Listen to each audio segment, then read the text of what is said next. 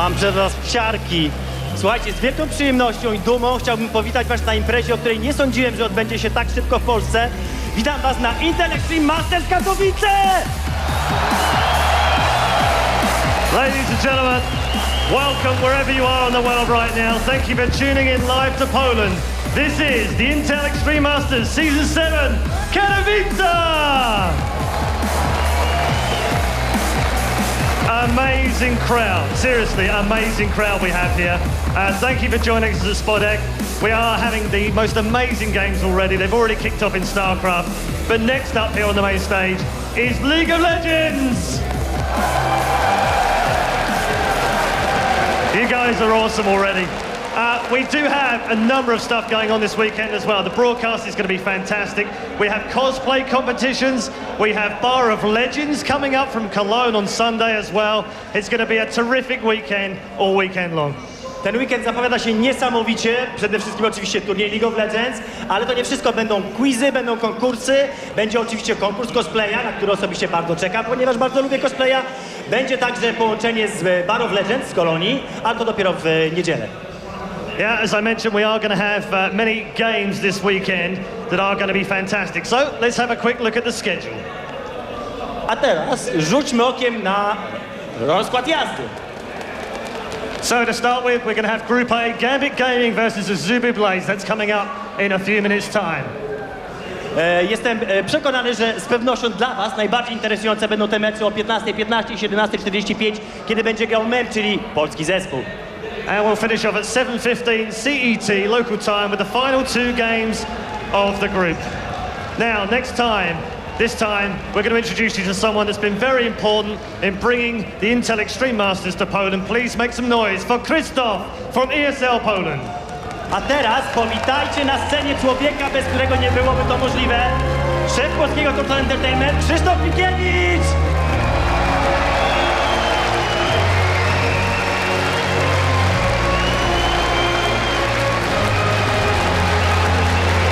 Krzysztof, did you ever think you would be standing on a stage in Katowice with such an amazing crowd for an esports event? Well, I just don't know what to say. Seriously, I'm so touched, and it's just breathtaking. And thank you all. It wouldn't happen if there was so many fans in Poland of gaming, of League of Legends, of StarCraft. Thank you. Krzysiu, długo to trwało, co? Powiedz mi, co było największą przeszkodą, co było najtrudniejsze do pokonania na tej drodze do Intel Extreme Masters w Katowicach? No nie chciałbym mówić tu o przeszkodach. Myślę, że najważniejsze jest to, że nam się udało i stało się to dzięki woli kilku ludzi, kilku firm, dzięki miastu, dzięki Intelowi, no i dzięki wam przede wszystkim, bo gdyby nie polska społeczność, to nikt by tu nie chciał przyjeżdżać. I za to wam bardzo dziękujemy i chyba nie ma wątpliwości. Brawa dla was! I chyba nie ma wątpliwości, gdzie znajduje się stolica światowego e-sportu w tej chwili. Thank you very much. Krzysztof from ESL Poland. We also have a number of other men that we'd like to introduce you to this weekend who are going to be bringing you all of the action. First up, our commentary team of Joe Miller and Lee Deman Smith. A teraz brawa dla ludzi, którzy będą dla was komentowali te imprezy, czyli Joe Miller i Lee Deman Smith. A oprócz tego oczywiście jeszcze Polacy, czyli Dis i Maniek. Thanks a lot, guys. And Deman, we were talking a little bit before this one, and we were actually got both shaky hands. This crowd here is absolutely insane, and I just can't wait to kick off the action. Yeah, the adrenaline is flowing. This is a absolutely awesome crowd. We saw you guys all outside, braving the cold weather of Poland. It is pretty cold here. We've had the two extremes of Poland, but wow, you guys have filled this stadium. It's awesome. Let's go back to the stage with Paul. Thank you very much, guys. Their commentary team will also introduce you to three more important men that are going to bring the action this weekend very shortly. But first up, how about we get some League of Legends going? Okay. It's time to introduce the two teams who will kick off today's action in the Intel Extreme Masters. Please make some noise all the way from Korea, AZUBU Frost! A teraz drużyna z Korei, która wkopała Team Solomid i to bardzo konkretnie AZUBU BLAZE! Line up. And the Koreans go head to head with the defending champions of the Intel Extreme Masters, now renamed GAMBIT Gaming! Drużyna, którą znacie na pewno wszyscy, tylko pod troszkę inną nazwą. Prosto z Moskwy, GAMBIT Gaming!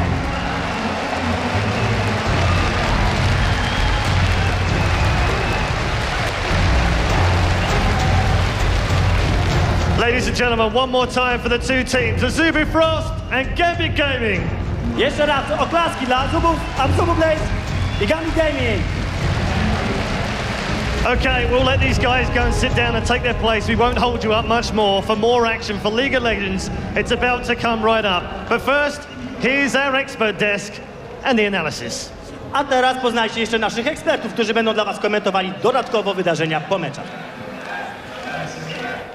Hello, everyone here and at home. We are your experts for this weekend, and we have such an exciting day of League of Legends action for you. But before we get to that, let me introduce you to the experts who are going to be giving you all that information entire weekend long. To my left, we have CitizenWayne, currently the AP mid player of Team Acer, actually be playing in the Season 3 qualifiers coming up at the end of January. And to his left, we have Panky from Curse. He's a commentator, an extraordinary man, and etc. I will not go into etc. It's a little bit too long. But so guys, what do you think of Katowice so far? It's great. The arena's amazing. There are a lot of people here. I didn't expect it to be that big, but I'm glad to be here, and it seems to be a great event. It is a little cold, but you know, we braved the weather as we walked in a group of like 6 or 7 over here, hunched up, you know, really close, just to stay warm. But oh no, we got here. So that's safe. That's all that matters. We actually do have our groups for you coming up. We have Group A today, and we have quite a number of teams in Group A. We have, I believe, it is GAMBIT Gaming. We have, as you can see on your screens, we have AZUBU BLAZE, which two will be playing right now for you. We have MEETYOURMAKERS and Curse coming up right after that. And guys, what do you think is going to happen today? Yeah, it's an amazing group. I personally am a big fan of the AZUBU teams. I've been in Korea and I've seen them play, and I think they're always amazing. And GAMBIT, I'm pretty excited. We didn't see them play for a long time. They have been practicing a lot, so it's going to be really interesting. What do you think, Panky? Yeah, as Sid said, GAMBIT's been a little bit quiet. They've had a rename, new organization and things. They had a very set standard way of playing beforehand, before Christmas and things, as it was we last saw. But the game's changed a lot then. They've changed a lot then. They've been scrimming a lot. Obviously, the qualifiers come at the end of the week. A lot of teams have been playing up against them. A lot of them have given whispers of a couple of new things they have up their sleeve, a couple of interesting tactics. And with the first game, AZUBU BLAZE, these are arguably the two favorites to come out of this group. If we see it against anyone this early on in the tournament, AZUBU BLAZE are likely to be the ones they have to use it against. So we could be in for a very exciting game right out of the gate. Yeah, I agree. All right, well, as you see on your screen right now, we do have GAMBIT Gaming. We have Alexich in that mid lane, Genja as the AD carry, Edward, actually formerly known as Gosu Pepper. He changed his name as a support, Darien in the top lane, Diamondprox in the jungle. And guys, I mean, it's such an amazing team, but who do you think are going to be the key players for this first game? I personally think a lot of the new strategies revolve around mid lane. There are some interesting strategies around AMU as well, which we could see at OGN as well, and which are pretty dominant right now, so we could be in for that. But I guess Alex will be really important here. Yep. You also look at the fact that one of Alex's favorite champions, ReDeYe, is a really strong pick right now. We're on the 1.73 patch, so it's the Vi patch. She's globally banned, but ReDeYe is still right up there. Okay, he's not quite like your Kazakhs at the moment. You can just first pick him and get away. It's got to be a little bit situational, but if you can get that onto Alexich, mid lane's going to have some issues. Yeah, very true. And we do have the player stats, actually the player team for you for AZUBU BLAZE here on your screen. As we do have, you see him right there. We're going to have Ambition in that mid lane, Helios in the jungle, Lustboy as a support in that bottom lane, Captain Jack, as we all know, an amazing Vayne player as the AD carry, and Flame, newly picked up for AZUBU BLAZE in that top lane. And what do you think, key players for this team? Captain Jack is, in my opinion, always one of the most solid AD players I've ever seen. So if they're able to stall long enough and he doesn't do any mistakes, AZUBU BLAZE is always a great team, and they can beat anybody in the world. And I'm also really excited about their top lane. Yeah. What do you think, Panky? Yeah, Captain Jack, Lustboy, that bottom lane is a terrifying combo, and if they're allowed to do what they want, they're going to take complete control of their game. But Moscow 5 equally have a very powerful bottom lane themselves that were named as one of the best in the world for a long time before the Korean scene really picked up and made themselves known. But at the same player, you've got Helios in their jungle. He plays a very wide range of junglers and can control the game with a lot of them. And Mumu is one of his big ones as well, which is great and huge with the Misfortune combo, which we're seeing more and more often at the moment.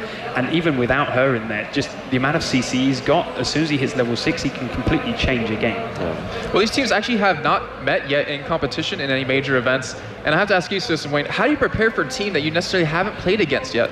It's really tough. You got to watch the replays, watch the most recent games, obviously. I guess GAMBIT has a big advantage there because OGN was just going on and it was an important game for AZUBU BLAZE, so they should have a small advantage in preparing. What do you think, Panky?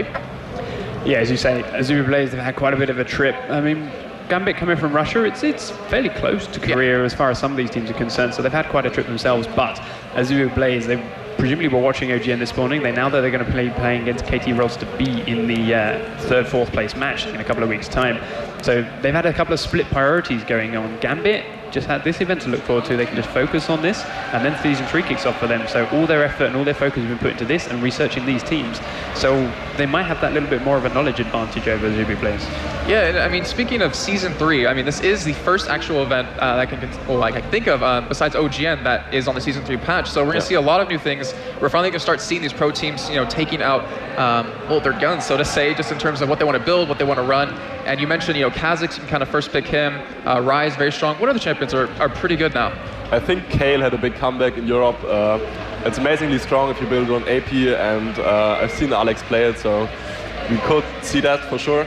It's permaban in Korea, I think. What else? Still got Evelyn up there, Shen up there. They're two very prominent bans from BLAZE that we saw them banning out in almost every game against their sister team, Frost, a couple of weeks back in the other OGN semi-finals. So we'd see that often if possible. If it's not banned, then we suspect to see it picked straight away again. Then, of course, as you said, Misfortunes, the Amumus, that kind of combo there. Nunu Caitlyn is a bottom lane, which is very, very strong at the moment. So there's plenty of options, plenty of viability. Could go any way. Yeah, that's very true. And Elise, I mean, she's probably one of my favorite champions to play. I know Deman is a big fan of Kazakhs, as everyone, I'm sure, heard that little audio loop of him during the NA Season 3 qualifiers. You know, what can we kind of expect to see out of Elise? Because she can be ran as a top lane, she can be ran technically as a jungler, even a mid lane. She's a good counter to any kind of, you know, high health, you know, champion. Do you think we're going to see any of her in this tournament? I definitely think so. She's a very strong top lane, and you got a lot of options because you can put her mid as well. People always like these kind of picks where you can decide, do I put him top lane or jungle like Olaf, or Elise is like mid lane or top lane. And you keep yourself open, you keep your strategies open, and they are very good first picks or early picks. She's really good at executing too. I mean, if you look at these comps, we mentioned it time and time again, Amumu Misfortune, yes, that's a lot of CC and a lot of AoE damage, but it's not quite enough to finish someone off. What you need after that is someone that can go around on all these low health champions and clean them up. Elise is perfect for that. She uses her E, she jumps up in the air, lands down on a low health squishy target, an AD carry, an AP carry, has a huge damage execute move to bite them off, and then follow in with a stun, chase someone else down, and just mop up these low health champions as they try to run away. So yeah, if she's left open, I would not be surprised to see her at all. Yeah, it's kind of developed into a league of resets, in my opinion, where you run champions that have those resets like Kazakhs, like Katarina, and with that kind of composition, you can kind of just, you know, if you kill one, you get a switch right to the next person, you get that reset as or IEM Singapore with Joe, we were doing reset after reset with that Katarina play. It's always fun to watch. And you actually are going to be getting into the game fairly shortly as the teams are starting to pile in. As you see on the screen, BLAZE looking very concentrated. They were here for quite a bit today. I want to say 1.5 to 2 hours early just to prepare to warm up. And unfortunately, GAMBIT were having some sort of problems and came just a little bit, you know, a little bit late. How do you think that was actually going to affect them? Because they didn't have much time to warm up. You know, they didn't have much time to prepare. Hopefully it's not going to affect them at all. Like, we want to see the closest game possible. But yes, as you say, AZUBU BLAZE, they've been here since the crowd was nowhere to be seen. They've been here since it was empty. They've watched it fill up. They've let it settle in. They've got ready for it. They are comfortable. They have got all their settings done way in advance. And they are ready to just get into this game and play their hearts out, so to speak. GAMBIT, you can still see them up there at the moment. They're still fiddling around with a couple of settings, just checking the keyboards, checking the mice, the headsets and all that stuff. The crowd is all here waiting, and waiting for them effectively to get this underway. It's going to be a little bit of pressure on that, but these guys have been around the world. They've done all kinds of events, world finals. Once the game starts, they're going to have to shut all of that out and really get themselves in and go for this. As you see, I mean, they all are wearing jackets right now. It is, fairly cool in here. How does that really affect your gameplay? Because your hands get cold, you constantly see people trying to warm them up, trying to keep sweat off them. How does that ever affect you, Citizen? It doesn't really affect you a lot. It doesn't? No, it's more like it makes you a bit more nervous before the game. If it's also cold and you're a bit shivering, and it's always unused no matter how much offline experience you have once you're at this LAN situation and people watching you and you're gonna do your setup. And some people get nervous, some don't get nervous that much, but the cold hands don't affect you in any way. Yeah, let's take it a step back and actually talk about both groups, because we have such an amazing lineup of teams. I mean, who do you guys see actually making it out of group stage into the playoffs? It's very difficult to say. I think GAMBIT and AZUBU BLAZE got the best shots, but MEETYOURMAKERS are also very strong, and I'm very excited about seeing them, because they've been one of my favorite EU teams forever, and they are very strong. Yeah, as I mentioned, MEETYOURMAKERS, they impressed a lot of people at IEM Cologne just before Christmas and early December. And all they've done since then is train. They were at the offline qualifiers at the end of January as well. So they've been scrimming hardcore. They've been training and getting better and stronger over that time. So if anyone's going to cause an upset in this group, I think it might be them. We also have Curse, who unfortunately are running with Rhux in the mid lane instead of Jackie. So they have a slight roster change up that might affect them, or it might affect them for the better. Maybe something that's a little bit more unexpected means these teams aren't going to be able to research them, aren't going to be quite so prepared for what Rhux can do instead of Jackie here. And it might work in their favor. So this group really could go any way, so to speak. And then Group B, we've got Fnatic, SK Gaming, AZUBU, Frost, and Absolute Legends Poland. So there's 3 teams in there are definite big front runners, SK Gaming, Fnatic, and AZUBU Frost. But Absolute Legends Poland, they're still a very new team. They're on home turf, and this crowd is going to be right behind them. So again, I don't want to rule anyone out. Well, I mean, we do have, going back to MEETYOURMAKERS and Curse. Curse just got out of the Season 3 NA qualifiers and did qualify, in fact. And we have MEETYOURMAKERS who actually are preparing for theirs coming at the end of January. We also have Fnatic on the B side, who's going to be preparing for that. These teams seem like they're in top shape right now, and I really think it could be anyone's game in Group A. I agree. I think Fnatic as well, they've been in Warsaw, they've been in Poland boot camping now for a good week before they came down here to Katowice. So they've kind of acclimatized too. So as you mentioned, it's cold, everyone's wearing jackets, fingers a bit there, they've been in Poland, they've been in this temperature, they're kind of used to it, they're ready for that now. That might work in their advantage as opposed to some of these teams like Curse that have come straight out of Vegas, straight out of the desert, used to being quite warm. A lot of people expected to turn up in shorts. We're seeing Pluto and the back to the pause on Twitter. Yeah, actually, I saw Cody at breakfast, and I was asking him, how are you coping with the temperature? And he's like, it's cold. That's all he could really say about that. But Fnatic, I mean, they do have a new AD carry. Reckless is no longer with them since he's unfortunately too young. How do you think that's going to kind of affect him with Yellow Star stepping in? There's too many yellows. Yeah. But I don't know, Yellow Star's a player that's been around for a long time. He's been back and forth through a couple of teams. He's been on SK as well a couple of times, so he's got a bit of insider knowledge if they should come up against that. They have been boot camping, they have been training hardcore before. He is a very strong mechanical player. The question is, will he fit in with Fnatic? I think he should do. He should be okay. And we've got Unrated down in their bottom lane. Unrated loves to control what his AD carries do. I mean, he picks the likes of Zyra support, which is very, very manipulative, so to speak, in the way that lane works. So there's as much on Unrated as is on Yellow Star. And with the amount of practice and the training they've had, yeah, I think it's going to fit quite well. I think Yellow Star is really like one of the, by far, most solid AD players in Europe since a very long time. I remember when I entered competitive, Yellow Star was already one of the best players in Europe completely. And I think you could basically fit him in every team, and the team wouldn't effectively get any worse. We've been talking about training, with Intellectual Masters Katowice, with the Season 3 EU qualifiers coming up, and your team, just like I was saying before, is in this qualifier for that. How are you guys kind of preparing for it? I mean, you don't want to give away all your secrets, obviously, but you want to kind of give us an insight into how you guys prepare for such a big event like that. Well, we just try to put as much training as possible in, but sometimes it's tough because of university and school and work. So we just try to practice as much as possible, focus on a couple of strategies and perfect them. All right, well, going back to Season 3 a little bit, because, I mean, it is still fairly early into the season. You haven't seen, strategies really evolve besides the Curse of the Sad Bullet time, which I think was at Monte Cristo that actually coined that term. I think coined that term, yeah. And that was actually really funny. But, What kind of items do you kind of see to be breaking out? I mean, we haven't seen too much Leandries. Obviously, you know, AZUBU, who that was, Frost was, actually no, that was Blaze running Kale mid with a Leandries, with that Gnasher's Tooth. What kind of items do you expect to, you know, break out out of nowhere? In Season 3? Yeah, in Season 3. I personally see a lot more Morellos being built. It's actually a really interesting item with the cooldown reduction for AP players. And besides that, it's tough. I don't see a major item change incoming. I think the bruiser items are still very open with the sword of the, how's it called? Sword of the Divine, yeah. No, I mean the Dead King or something. Oh, Sword of the Rune King. Rune King, exactly. Blade of the Rune King. There we go. I think there are a lot of options with Zephyr and Hydra, and I think on top lane there's the most diversity, but the other lanes are pretty set.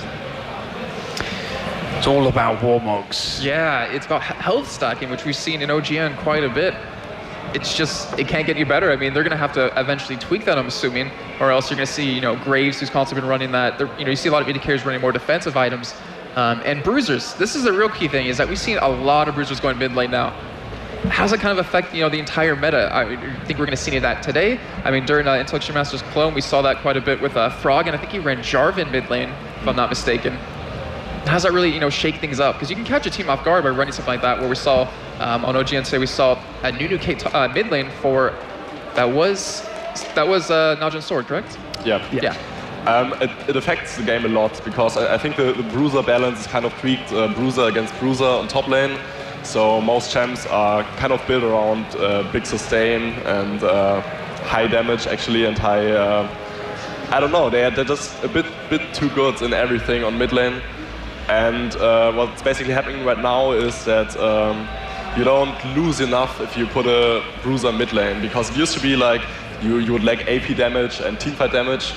But right now, with champs like Wukong or Kha'Zix, it's pretty much not a trade-off anymore. They are really strong on lane, and they are really strong in ganks, and they are really strong in map control, and even late game they are pretty strong. So I think there has to be some work done in that area, but yeah.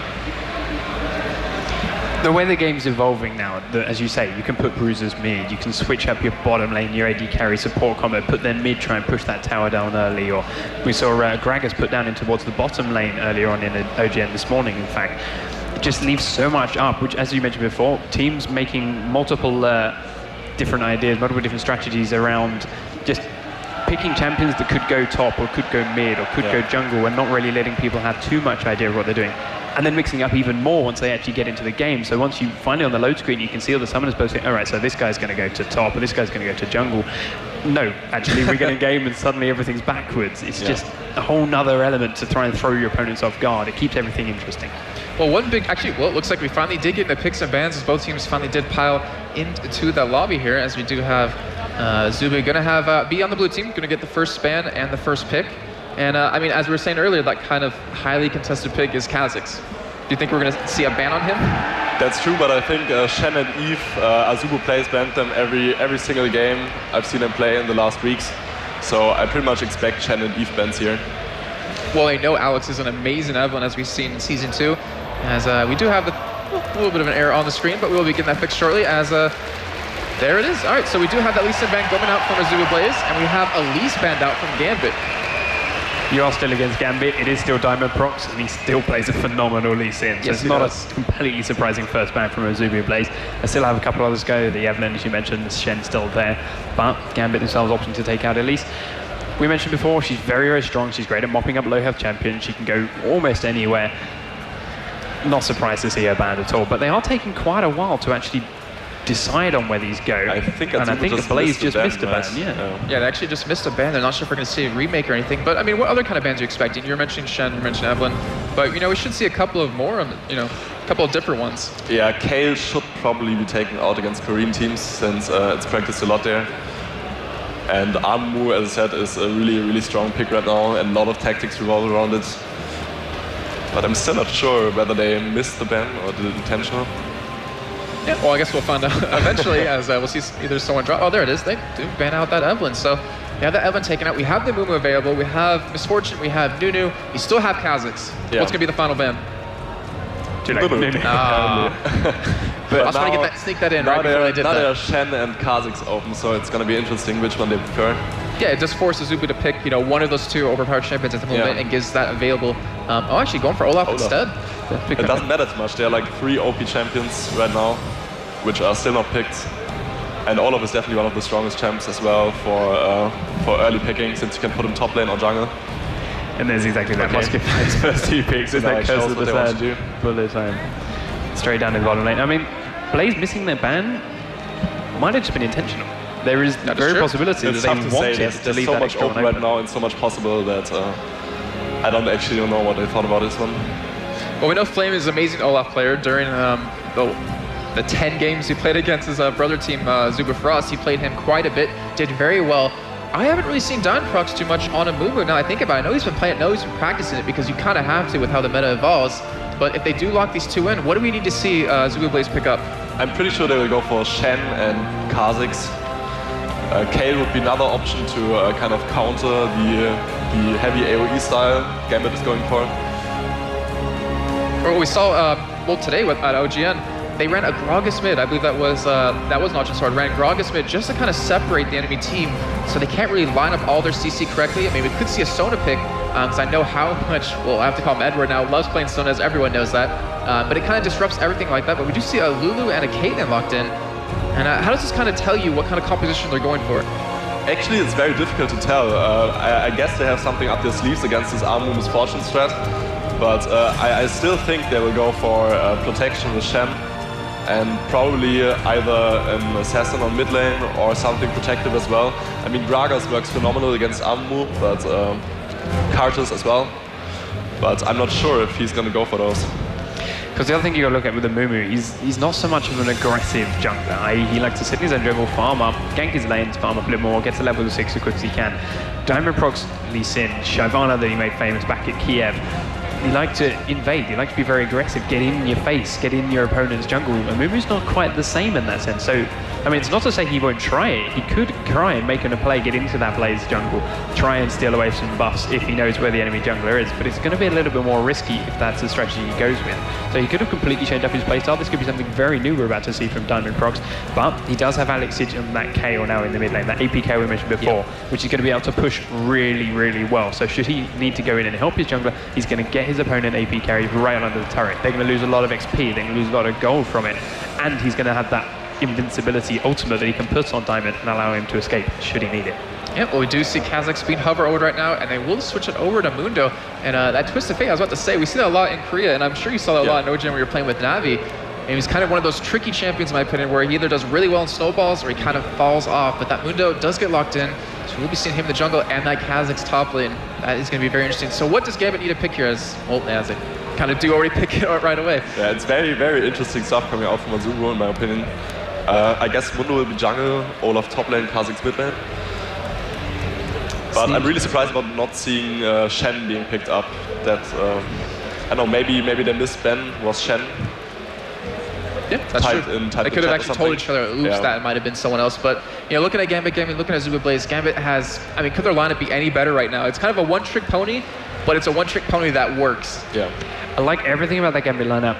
Maybe the Renekton. That's the one thing I think could change. There's a lot of other possibilities that could be done and a lot of people that could do the job he's there for. As we mentioned before, it's going to be a lot of big AoE damage. KO doing the same thing.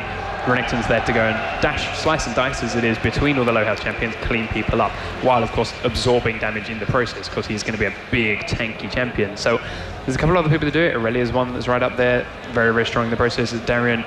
I mean, Yorick can even do it to Haiku. A lot of people really underestimate the damage output Yorick has, and it's something that Darien's played a lot of. And if you're going to do that, mop up low health champions, put down AoE slows, chase everyone down, copying Misfortune at the same time, giving two very fast movement speed buff champions following you around, cleaning up, it's a lot of damage there. But, well, we'll see whether Renekton works. It's obviously something they've been practicing, as we mentioned. They've been in training for a long, long time now.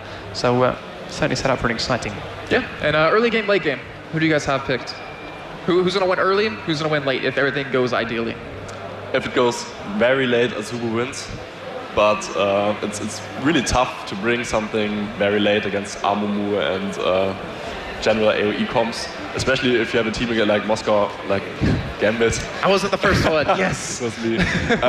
If you have a very aggressive team, and they are very aggressive, they've always been very aggressive, and if they force objectives when they have no downtimes, and if they have every cooldown ready, it's going to be really hard. All right, Panky, real quick, who do you think can actually take this game?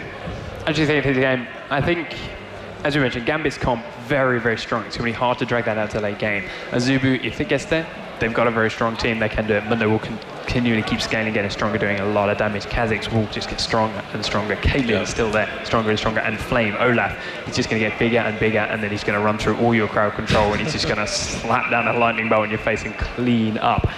But that all being said, Gambit have Renekton, who is notoriously very, very strong in the early game. Once you hit level 6 with the movement, they're going to be able to take a lot of the early dragons, get a substantial gold lead from that. Providing they group, providing they push the team, they can start taking down global objectives early on. And providing they take them by surprise, AZUBU aren't going to be able to put up too much of a contest for a little while. They're going to have to be very careful how these take these fights. And should Gambit pick and choose them well, can have complete control of the early game. All right, so we have one for AZUBU BLAZE, we have one for GAMBIT Gaming. I'm going to stay neutral here. But guys, we're going to throw it over to your casters, Joe Miller and Deman.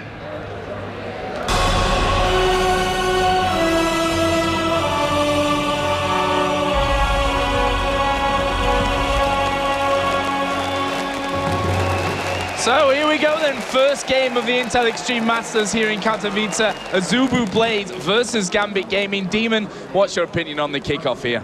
Well, this is going to be a very lively game, and you can immediately see AZUBU knew exactly what they wanted, but they've also given GAMBIT what they wanted. GAMBIT have got their niche. They've managed to get Alex on KO. That's something that's been banned permanently through the Korean scene, and Alex has been practicing it and playing it a lot. So I think both teams are going to be happy with their picks here. We see Ambition. He's been heavily favoritized. Favoritized? Is that even a word? Heavily favored on Kha'Zix. And we could, well, see an invade possibly. I think it may well be a late invade from GAMBIT. I think they're going to go late invade on towards red here.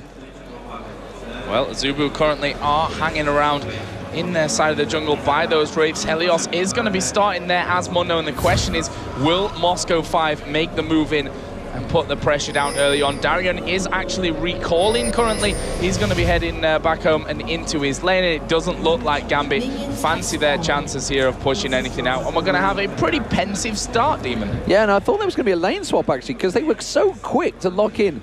Lustboy was with Lulu and of course, Caitlyn, but not going to happen. They are going to stick to normal, so it's going to be Wolves beginning for Diamond. It's going to be Wraiths for Helios. I'm just seeing where the rest of the team are going to pan out.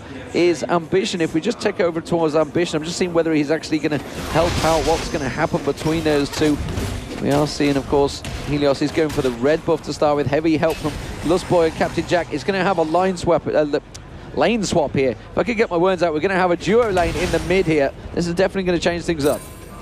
Oh, wow, Ambition very low there. Super low there on that blue buff, but managing to pick it up, and that's the crucial thing, I suppose, for the start of that one. He's going to be going back into his lane. And we are seeing Caitlyn in this middle lane right now as well, just trying to force Alexich as much as he can in this early stage of things away. Diamondprox is actually in there behind him, but the interesting thing is that Helios and Lustboy here are in fact invading on towards this red buff. They are going to be taking this one away without GAMBIT Gaming being able to do anything whatsoever about that one. And we can see Amumu going to try and do exactly the same on the bottom side of the map as well. We need to actually just switch the in-game view to my PC. That would be really cool, actually, for this one. A little bit of a change in there. I think you see a Polish stream that we're actually watching there from the start. But we have the AD carry support in the middle lane here for AZUBU. Yeah, as it stands, we can see Kha'Zix is going to position himself down that bottom, which is immediately an interesting setup because it is Diamond down there at the moment. We can see a heavy push in the mid lane. Oh, and a flash actually be used by Darien in the top lane. He does manage to get away from Flame there. And Flame having a lot of pressure on them all. And if you remember way back when into Kiev, Darien on Renekton was something we saw way back then. He would heavily invade in towards the jungle, go straight towards those wolves. He may well get pinned in at the top lane at the moment. We are looking at the bottom though. Unfortunately, we're not using your camera, Joe, like you mentioned. We are watching the Polish stream. And as it stands, Arthalon, you see, that's how much I've been casting the North American scene. I've been calling Ambition Arthalon because that's how much I've seen Kha'Zix this weekend. Kha'Zix has been a very strong champion throughout these tournaments, and you know, I'm not surprised to see him picked straight away as soon as he was available to them. Genja down the bottom. He's keeping him pressured, though. And at the moment, it's going to be very even. No one really going for any crazy invades yet. Yeah, we should probably have a look at the items here at the start, because obviously things have changed a major amount with the introduction of those Season 3 items coming in there. We can see in the top, pretty standard start from the Olaf, stacking up the crystalline flask with those 4 pots that he's currently got in there. On the other side, we do have Renekton with a Doran's Blade plus cloth armor and pots as well. Both junglers starting with the Hunter's Machete. There are the boots as well on both sides of things as well. AD carries both with a Doran's Blade at the very get-go. Yeah, and it's interesting to see how the starts were. If anyone watched the OGN Championships this morning, we saw actually the Amumu was started out with Philo Stone, went straight for that instead of going for Hunter's Machete, which a lot of everybody pretty much does these days. But as it stands, you can see Ambition forcing on towards Genja on this bottom lane, but he is just going to push him back. Weird to see Genja solo. I mean, we've seen basically Edward, also known as Gosu Pepper formerly, he's now decided to change his name in that mid lane. Pretty much babysitting with Alex because that duo lane decided to switch mid. Yeah, and I'll apologize now. The word Moscow 5 will get brought out at some point here today. Obviously, recently changed their names to Gambit Gaming, so apologies already from the get-go of how often that one will most definitely be coming out throughout the course of this first day. But either way, as you said, if we look at the CS now, we can kind of compare things. Obviously, lanes are all topsy-turvy at this point, but in the bottom, we are actually seeing Misfortune here in trouble. Flashes from both players. Can they manage to lock down Genja? Here comes the axe out there. They have managed to get that slow off. Where's the Ignite? There's the Ignite. Genja going very low, and there is first blood coming out. It's Kha'Zix that picks it up, and that is the start that AZUBU BLAZE were looking for. Well, that's exactly what they needed. Ambition's going to be happy with that one. Helped out heavily by Helios, of course. And then choppers being thrown in there. So we are seeing Edward going back in the mid lane while Captain Jatt continues to pressure. I want to see really who's going to win this race at the moment. The thing is that the Korean team have duo lane that mid lane. They're going to be putting the pressure on there. Meanwhile, then top there, you can see actually Flame getting a lot of aggression from Darien. He's just pressuring it. Down the bottom, though, the pressure's not really on the turret because Genja's on his own, so he's not pushing the tower. So AZUBU BLAZE are doing exactly what they want as their game plan. But as it is, Gambit Gaming are not being able to do it. Yeah, middle turret as well. He's down to below half HP. So this Lulu Caitlyn in the middle lane is proving to be very successful in terms of pushing that tower out. On that side of things, Kha'Zix is obviously going to be coming back in towards his lane here in just a few moments. Does have that double longsword from the start, and the flask pots, ward, and the tier 1 boots as well in there from the start. Genja has come back into lane after giving that first blood up with a second Doran's Blade as well. In terms of the jungle, I just saw Edward there. That's going to take some getting used to, not calling him Gosu Pepper as well. Just getting some wards down on their blue buff. So a little bit cautious here, Gambit Gaming, of having that blue invaded away from them on his second spawn. So mid lane on the pressure, and you can see it's actually Edward trying to get as much CS as he can, trying to desperately take anything away. Of course, formerly known as Scumbag Gosu Pepper. And he used to do just that. As it is, Ambition farming quite really freely down the bottom, which is less than ideal. You can see between the lanes, we do see that Caitlyn is ahead. So AZUBU really across the board ahead in the farm in just about every lane. As it is, Lustboy is even there trying to keep the CS going along with Edward. And he has actually leading as well. So very close still, though. Just that one kill, which is really the difference. And a few of those kills, lanes switching between them. Just having a look across the board, seeing exactly where this duo lane. Lustboy and Helios coming in. Diamondprox is in the jungle. You can see the ward going down. He realizes he's going to pull away. We can see actually also that Alex is just going to come around there, but it doesn't matter. They're going to have to back away from this. The red buff will go to AZUBU BLAZE, and they have just bullied them out of their own jungle, which is exactly what you've got to do against Gambit Gaming.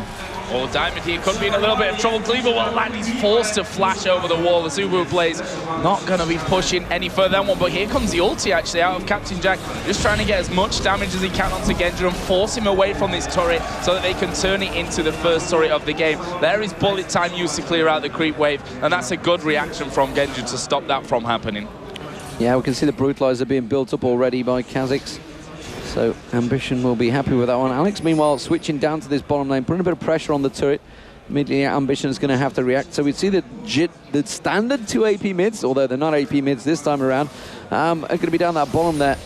And you can see they're just going to stand off. Alex sat ready and waiting to put a bit of damage down on Ambition, forcing him to jump away. Keep those cooldowns going. Where's Diamondprox going? They've just really got great control over Diamondprox. Every time he tries to invade, he walks straight past the wards. Yeah, playing it really nicely here, AZUBU BLAZE. Now, it was always a hard one to call this game, to be honest with you. We've not seen much of GAMBIT. They've been kind of secretly training for everything moving up towards Season 3 and towards these events that we've got going on.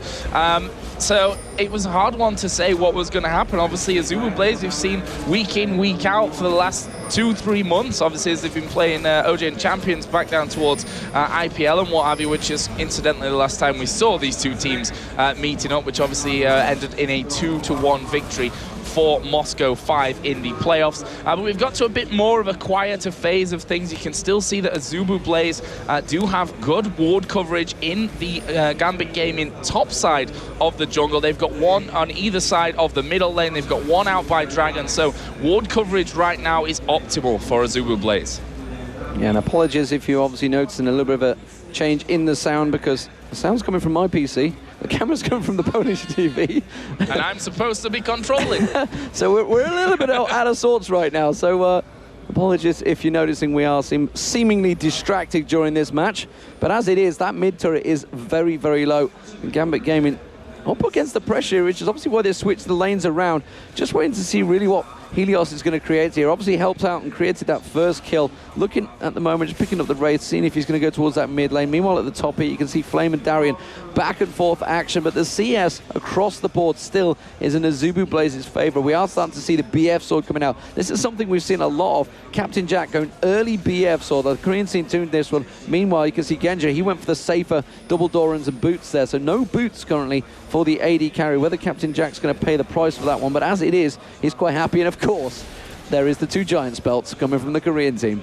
Yeah, we can, I think the last couple of months have really proved to us that if you count the Giants belts, you can see who's going to win the games. As we are seeing there, Genja did get ulted onto by Captain Jack, which kind of opened this turret up for them. They brought Mundo in there as well to do as much damage as they could. They've managed to take down that turret. That will be the first one of this game. And if we look at the gold, now CS on the side of AZUBU BLAZE, turrets on the side of AZUBU BLAZE, and that translates already to a 2,200 gold lead for the Korean side in this one.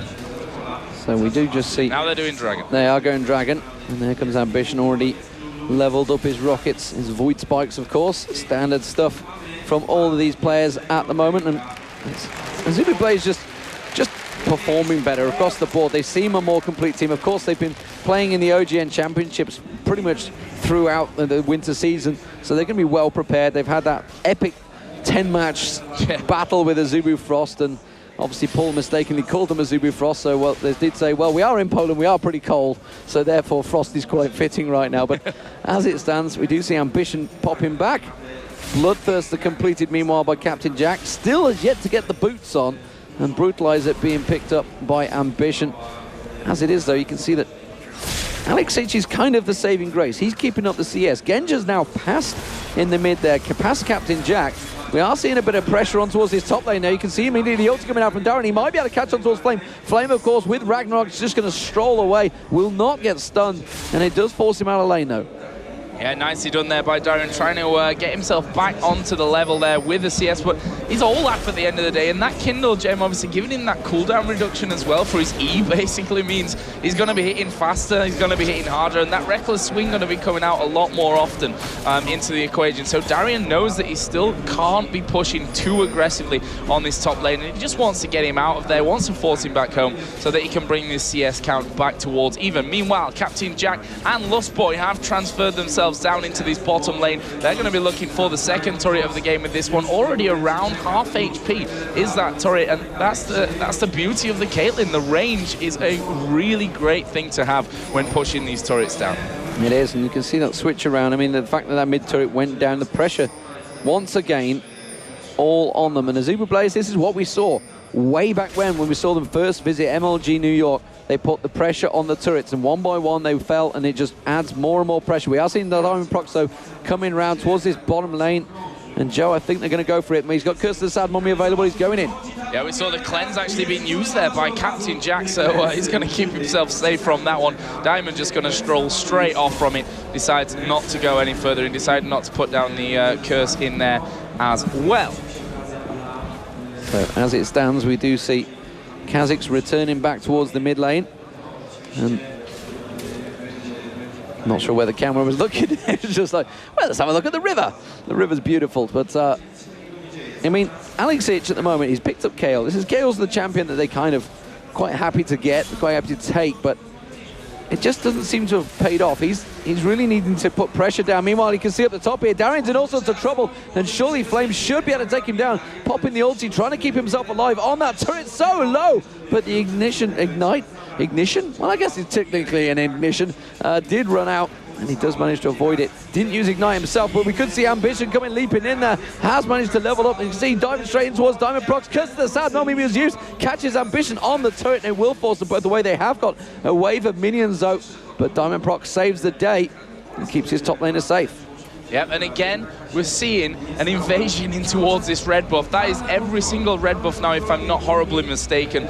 Counting's never been my strong point, but we've seen them inside of the jungle there so often in this one, and that is another one being taken away from Diamond, who's actually up by his Wraiths at the moment. Meanwhile, down in the bottom, let's have a peek down there, as we are seeing both AD carries taking damage. Captain Jack had the Ignite running on him, was able to stay alive from that one. I think one thing worth noticing that we didn't really touch on earlier on is that Miss Fortune is running Ghost Ignite, so really focusing on having that escape ability, or you know, to help out with the engage, depending on how that situation is going to be turning out with them. So let's have a look at the overall picture of this game right now. 21.3 thousand gold to 18.2 thousand gold in favor of AZUBU Frost. They've got the 1 kill lead, they've got the 1 turret lead as well, so a very solid foundation moving 16 minutes in. They took the first dragon, and by the time that second one comes around, sadly our timers in the top right aren't updated, but they will be in there as they're down in the bottom lane. In fact, in the top lane there's action, but the bottom is certainly a lot more going on as the AD carries are in danger. But there we can see the Darien going very low. Is he going to go down? Yes, he will. Well, it's just a straight clean kill there. Ambition managing to move in. Meanwhile, in the mid lane, there's also pressure. You can see actually Alex is doing it, but they should take the turret down here, Flame. He's going to have a lot of damage down on it. And again, apologies, the sound not syncing up with the... You can hear the bullet time going off, and there it is. It's a little bit delayed, and it's now coming from your game, Joe. So we are all over the show for the moment. Meanwhile, you can see the turret damage on towards Edward. Edward does survive, though, and he falls back. No, he's going to be sniped from long range. Captain Jack takes him down with the help of that ward. Yeah, that ward, again, just proving that, I mean, it's not that often that you'll see a ward coming down here from the blue team, but, well, it just proves that these little, just these tiny things can give you such a big advantage as we go further on into the game. And I just noticed as well, Demon, that my screen is actually active on the main stage there, which is another interesting fact into everything. But meanwhile, down on the bottom, we are seeing Genja there push down. That was Ambition, came in around the side of things, and that will be 4-0 in favor of AZUBU Blaze. And to be honest with you, they are just looking so flawless right now. We've not seen any mistakes out of them, and this could be, I mean, in my opinion, these kind of performances, it just shows the kind of well-oiled machine that AZUBU Blaze are, and that kind of thing obviously comes from talent, but it comes from practicing and from playing day in, day out, tournaments twice a week, and that's something that I think AZUBU Blaze and certainly AZUBU Frost as well over in the other group are probably going to have as an advantage over these other sides. And it also shows why Kha'Zix has been bound so heavily as it is. You see AZUBU Blaze going to pick up the dragon here, and well, as it stands, the double warmogs are out there, and AZUBU really are in a sweet spot right now because they have really the items that they were after, the major items all starting to stack up. So when it does eventually come down to a big team fight, they are way ahead in terms of power right now. You can see the gold stacking up as well. Lustboy trying to come across with a glitter lance, tried to steal away the blue there, didn't quite work out for him. Did see some epic blue steals earlier on in the day, of course, in OGN. If you guys missed that, you missed some pretty cracking matches. Magnoon being very strong, but right here we are at the Intel Extreme Masters in Katowice, and well, I mean, the crowd here is just bonkers. It's absolutely packed house right now in the League of Legends stands. But here we see Gambit Gaming making their final push, and they are going to get the first tower of the game. However, they are still 3-1 behind, Joe. Yeah, still 3-1 behind in turrets. Obviously, that second dragon went the way of AZUBU BLAZE.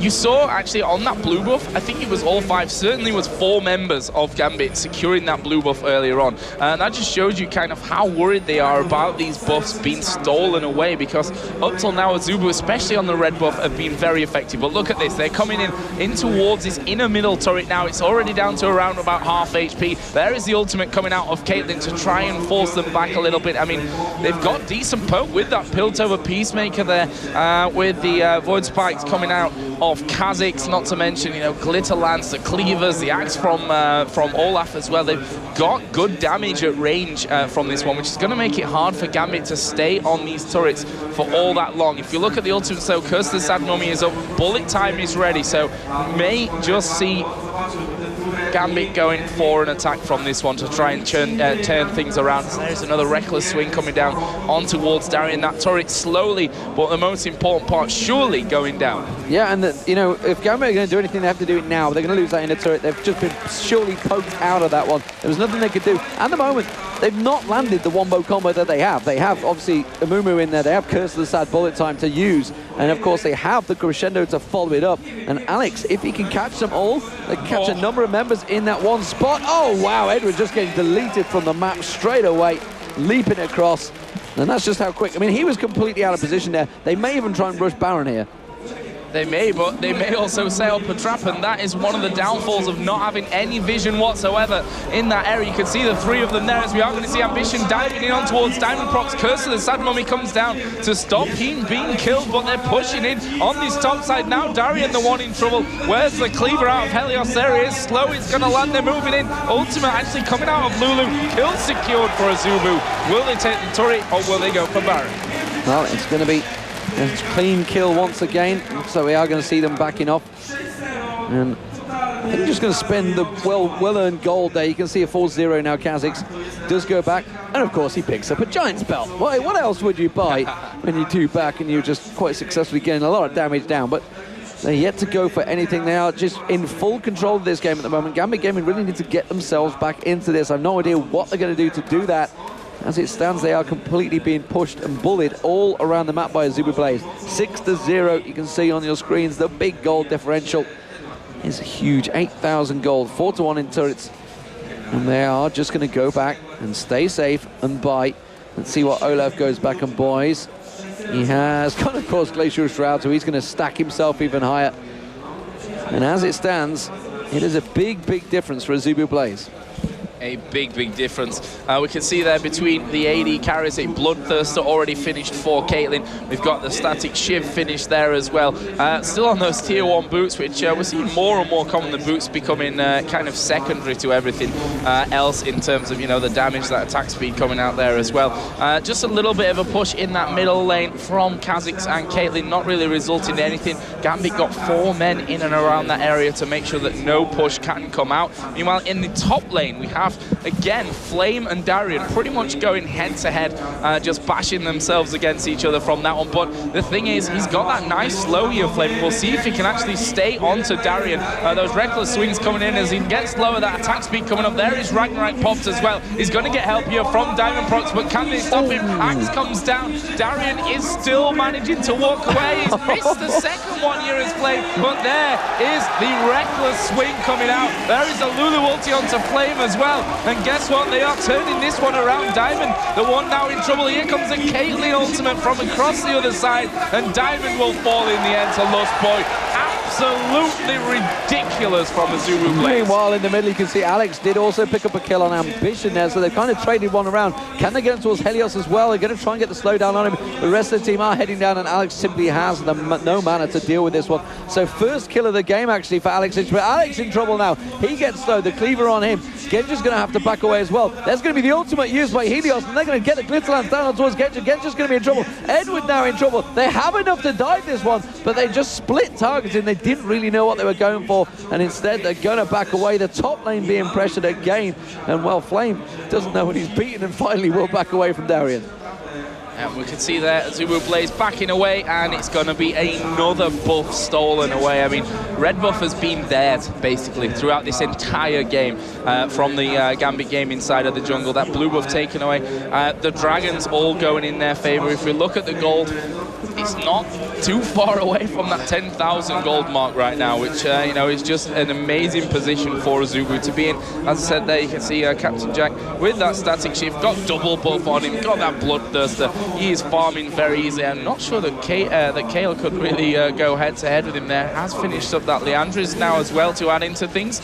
They've just spotted Mundo. There are wards down, and that's because this dragon has now spawned. And we may just see Moscow 5 saying, Gambit came in saying that we really could do with the dragon at this point of the game. We could do with that extra cash to get those next items bought and give us a chance when it comes towards these team fights later on. But AZUBU holding their ground, and they've got a perfect champion to do that in Mundo, who can stand there with his billion health and throw cleavers at them all day long. There is the Oracle coming down as well. Wards cleared out. Dragon has been started away, and we are going to see them peeling off here for the fighters. Flame is going to go in there. Who's he going to go for? He goes straight in on towards Sona. That kill's going to come down. Lustboy will die in the middle of it. Darien actually in the middle of the fight. He's taking a lot of damage here. That Lulu ultimate was on Olaf, and how do you stop an Olaf like that? It's just absolutely impossible. Alex uses the ultimate on himself. He goes down. Reset comes in for Ambition. He's going to jump over onto Diamond. Can he finish him off here? Can he get that slowdown? Well, he does have the ability. There it is, coming down now, but he can't quite finish it off. But that is 4 kills, Demon. That is 4 kills for AZUBU Blaze and Flame, and they've only lost Lustboy for it as well. And the problem there is Gambit Gaming, they've just not got their combo off once yet. It was completely null and void by the fact that Flame was at the front, hit that Ragnarok, just ghost, and just went straight through the entire team. There was nothing they could do to stop him. And then Curse of the Sad Bomb was used. Well, it was too late because Genja was already taken down. He was dead. He was a dead man. And so he just got annihilated. Bullet Time didn't even get used in that fight because he was already deleted from the map. Edward, of course, also caught out of position, but they just don't have the main damage coming out. So while all this combo is in there, they will get their first kill, third kill, sorry, on towards Helios. But is it too late? They haven't been able to land those combos, and as it stands, AZUBU Blaze, they've played against this exact same composition for an entire season of OGM Winter. They are well prepared of how to deal with the wombo combo that is going to be Curse of the Sad Bullet Time, and they seem to have it down pat. And you can see Ambition, he's been picking off the kills. 5-1-2, 3-0 for Olaf. Olaf is perma-banned in Korea. I've not seen him get through in a lot of games. I'd have to check through the stats on Leaguepedia, but I don't remember the last time I saw an Olaf get through. If you remember back to IEM Cologne, remember Reaper went 19-0-8, and that was still in Season 2. The Koreans know how to play that top lane Olaf Pacho, but they're going in for it. Yeah, this is bad news for Gambit as well. The resets. Gets himself the double kill. There's another jump. There's a triple kill. Can he take down Diamondprox as well? Yes, no penta. But he doesn't get the penta because Olaf steals it away. Either way, it's an ace for AZUBU Blaze. That was another totally one-sided fight. Look at the health on AZUBU.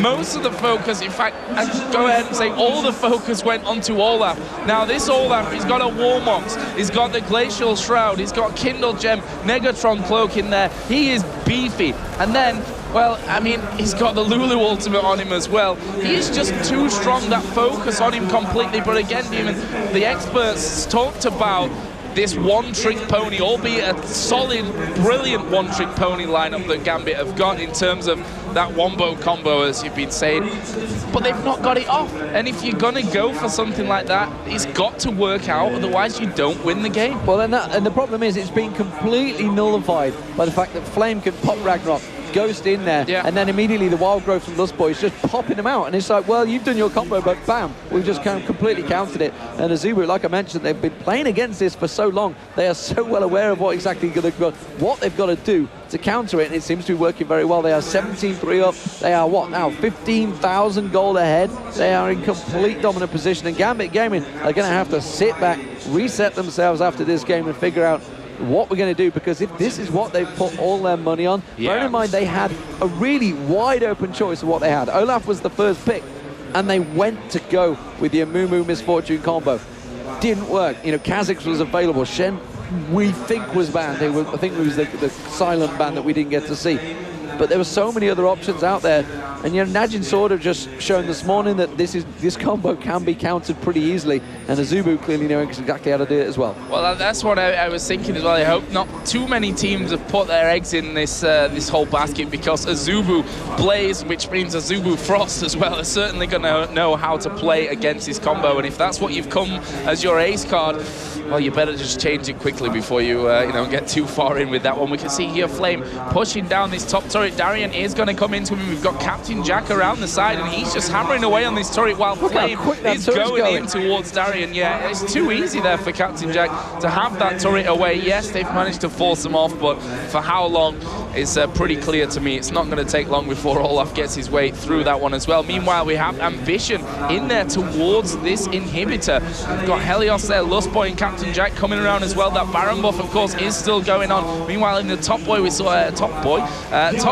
saw Flame taking down that inner turret. They're going now onto the inhibitor turret, and Darien is right in the middle of the pack. He is in trouble now. They're going to force him away. There goes the bandage toss from Diamondprox, but can they do much in this fight? Can they stop AZUBU with that Baron buff on their Ambition onto the side? Here he goes, jumping in. There's a crescendo. The curse of the sad mummy comes down as well. Darien is dead. He's jumping all over the place. The kills are coming down, and that is an ace inside the base of Gambit Gaming.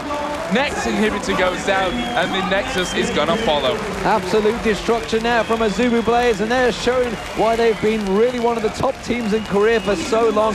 They did get beaten by Moscow 5 as they were back at IPL 5, but Gambit Gaming, the newly reformed team, has been beaten in their very first game under that same title, and you can see, well, they don't look too happy about it, but well, AZUBU Blaze, they came prepared to this tournament. They came here, they kicked absolute ass in the first match. They look so good, they look so solid. 22-3 in kills. Mistakes, we didn't see any from AZUBU Blaze in that one. I mean, Ambition. Why have we seen Kha'Zix so often? Because these guys know how to play him, and when you know how to play him, he's ridiculously strong. 11-1-6. That was the finishing score there for Ambition. Just across the board, Olaf was another one that we pointed out that is probably worth a ban at this stage. 6-0-8. Captain Jack on Caitlyn, 2-0-12. Just overall such a solid play coming out of AZUBU Blaze, and just showing the rest of the teams here in Group A that, well, they might have thought, okay, they've traveled from Korea, they might be a little bit dodgy because of that here on first day. Not at all, not at all. Yeah, absolutely superb stuff. The sportsmanship shown between the teams. But to break it all down, we may as well get over to the, are they the Cool Kids desk? Do we call them the Cool Kids desk? I'm not sure if they've earned that title yet. But I'm not, yeah. I'm not sure they've earned that title. They've got to earn that title. We're going to go over to the experts desk. It is going to be Jason, Panky, and CitizenWayne. I want to go with the diverse desk, since we have a British, or a British, yeah, British, a German, and an American here. But anyways, we are in the expert desk here, and what a way to kick off, you know, the entire event. That was a lot more one-sided though than I thought it would be. Yeah, it was very much AZUBU Blaze. The whole story, that was the game. They took control from the level from the get-go. They just snowballed it all the way through, and Gambit never really got a word in. And you know, in the banter picks, we didn't really talk too much about the Renekton. We did point out, actually, you pointed out that it's kind of a, you know, a little bit of a dodgy pick, and he's more of an early game champion. And how did that kind of really affect the team? Because it kind of snowballed really bad. I don't think that affected the team at all, because most of the action happened around top lane and didn't really affect Renekton. He got outfarmed a bit, but I don't think that's pick related too much. I think it was much rather about the execution of the level 1 and Kha'Zix. Okay. And Panky, if I understand, you have a replay ready for us. Can you kind of tell us what it's about? We do. This is right at the start of the game. This is AZUBU and how they started the match off. They gave Ambition the blue buff with a little bit of help from Flame. They did the walls, they did the blue buff. It got him level 2. Helios started at his red, and they immediately went straight into the Gambit jungle to shut down Diamondprox and take away his red buff. So if we can get that up on screen, we'll talk you through that. Or rather, Citizen. Yeah. Yep. Well, we'll get it on screen. But in the meantime, I mean, they did control quite a bit of the red buff. I mean, I'm trying to think if Gambit even won the entire game, and if they did, it was, you know, obviously towards the end of the game. Yeah, I think that's a very interesting approach on level 1, because usually you see the 1v2 laner take blue buff on red side. That's very usual, because you're right there at your bot lane, kind of, and it makes sense. But what they did was taking a lot of time for Kha'Zix to actually do blue on blue side, which is pretty unusual, and then walk bot. And with the setup of having 2 people on mid lane, they had very easy invade on red against a weak jungler like AZUBU. Well, hopefully we'll get that replay up. Oh, we got a bug splat, so we're not going to have any replays for you. But hopefully next time we'll be able to. But still, I mean, what were the other replays we had set up? It was a couple of the other invades. I mean, the second red buff steal was at 7 minutes 50. Just saw that they brought Ambition all the way up the river, past the dragon, stuck him in that mid lane and kept Edward and Alexid pressured under that mid turret. Then used Caitlyn and Lulu standing between the Wraiths and the Baron, the ramp, and zoned him out from that path.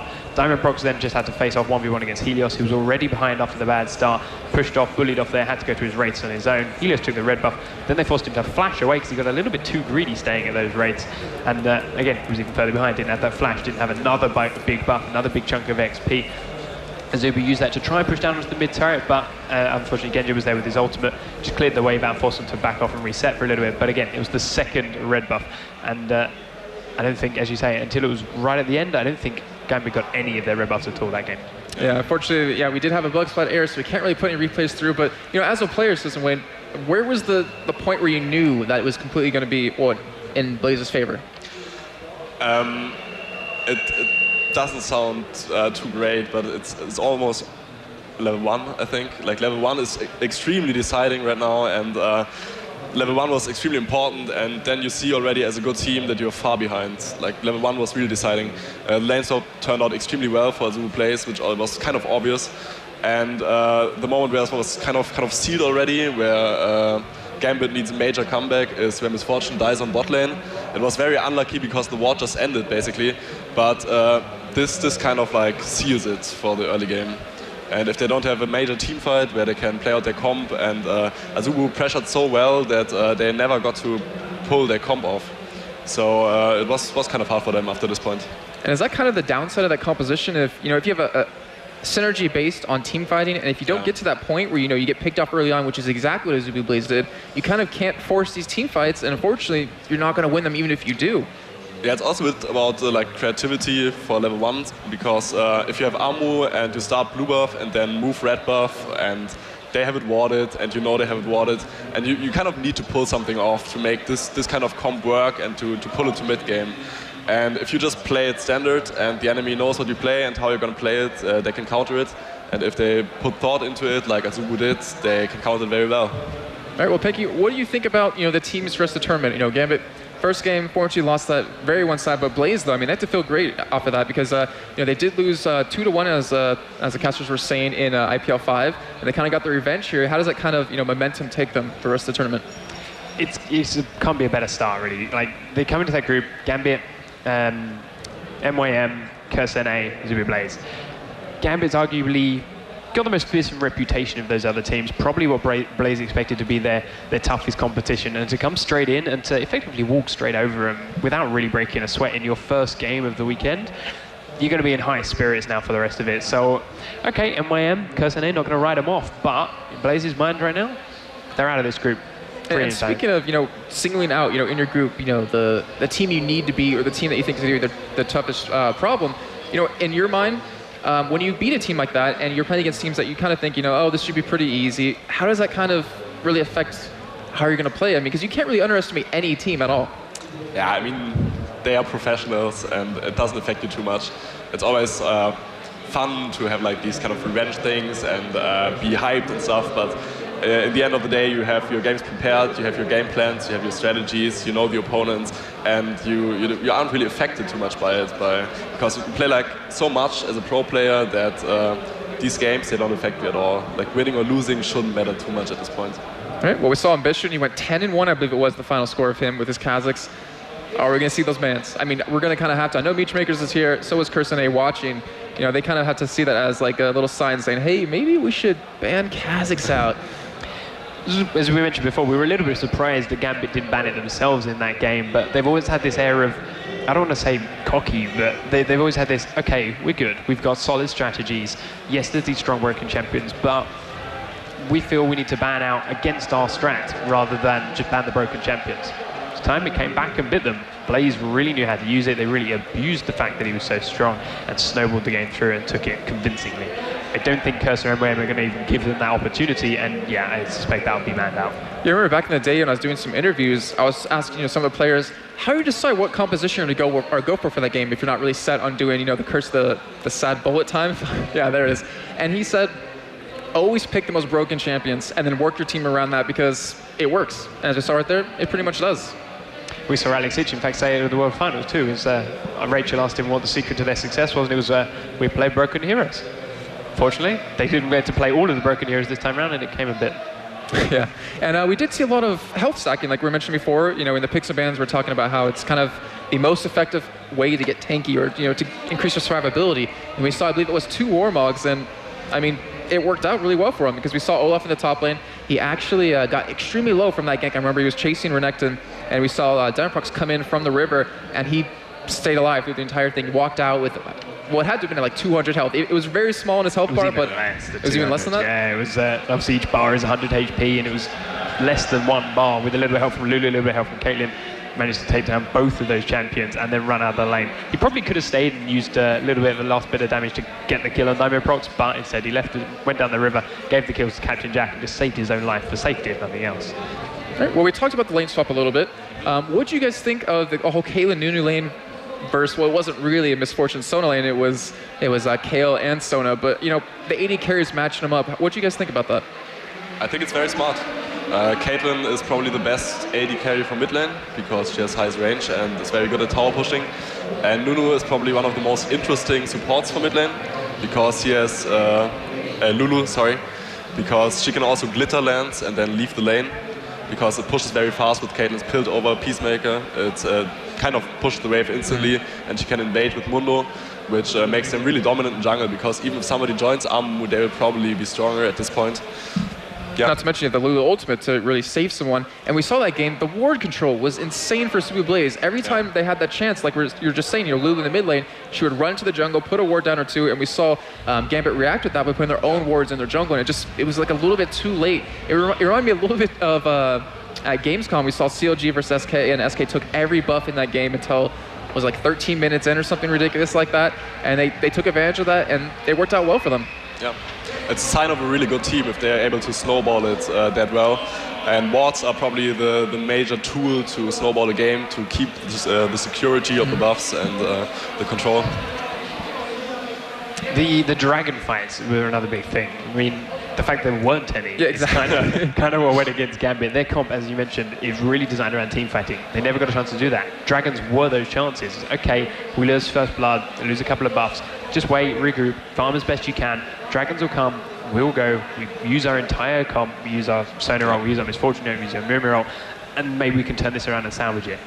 Blaze just put pressure on the right points at the right time. Gambit crumbled, and they were never able to put that fight up at Dragon. By the time they were in a position which they might have just been able to, Blaze was so far ahead, it wouldn't have even made a difference. Yeah, exactly. I was just about to mention is that, I mean, if you put off a fight here, like, oh guys, let's save it for the next time, let's not fight this first dragon or second dragon, it kind of doesn't really help you in the end because you're going to fall that much farther behind. You can't really get the kills that you need to. And we saw Kazak's ambition just reset after reset after reset. Got 1 quadra that game, almost got the penta, but it was a scumbag flame stole that kill. I believe that was on, I believe that was a Darien actually on Renekton.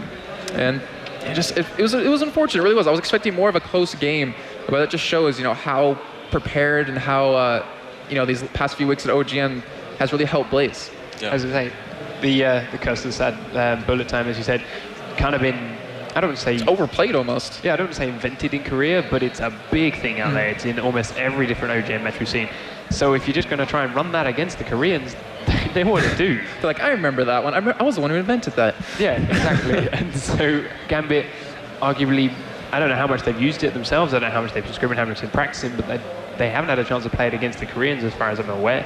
And the Koreans have got these strategies to pull it apart, and they weren't quite ready to defend against it. We've seen it's possible. We've seen some of these teams out at OGN can still win against teams trying the strategies that Blaze just used. Moscow 5, not one of them. Need a little bit more practice with it. And the thing is, they had almost the perfect composition to run that. I mean, yeah, you had Renekton top, but you didn't have Ryze middle, but still, that was pretty much ideal. You had the Sona for the CC. Just they couldn't get into those fights. But we do have actually MEETYOURMAKERS versus Curse coming up. let's get into that, because I'm actually really looking forward to that. I know, Curse, you're looking forward to seeing them, off the back of the Season 3 qualifiers for NA, which they did qualify for. They're prepared. They've been playing a lot together and practicing, but you mentioned Rhux mid lane. He's going to be replacing Nijaki. How does that affect him? They've had a chance to practice. They all know it's coming. It's not that there was a last-minute change just as they were getting on a plane sort of things. They've had a chance to scrim in there with it. I have to admit, I don't really know too much about what Rhux can play in the mid lane. Also, we saw him play support at IPL. We've seen him in the team, and he's been around for a while, but his champion pool is going to be slightly different. Could open up a couple of extra strategies from there. And of course, we mentioned lane swaps backwards and forwards. He might not necessarily always be in that mid lane. Yes, he's taking the AP role, but he could be playing bruisers, he could be playing other champions, he could be duoing and bottom lane. We saw, again, OGN this morning, Annie and Jarvan. Could stick him on one of those kind of crazy champions, and he won't actually have to be in that mid lane. So it's a lot of other possibilities, and as we mentioned time again before, it's just something else that other teams might not be able to research quite so well. And the thing that worries me is, though, actually, go ahead. No, sorry. Oh, okay, the thing that worries me is that MEETYOURMAKERS, they still have the qualifiers for Season 3 coming up. Do they show all their cards? Do they really, try to bust out every shot they can? And it's kind of one of those things where, Curse, they have nothing to lose now because they have time to practice before Season 3 starts for them, and they just, finished their qualifier. Is that going to be a really big factor? I don't think so. They won't show their best strategies, but they exist for a very long time already, and they are a very good team. And I think they have enough to pull out, definitely. And one thing about MEETYOURMAKERS, you're talking about level 1 fights, how important they are, or level 1 actions, so to say. MEETYOURMAKERS very well known on EU Nordic East as being one of those teams who loves level 1 fights. We saw against CLG EU in Intel Extreme Masters Cologne, they pulled off some amazing level 1 action where Mokatte actually running Udyr, he would take the double golems off the enemy team, depending on obviously what side, on the red side, and then he would just sit in lane in between the two turrets, defending off that first minion wave to allow the rest of the team to come in and help steal that red buff. Yeah. They have amazing level 1 fights. It's one of their definite strengths. And I think they're most known for late invades, like for example jungle and top group and invade late red buff. And they do a lot of stuff like this. They do a lot of crazy invades and split a lot and ward a lot and fight a lot. Simple as that. I mean, we saw, again, IEM Cologne, Libik, Makler, that bottom lane, Nunu Vayne, Nunu Kog'Maw, some very, very, very powerful mixes. So Nunu there from Gambit, they banned him. He's a very strong support, very prevalent at the moment. Wouldn't be surprised to see a couple of other teams ban him throughout the course of the weekend. If you're going to ban him against a team specifically, MYM's the one to do it with. Libik is very, very strong on that champion, and he works so well with so many different AD carries. Kog'Maw, arguably very underplayed at the moment compared to a lot of the other ones that are there, but if Makler can do the kinds of things he was doing back in Cologne, which was it the same patch or was it one before? It was just before Season 3, wasn't it? It was before Season 3. Actually, it was on the Z patch. It was on the Z patch. patch. A little bit different, but you can still set up comms to protect him. If you can keep that Kog'Maw alive, he's still going to do a massive amount of damage. That hasn't been changed. So they do have that option if they wish to go for it. All right, we're going to be coming back in a little bit with MEETYOURMAKERS versus Curse today. We're going to go a little bit of a commercial break, but guys, don't go anywhere. The action is not going to end anytime soon.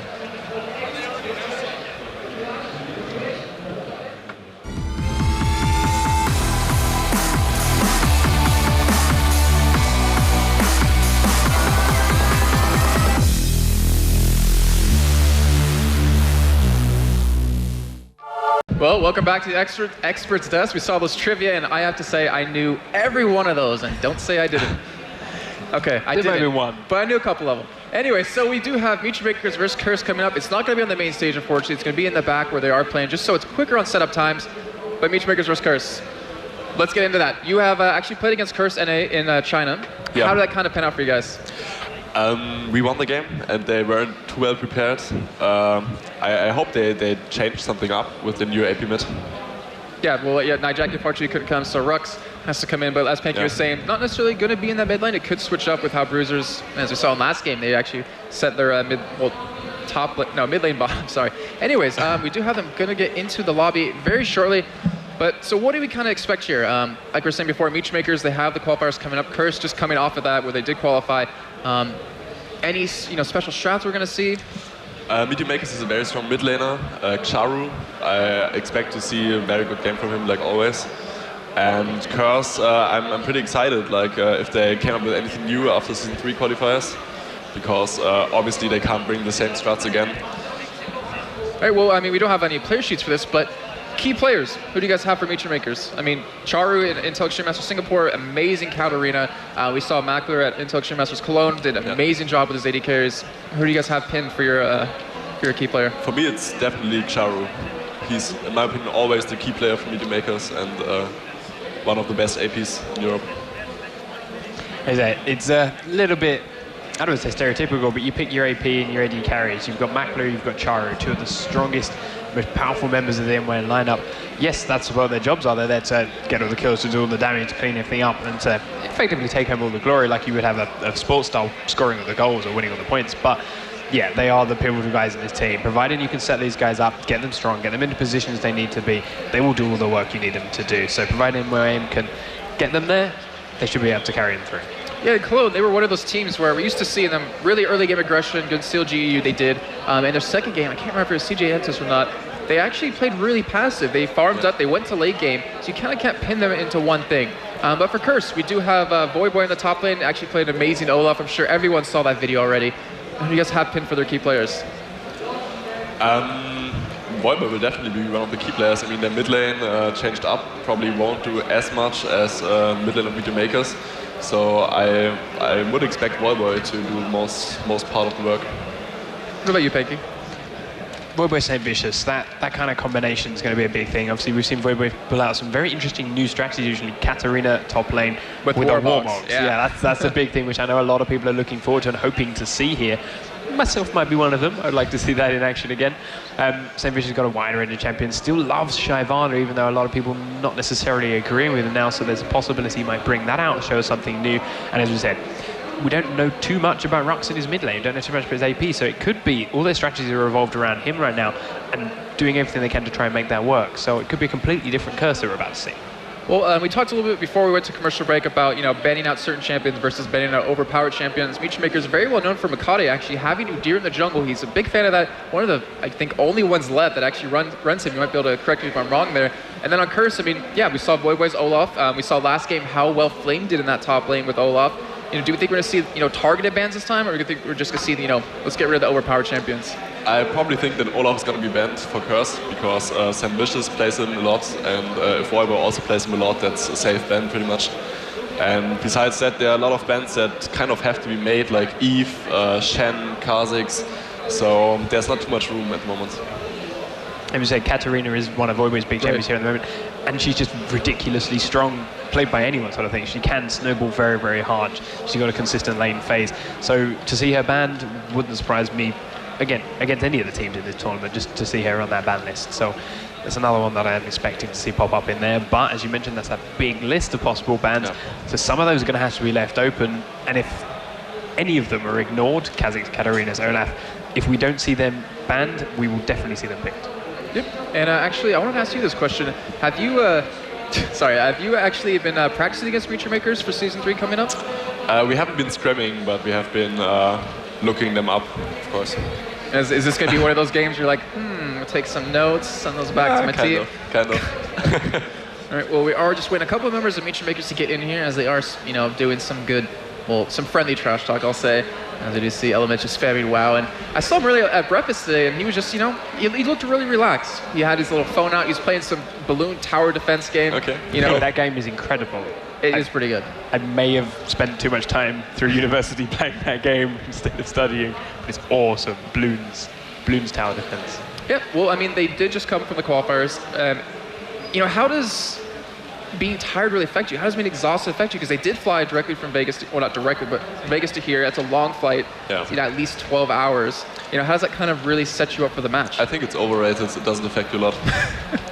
As a gamer, you play through so many nights. You can't really argue that a 10-hour flight where you probably also sleep makes you play bad. I wish I could sleep like 12 hours a day right now. No, I really think it doesn't matter too much, and especially if you have a lot of offline experience like those guys do, you get used to it. Well, Rhux, I mean, you were at IPL 5. You saw him got to play support. Is he one of those players that is used to offline events? Like, is he comfortable, or is he still a little bit shaky? I don't want to say he's used to them. He hasn't been to too many, especially compared to some of the other names in this lineup. But he did seem to really settle in at IPL 5. It didn't seem to phase him at all. He just took it all in his stride, played his own game, and it didn't go bad for him. I mean, obviously they didn't come out and win it, but it wasn't a factor in their loss. He's been to a couple more since then. He was at the LCS qualifiers. He didn't play, admittedly, but he was there. He's still got that atmosphere settled in. I think this is still easily the biggest crowd he's come up against, so that might have something to do with it. But ultimately, they're backstage. They haven't really, well, they're not sitting up there with GAMBIT and AZUBU BLAZE, where they can't see all these with their own eyes, and they're just seeing it by the stream, by the pictures. Oh, they're going to hear it. It should be much easier. Yeah, they're going to hear it. But it'll be easier for them to shut it out. Again, they've, of course, soundproof headsets and things once that all gets started underway. So they'll shut it out. They'll play their own game. And like with before, I think he's going to be just fine. Yeah, I'm actually looking forward to this game. I mean, this is the second game of the day. We still have 3 more to come after this. And, gosh. Sorry, I'm just reading their chat. I should probably not look at that anymore, as we do have all the members finally in the lobby. But one thing we can talk about is, you know, for the Intel Extreme Masters Season 7, MEETYOURMAKERS already pre-qualified for the finals in Hanover, Germany at CBIT. We do have GAMBIT Gaming already qualified as well. This could be a chance for Curse to get in. I believe they might be attending Intel Extreme Masters Brazil as well, or sorry, Sao Paulo as well. Yeah. You know, they have a lot at stake as well. That's true. But MEETYOURMAKERS is still way too unknown for how good they are, so yeah, they always want to prove something, like every other team would as well. I'm actually really excited because they have a lot of momentum built up now. I mean, after these 2 events, they're starting to make a name for themselves. They have Season 3 coming up very soon. It's going to be very interesting to see what's going to happen. But we are finally in the picks and bans, as we do see at least banned out very quickly, and right off of that, we see Curse banning out Kazakhs. Yeah, not unexpected, I'd say. Unexpected bans, yeah, exactly what we saw before. Zed, it's the first time we've seen him come out of the tournament. Obviously, the last IEM was the Zed patch, but he was globally banned. So this is the first time we've seen a chance for him to be played. GAMBIT and AZUBU BLAZE completely ignored him, just left it out of the picture. Now he's banned, but Citizen, why is he banned? Can you explain that to us? Zed? Yeah. There are a lot of different, very good strategies with him, and I think he's also very decent on many lanes, and also in 1v2. What we've seen right now in Europe is a lot of Zeds on top lane, especially MEETYOURMAKERS is known for it. So I'm not quite sure why they do this ban, but maybe they've watched Curse and scouted them and saw some strats around Zed. Yeah, explain it. Of course, he's got that very high burst, his ultimate, just amplifying all the damage you do, and just popping it. But our bans are complete. Evelyn, Twisted Fate, the last 2 from Curse, and there is that Olaf coming out of that, where exactly as you predicted. But again, as we mentioned, those champions that have not seen that ban option, the very strong champions, Katarina's there, and it's not quite selected yet by Comp, but he's thinking about it. They might want it, and she does work very nicely alongside that Mumu. Yeah. It's pretty similar to Misfortune in that aspect. Katarina, it works amazingly well with ARM ults, and if you put another couple of AoEs in it, it works perfectly. Yeah, obviously she's just gonna throw the bouncing blade around, use that Sinister Steel, take everyone down low. Everyone's gonna be locked in a Mumu's ult. They're not gonna be able to cancel her own ultimate. She starts spinning, and then it's just Shimpo after Shimpo with the resets, mopping up all these low health champions that are left. And that's just 2 of the champions. Curse still have 3 others to choose from. And it's down up to MIM. What do they go with? What do they do to shut her down? And the other question, is it Rhux in the mid lane, or is that going to be Voyboy in the top lane? They don't know yet. I'm still surprised that Chen is still open. Teams don't seem to value him too high in this tournament, which isn't really consistent with what I've seen from Korea and other tournaments. So I guess MEETYOURMAKERS should probably pick him up. Okay, you're a bit of a mid lane, a little bit different, but Janna, she's been coming back in at the moment through a lot of support players. Janna? Yeah, through solo queue more than some match tournaments, but she would work very nicely against both Amu and Katarina in a combo. Amu comes in with a bandage toss, you immediately knock him straight back out again with that ultimate. And she's going to work okay with Misfortune down in the bottom lane. They have picked up the Zyra, so there's a possibility that's the support now, but which would be your preference? I think Janna is quite new again to the European supports. We've just started picking her up again, and it's always like in these situations in front of such a crowd, you always want to pick something you're comfortable with. And I guess if MEETYOURMAKERS didn't practice her, they won't go for it now. Well, the thing is, you have to remember is that Libik is a very good Zyra player. We saw in Extreme Master Singapore, he did an amazing job. He had more kills than his AD carry actually. It was like 4-0 and 3. So he's playing something he's kind of comfortable with. The Wukong though is actually kind of throwing me off. We did see a bit of Wukong when it was Fnatic versus SK Telecom, when Reaper was actually running Wukong mid, and I know Fnatic's actually been preparing for that. I know they've been pricing it quite a bit, but we do see that Ezreal and that Lulu locked in. What's your thoughts on that? No thoughts. It's a solid bot lane, like nothing special there. I think like Wukong will be way more interesting if he's sent top or mid, and I guess it's probably mid lane usually. Mokatte swapping from that K the last pick. I mean, Czaru had it to start with. Czaru, if he picked it himself, argue you're going to take it mid, fine. But they specifically took it off of him, and Mokatte's now hovering on himself. So why would Mokatte pick it from Czaru? I don't think that KO's going mid. That KO's either going top or it's going jungle, which is something we actually saw I'm So Fresh from Millennium do quite a couple of times. So it's very, very viable. We've seen some very impressive scores from him with that championship. If I'm not mistaken, I was talking to Fury from Automatic Esports. Unfortunately, he's a little too young to participate, but Czaru's been practicing Jace mid. So we could actually see that Jace go middle, we could see the Wukong go top, and Kale jungle. I mean, he's really strong. He is. Or sorry, she, I guess, if you want to say it the right way. You look at the AoE damage on that too. You've got the poke coming out from Jace, taking everyone down low, very big AoE on that. You've then got a Zyra ultimate comes in, huge AoE damage and a knock-up. And to keep them on that while the knock-up channels, you've got Wukong spinning around, knocking everyone up again. So it's a double knock-up, and Wukong's ultimate is one of the highest damage abilities in the game. And if you can keep everyone inside that for its full duration, that's a lot of hurt. So that's a very strong combo, just those three. And then you got Misfortune ultimate over the top of it with a Black Cleaver, as I'm sure we'll see her go with reducing the armor. It's a physical damage ultimate from Wukong. She's going to shred their way through this curse lineup. Yeah, we see a pretty different approach here. Other teams usually try to counter AZUBU by having some knockbacks like Gragas and Janna, but what they are trying to do is kind of inside of AZUBU or kill the enemy team by having Wukong as like a barrier and Misfortune in the back firing through it, and they can still protect somebody with Kale, so I really like the idea, and if they execute it well, they have definite advantage. Yeah, it's no longer curse the sad bullet time, now it's like knock up of bullet time or something like that, because you know, you hold them there in place long enough with those knockups that your ultimate's going to full channel.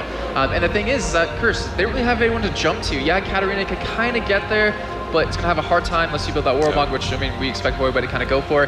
And we do see Ziggs, which Rhux, I mean, how often do we see Ziggs middle? Seen it like, I think once since Christmas, seen it one guy play it. It didn't do too bad. It wasn't particularly amazing, but I mean, Citizen, you're I mean, I'm a big fan of it. It used to be my main. You look really excited champ. right now. Yeah, I do. I played it in OG in Korea, and it's one of my favorite champs. But in this situation, I don't like it.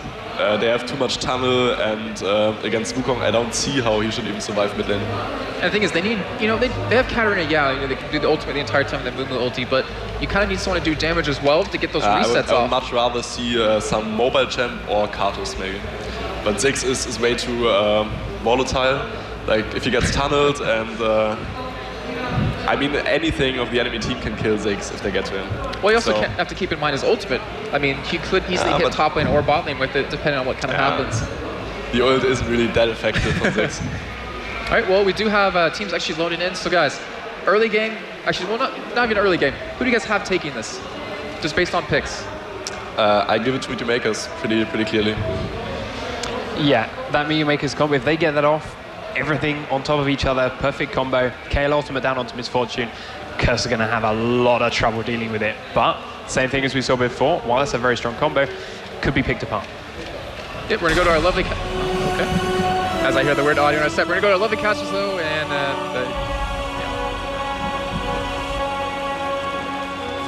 Makers here at the Intel Extreme Masters in Katowice. Joining me for this one is Jatt. Jatt, what are your thoughts? Interesting lineups. Well, we heard from the guys that they were a little bit surprised with the Wukong pick and the Jungle Kale especially. That's the most interesting thing I've seen. There were actually 80 unique champions played throughout the OGN winter, and Wukong was not in that bunch. So this is definitely something new we're going to see from MYM, the local Polish team. And we can never underestimate, I mean, it's a little bit of a different situation. I was going to talk about the crowd, but they're unfortunately playing off stage in the players area right now. But this crowd could certainly get them fired up and going for things. I think if this crowd cheered loud enough, they could probably still hear them over in the back area where they're going. Anyway, so in terms of the early game, what are you expecting to see here, Jatt? Well, from the looks of it, they're both just doing defensive formations. I'd say Curse is probably the favorite coming into this game, so it makes sense for them to be defensive. And then MYM took enough risks with their picks, to be honest. They're not really going to do anything crazy level 1. Well, MEETYOURMAKERS just waiting off by their red buff. Currently, we've got Misfortune down in that bottom tribus, Jace up at the top. Couple of wards down, defensive wards really from MEETYOURMAKERS on this top side. The wards from Curse are pretty much that whole line set up there, as we talked about earlier. Curse are going to be starting off here as well by the Wolves. And we're trying to make sense of the lanes actually right here, because we expected a mid Jace from the champion select, but Kubon of MYM is actually waiting up top, looking like he's going to be in a 1v2 with himself. And interrupted myself here, delayed invade, but they're walking through a Curse ward.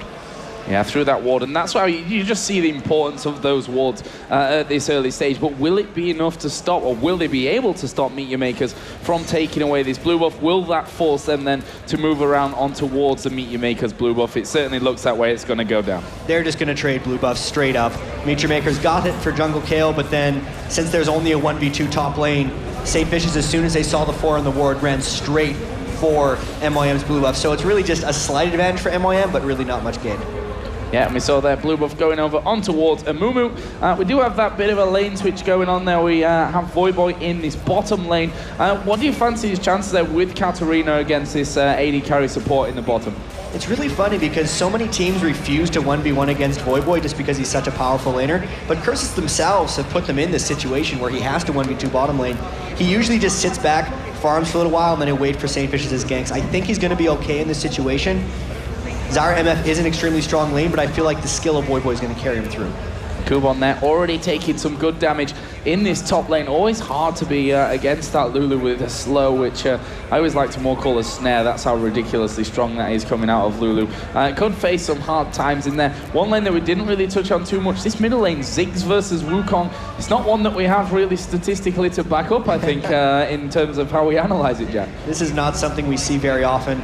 I mean, way back. Oh, sorry to interrupt. Down in the bottom lane, we have got this gank coming down. Voyboy in all kinds of trouble, and that will be first blood now, Jatt. We saw that time and time again at IPL. Why is it still happening? Should have seen that coming, in all honesty. It was because the delayed invades threw off Curse's early ward placement. They just didn't actually see Mokatte sneak in from the back, and it looks like Voyboy just got caught sleeping. Once he came around the back, he knew he was dead 100%. He didn't even burn flash, but taking this turret is actually going to be really huge for MYM. Yeah, that turret going to be falling down here very quickly. They'll take it with this push that they've got going on there, and that means Katarina coming back with no turret in behind him, and that is a great start for the Poles here on home soil here in Katowice. Yeah. So scratch what I said earlier about Voyboy being able to handle that lane, because he's been demolished in about 4 minutes. It's going to be really tough for him to come back from this one. So what do they do to change this thing around now? Does he have to go into this top lane and go up against Kubon? I think what Curse has to do is they need to try to get their tower killed as soon as possible, but you can see MYM's already trying to counter that by sending MF and Zyra up top as well. If they could trade turrets, it would be okay, but I just don't think they're going to be able to do that. Well, they've started that damage coming in now onto this turret. Obviously, the poke coming out of that Jace Q with the acceleration gate as well will force Curse to back away somewhat. We'll see if any action comes in once that AD carry and support do come into this top lane, which Curse, in all rights, should be ready to expect. Once the turret goes down, you always see the AD carry and support swap over. Curse will not be surprised by this, but if they get any kind of snare, they might be able to jump on him. Let's see. Yeah, we see the flashes coming in there. Cop maybe coming under focus. Actually, Kubon just getting slow there, but Cop is taking a lot of damage. Ignite running onto him, but he will stay safe. So only that 1 kill up till now, of course, in favor of MEETYOURMAKERS. Let's take a quick look at the early CS there. The 280 carries 27 to 29. That is pretty much bang even. Middle lane also is very, very even, but as we go along, is that going to become more and more difficult for Rhux in this middle with Ziggs? I think he's going to be okay based on the matchup. I mainly think Czaru is going to be looking to roam with that Wukong mid, try to make plays happen elsewhere, because engaging onto Rhux is just a little too difficult. He's going to be saving his E that entire time and just hopping away if Wukong tries to engage. And we see those 3 men coming in, doing good damage onto this top turret. Ezreal and Lulu are coming back into that lane. In the meanwhile, Voyboy has finally got his chance to do a bit of farming in this bottom lane. He is actually ahead of what Jace currently has at 22 to 18, but Jace is now going to be going down into that solo lane as well. So things evening out somewhat now. Where's the next big play going to come out, do you think, from either of these teams, Jatt? I don't know if we're going to see another big play for a little bit here. Voyboy shoved out that lane so far, he knows he's going to have to get out of bot lane almost immediately. Maybe top lane, but probably not, just because that matchup both has a lot of range and a lot of poke. Mokatte, though, invading Saintvicious, we could see something right here. Yeah, he's going to push in on the pressure here, but he needs to be careful. Ziggs coming across here to cover, and that will mean Mokatte forced away. Lulu has come down, and we can see Wukong going to actually ultimate in here onto Elementz. He is going to get exhausted. The root not quite landing, but he should have the damage here, Czaru. Elementz is going to go down, and that is the danger. Getting caught out there in the jungle. You mentioned that Czaru is going to go wandering. That's exactly what happened.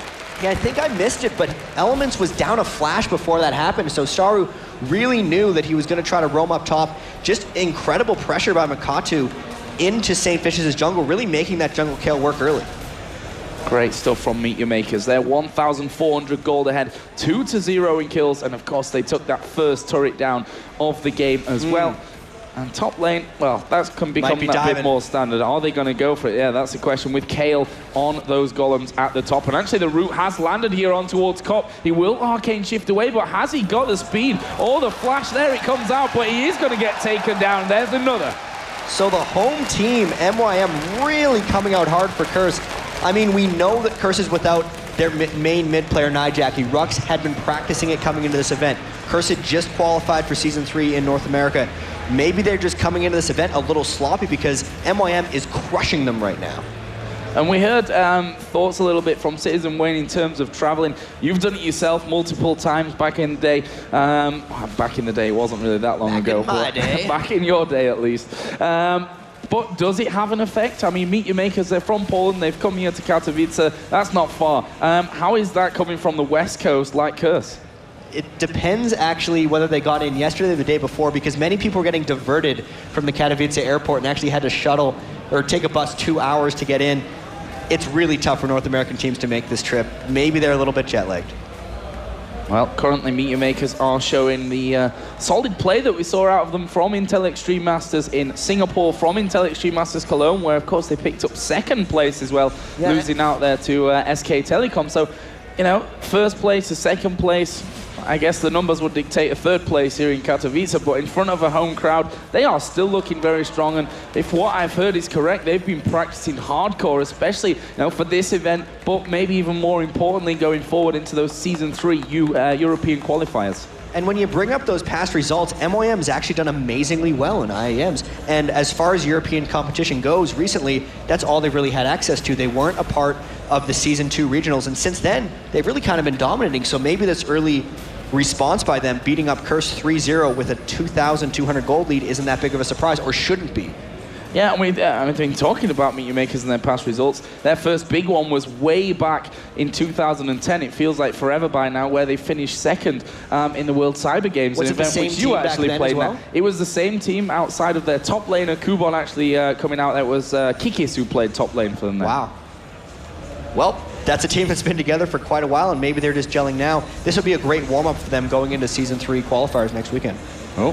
Who's going low there? It's actually down in the bottom here. Mokatte getting ganked out actually from Saintvicious and Voyboy. We are going to see the teleport coming down. There's the ulti coming out of Czaru as well. Voyboy could well be in trouble from this one. Kubon comes in around the side. That Q through the acceleration gate, stealing the kill away. But it's a kill secured nonetheless. And here is Saintvicious just wanting to die to that tower. Meanwhile, in the middle, they got that action coming in. Saintvicious will go down to the tower. But that leaves Meet Your Makers at 5-1 now. They've got their AD carry and support in this mid lane. And the big thing is going to be if they can shove down this turret before Curse can respawn. If they can get that 3 turret advantage, even if Curse is able to take this top one, getting the 3 outer turrets down this early gives you incredible map control. 10 minutes in, 15,500 gold to 13,000 gold, so that lead certainly substantial at this point, but there is the first turret of this game in favor of Curse, but Meet Your Makers are still pressuring you, and there's no immediate response actually from Curse in terms of this middle outer turret. Yeah, they almost seem a little bit lost. Everyone Saintvicious executed himself, Voyboy died, and no one was able to rotate and cover mid. I almost feel like Comp and Elementz should have rotated down to help that turret, but because they didn't, it cost them 3. And that will put the gold lead up to 16, let's call it 17,000 to 14,500 for now. Czaru just coming back down into this bottom lane. They've actually left middle there. Ziggs and Amumu between them probably won't be able to do too much damage on that one, but Voyboy is getting ready here. He's going to go out on towards Czaru, but can he really go up against him? He's a level behind on this one. We can see Czaru there just not able to keep up with him after that W is put down. Yeah, we know Voyboy popularized the Warmog's Katarina very recently. It looks like he's going for a Sunfire Cape this game to try to match up better with the huge amount of physical damage that's going to be coming out of MYM. But even with the Chain Vest and Giant's Belt, he's nowhere close to being able to stand toe-to-toe with Czaru's Wukong, who just has a Brutalizer at this point. And it looks like, from MEETYOURMAKERS' point of view, a dragon may just be in order. There was a ward here down on this corner from Curse, but you can see the wards for MEETYOURMAKERS are brilliant as well. They've got vision right up in towards that blue buff. They have the, you know, they've got the sight of Curse now if they wanted to start this off. And they seem like they would want to fight. They've gotten all the turrets down, so if they fight, Curse has no way to fall back. Here we go, Czaru going to ulti right into the middle. Lulu ulti put down on herself, but the bullet time comes across. Zyra ultimate in there as well. That's 2 kills coming down instantly, and I don't think they're finished just now. Cop could be in trouble. He needs to get himself away as quickly as possible. Arcane Shift not going to be up in time, and that is 3 kills for 0 in favor of the Poles of MEETYOURMAKERS. They already had the big advantage, and Curse just cornered themselves. That was a great initiation by Czaru's Wukong, and they just wiped everyone of Curse out. They're going to get the Dragon on top of this, and they have a stranglehold on this early. And this is the MEETYOURMAKERS that we saw through the group stage at Intel Extreme Masters Cologne. They seemingly dominated everyone in that tournament when we were talking about the group stage, and this is a fantastic start from. We know that they're a team that plays very well under pressure, under momentum, which is quite strange considering that they're a team which everyone considers underdogs, but as we've said, their past results would say that they're definitely not an underdog team in any of these games. And the biggest thing they're going to have to keep track of in this match, at least, is that they have all physical damage dealers, no APs, so everyone on Curse is going to be trying to stack armor. That's why I see the Sunfire Cape on Voyboy, the early Chain Vest on Saintvicious, but if they keep this up and get an early Black Cleaver, I don't think it's going to be a problem for them. Well, we could certainly see that coming out. Misfortune already got the workings there, the Brutalizer. In fact, that will be the 3rd Brutalizer coming down for MEETYOURMAKERS at this point of the game. So certainly feeling that they know what Curse are going to throw their way to try and counter this composition that they've got going. Let's take another rain check here on what's exactly going down with the grand scheme of things. 8-1 in kills, we're 13.5 minutes in there, 3-1 in turrets. There's about 22,000 gold, give or take, to 17,000. It's a very solid foundation in this first 15 minutes or so of the game. And having a 4,500 gold disadvantage, like you said, at 14 minutes, is really far behind. Voyboy here could be in a little bit of trouble, actually. Just did get rooted up on MEETYOURMAKERS. A lot more concerned with making sure that they could take away that red buff, which, you know, something that we saw AZUBU BLAZE doing to perfection in that last game. It is important and can't be underestimated. This is just total control by MYM. Voyboy knew exactly where they were going there. No one on Curse could respond. You can see there's actually 5 MYM wards in Curse's jungle. 3 of them are pink wards, so Curse can't even out-ward their own jungle because the wards would just get killed afterwards. They know where absolutely everyone is. They killed the first 3 turrets. They've moved their ward line into Curse's territory, and they're just going to continue to put the pressure on. Honestly, Baron's up in 15 seconds. They might look to start controlling something like that early because they have so much control. Yeah, I just switched to Fog of War for you guys at home there, and here in the audience, have a look at the mini-map, and well, it tells a big story, to say the least, I think, from that one. Wukong here may be in a little bit of trouble if he's not careful. Actually will get caught out here somewhat. He's got Elementz really low, and this is something that Panky touched on. The damage is insane. Can he finish it off, though? No, not quite. And Czaru now, maybe the one in trouble. Acceleration gate is down. Wow. That will save his life. Here comes the bonk from Rhux, but that's not going to be enough either. Now Mokatte, the one in a little bit of trouble, will go down, but the Zyra ulti will knock him up. There is bullet time. Rhux will be forced to flash over the top of the wall, and that will be a 1-for-1, very low HP across the board there. You can see 3 from Curse, flashing red. Makler not finished just yet, though. He gets the kill onto Amumu. Actually used his cleanse there to get out of that stun underneath the tower, and that's another fantastic win. Czaru actually got Kale ulted as the Ziggs ult bomb would hit him, and he was only alive that long because the Hexdrinker shield kept him there. So the fact that he got that alive, out of that situation alive, was incredible. 2-for-1, not the best. He shouldn't have been caught in that position, but the recovery was quite impressive. And that leaves us at 10-2 in kills, and we're around about a 5,000 gold lead for MEETYOURMAKERS.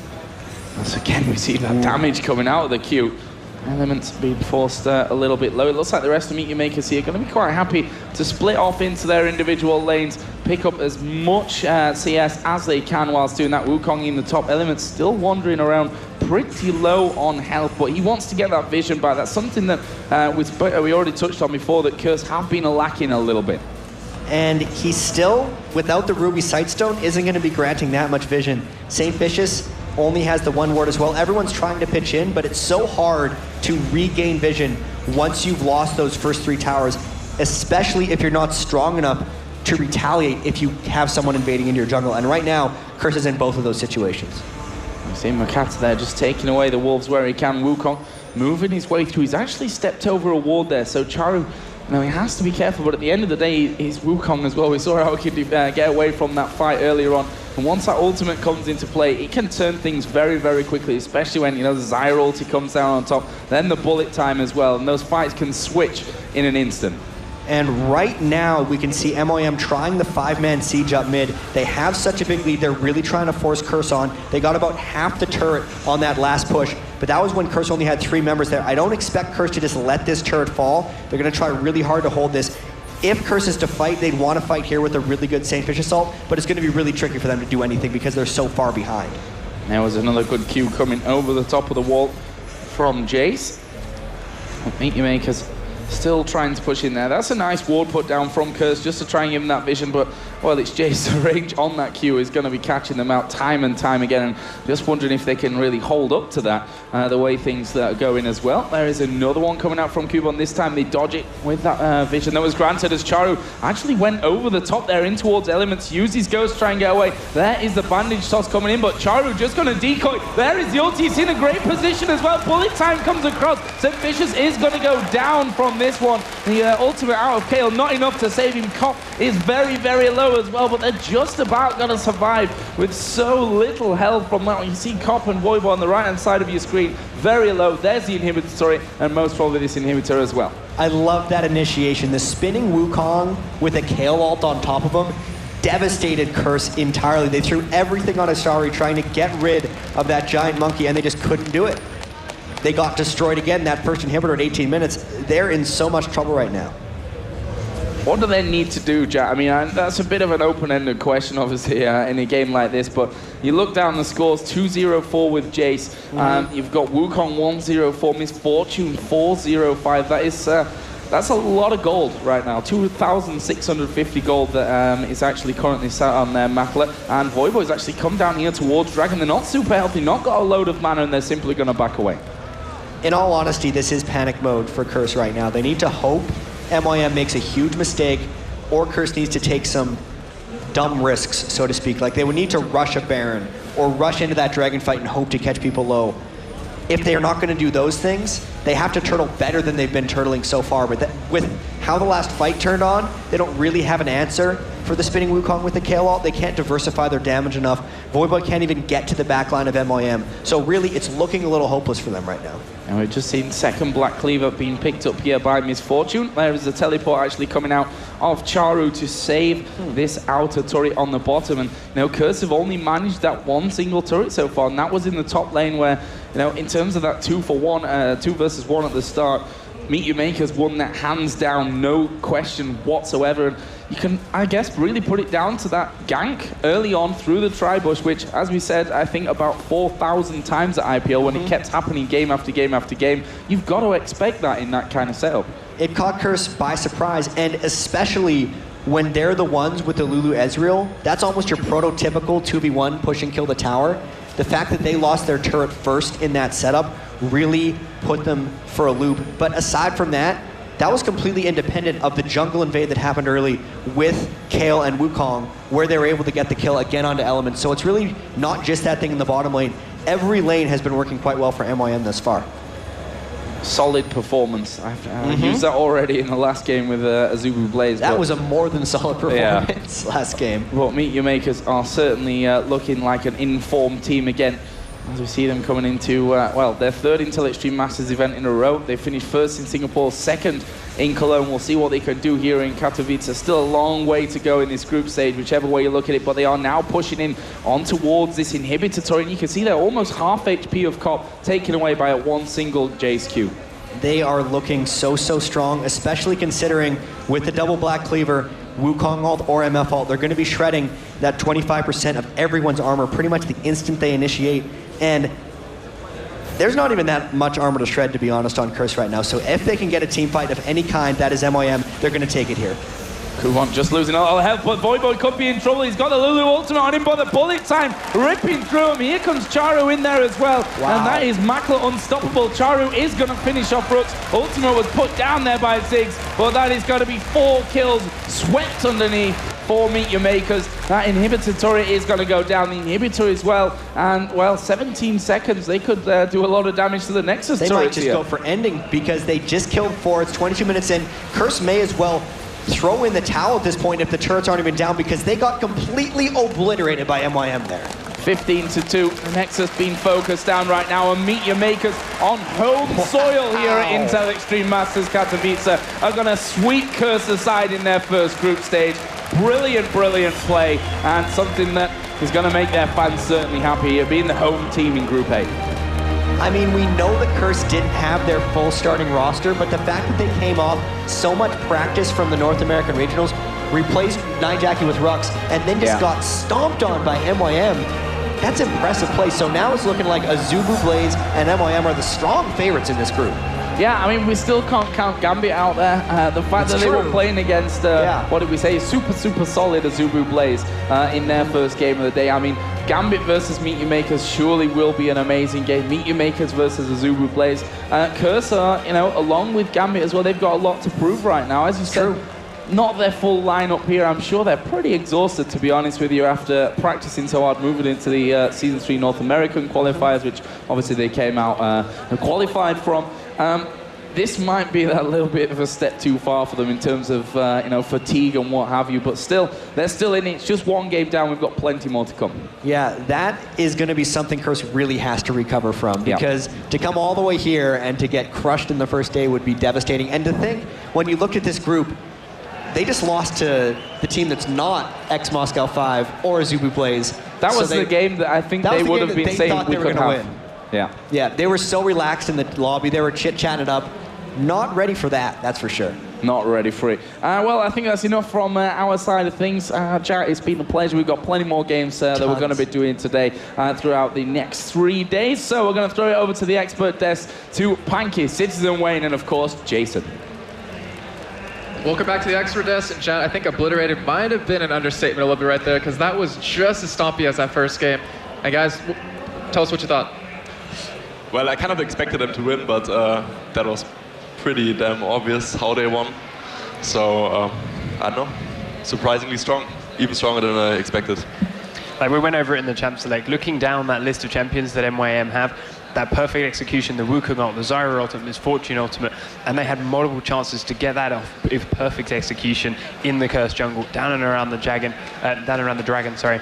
And every time it just went right in their favor and took the game way too far out of Curse's hands. And the funny thing was, it wasn't necessarily even the team fights that was the big deal. It was mostly just the early game action they were doing. We fortunately got another Bug Flight error, so we can't really put any replays up, but we could talk about what happened if you want to kind of just, you know, give us a story of how it led up to that first blood. Yes, I mean, that first blood we want to look at was obviously lane top down from Curse. Voyboy was down in the bottom lane, up against the AD carry support combo from MYM. Then had that jungle Kale from Mokatte come around behind the turret and dive him, and obviously they then followed up and took the turret down. Can you explain to us exactly why that was so bad for Curse? There's always this one timing where the 2 people lane pushes into tower and tries to accumulate a very big wave. And if the jungler arrives at this point, it doesn't matter which jungler it is or which bot lane it is, you just die. And they didn't ward properly. They warded the lane side river brush, while they should have definitely warded their blue entrance to see if he's coming. So they didn't even see Kyle coming, and the death there kind of ruins a lot. Yeah, Joe was mentioning during the cast that, you know, IPL 5, they saw that happen all the time. And I know that's actually one of his pet peeves is you know it's going to happen. You should expect that to happen. And if you let their team capitalize on that, you're going to lose the lane, you're going to lose that turret. And then what do we see next, Panky, out of that? Next was about 7-minute mark. It's a very similar situation. MYM, after taking that bottom turret, switched the lanes up again, put their AD carry support. Libik and Makler went in the top lane. Elementz had just been caught out in the jungle. Wukong found him, Czaru roaming around, found him, killed him 1v1 more or less in there. And that opened up top lane. Cop's there on his own, taking a lot of harass from Zyra and Misfortune. Down very low under the turret, down to about 2 bars of HP. They chase him down, they hunt him down behind the turret, force him to flash. And at the end of his flash, Mokatte just walks out of the bush and swings a big sword and he's dead in one hit. And again, they take another top turret. So it's a massive amount of map control, another huge wave of experience that COP just loses, and more bonus gold for MEETYOURMAKERS. It basically shows that they initiate the lane swap but aren't really prepared for how to play it out. They should have warded both situations and should have went defensively, because if you see the enemy lane push the wave that hard into the tower, you basically should know there's going to be someone else and you're going to die. So it's something you have to avoid, basically, and they didn't. And Do you think that was the point where the game was pretty much decided? For me, the decider was the one big dragon fight. Right. I mean, they were ahead for a big chunk, but this fight kind of showed that even their comp is superior, because Wukong just zoned everybody, and once he got low, Kyle ult on him, and the Misfortune ult in the back, and they kind of won every team fight, that is. Do you think you can say that Curse kind of got outpicked for that, or do you think that was just based on their team play? Yeah, it's hard to say. I mean, as we discussed, this ARM Misfortune thing is very big right now. Right. And most teams come up with counters, and MEETYOURMAKERS had a very good counter, and they played it properly, and they won. Well, that's the thing. I mean, I was looking at the picks and bans, and we saw Misfortune as first pick for MEETYOURMAKERS, and then we saw Mumu locked in right away from Saintvicious, and right there it was kind of like a flag. Like, I mean, you can understand picking a Mumu, he's a really strong jungler, but you don't have that other champion you need for that combo to work. The thing with the Mumu, though, he's still very strong. He doesn't have to have Misfortune just to work. So taking it away from Misfortune, taking it away from MEETYOURMAKERS is a big plus. And then, as it was their first pick, they still have 4 other champions that they can sit and decide on to work alongside a Mumu. So picking him first is not necessarily the downfall there of Curse, but as you say, MEETYOURMAKERS had a strategy to counter it. They executed it perfectly every time. And Curse didn't know what to do against it. They just got picked apart bit by bit. MEETYOURMAKERS have obviously really been practicing that. And Jungle Kale is something I don't think America has seen ever, if at all. It's been very, very new here in the US. I say I'm so fresh from trying to Millennium Kaplan, Mokatte has now here. But other than that, I can't think of too many other people that have tried it. So that would have been something that Curse probably weren't expecting either. Yeah, I'm surprised actually ran that Jungle Kill until Extreme Masters Cologne, and didn't really work out for them. But I mean, we all know he's a very strong jungler. The slow he has really helps set up any kind of damage off of his lane. And then he Kale is a she. I always get that, that's so hard to actually, keep in your mind, but, the slow mixed in with the damage, mixed in with your range, and not to mention the heal, you can speed up someone, it's really devastating. And then you have the turret diving with the ultimate. I mean, you can't really do much against it. Yeah, you can CC, but that was at 1.5 seconds of immunity at level 1. It's kind of really hard to go up against.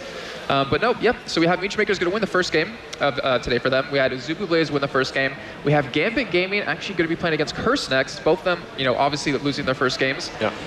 How, as a player, how do you kind of go into that after a big loss like that? Because both teams lost pretty easily, or not pretty easily, but it was pretty one-sided. Well, both teams are going to go quite differently into this. I think GAMBIT is, they had a very, very, very, the opponent where they thought they might lose, probably. So they are not down in any way, I guess.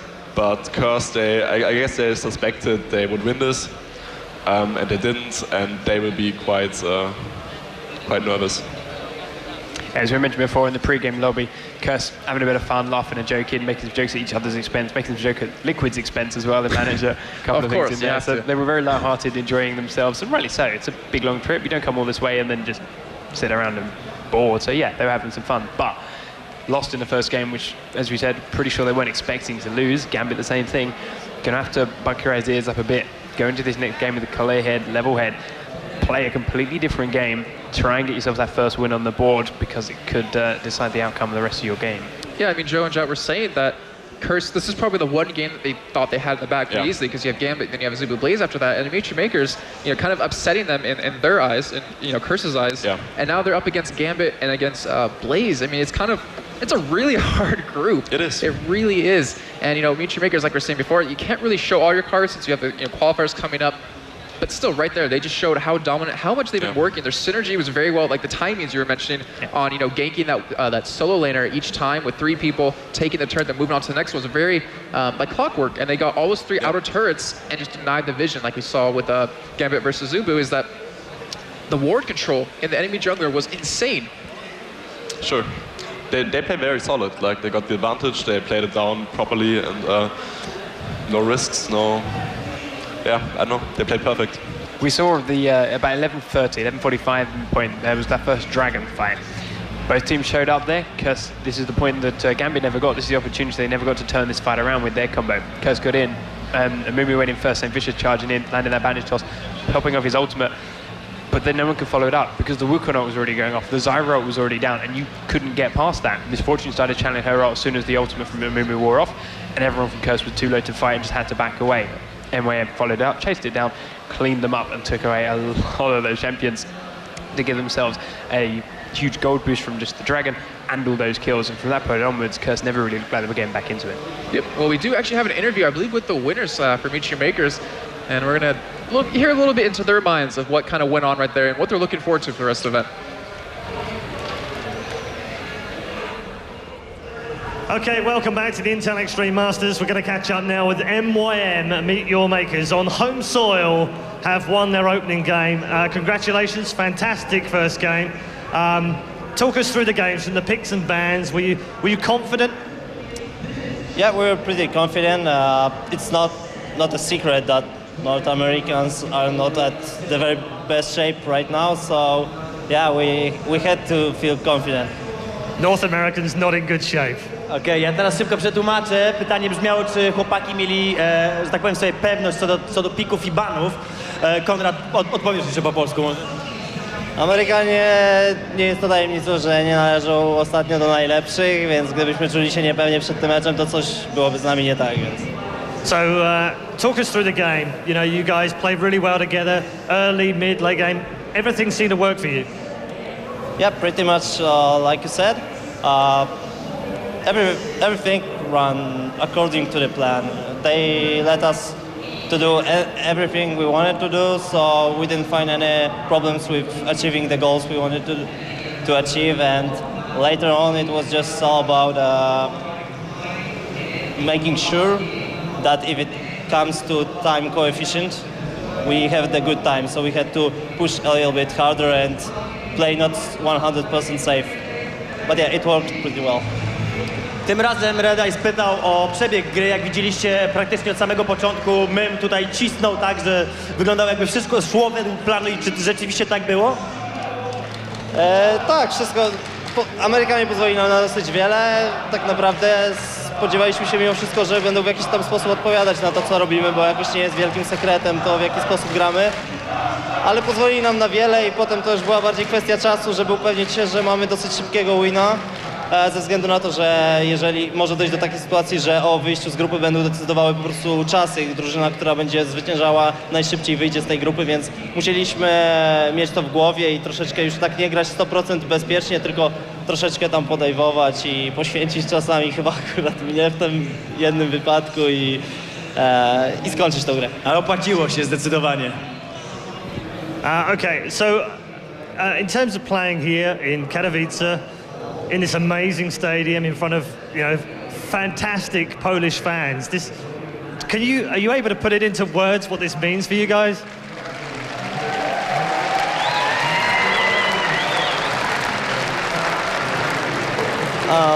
I'll just say that last year we managed to go to some events around the world, not just Europe, and I must say, and I'm like 100% honest, that watching something like this is pretty amazing for me. It's taking breath away, so big shout outs to you guys. It was a dream to play in front of such an audience.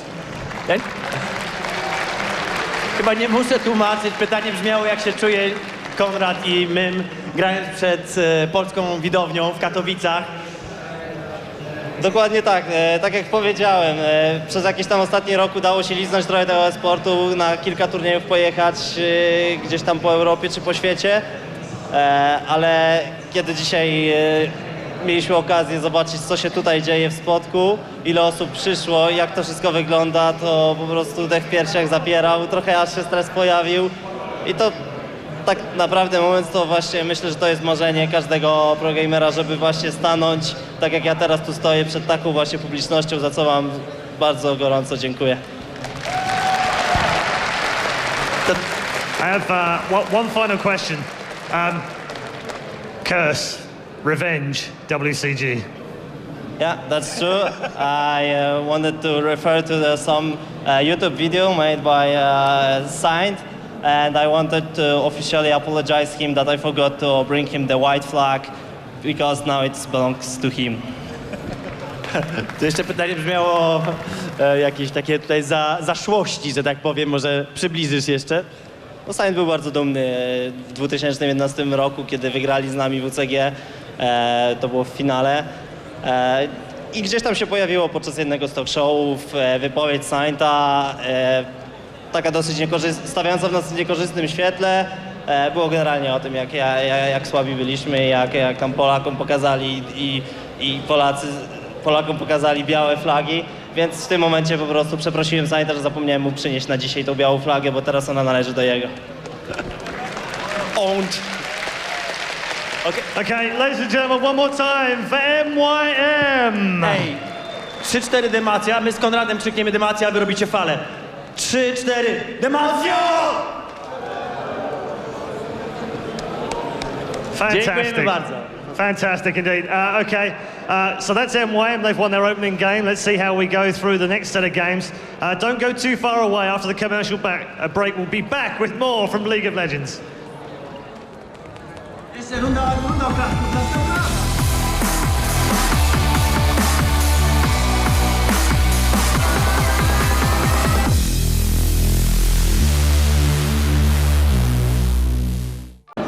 Welcome back to the expert desk, and they just did probably an infinity time more push-ups than I could actually do. I don't know about you guys.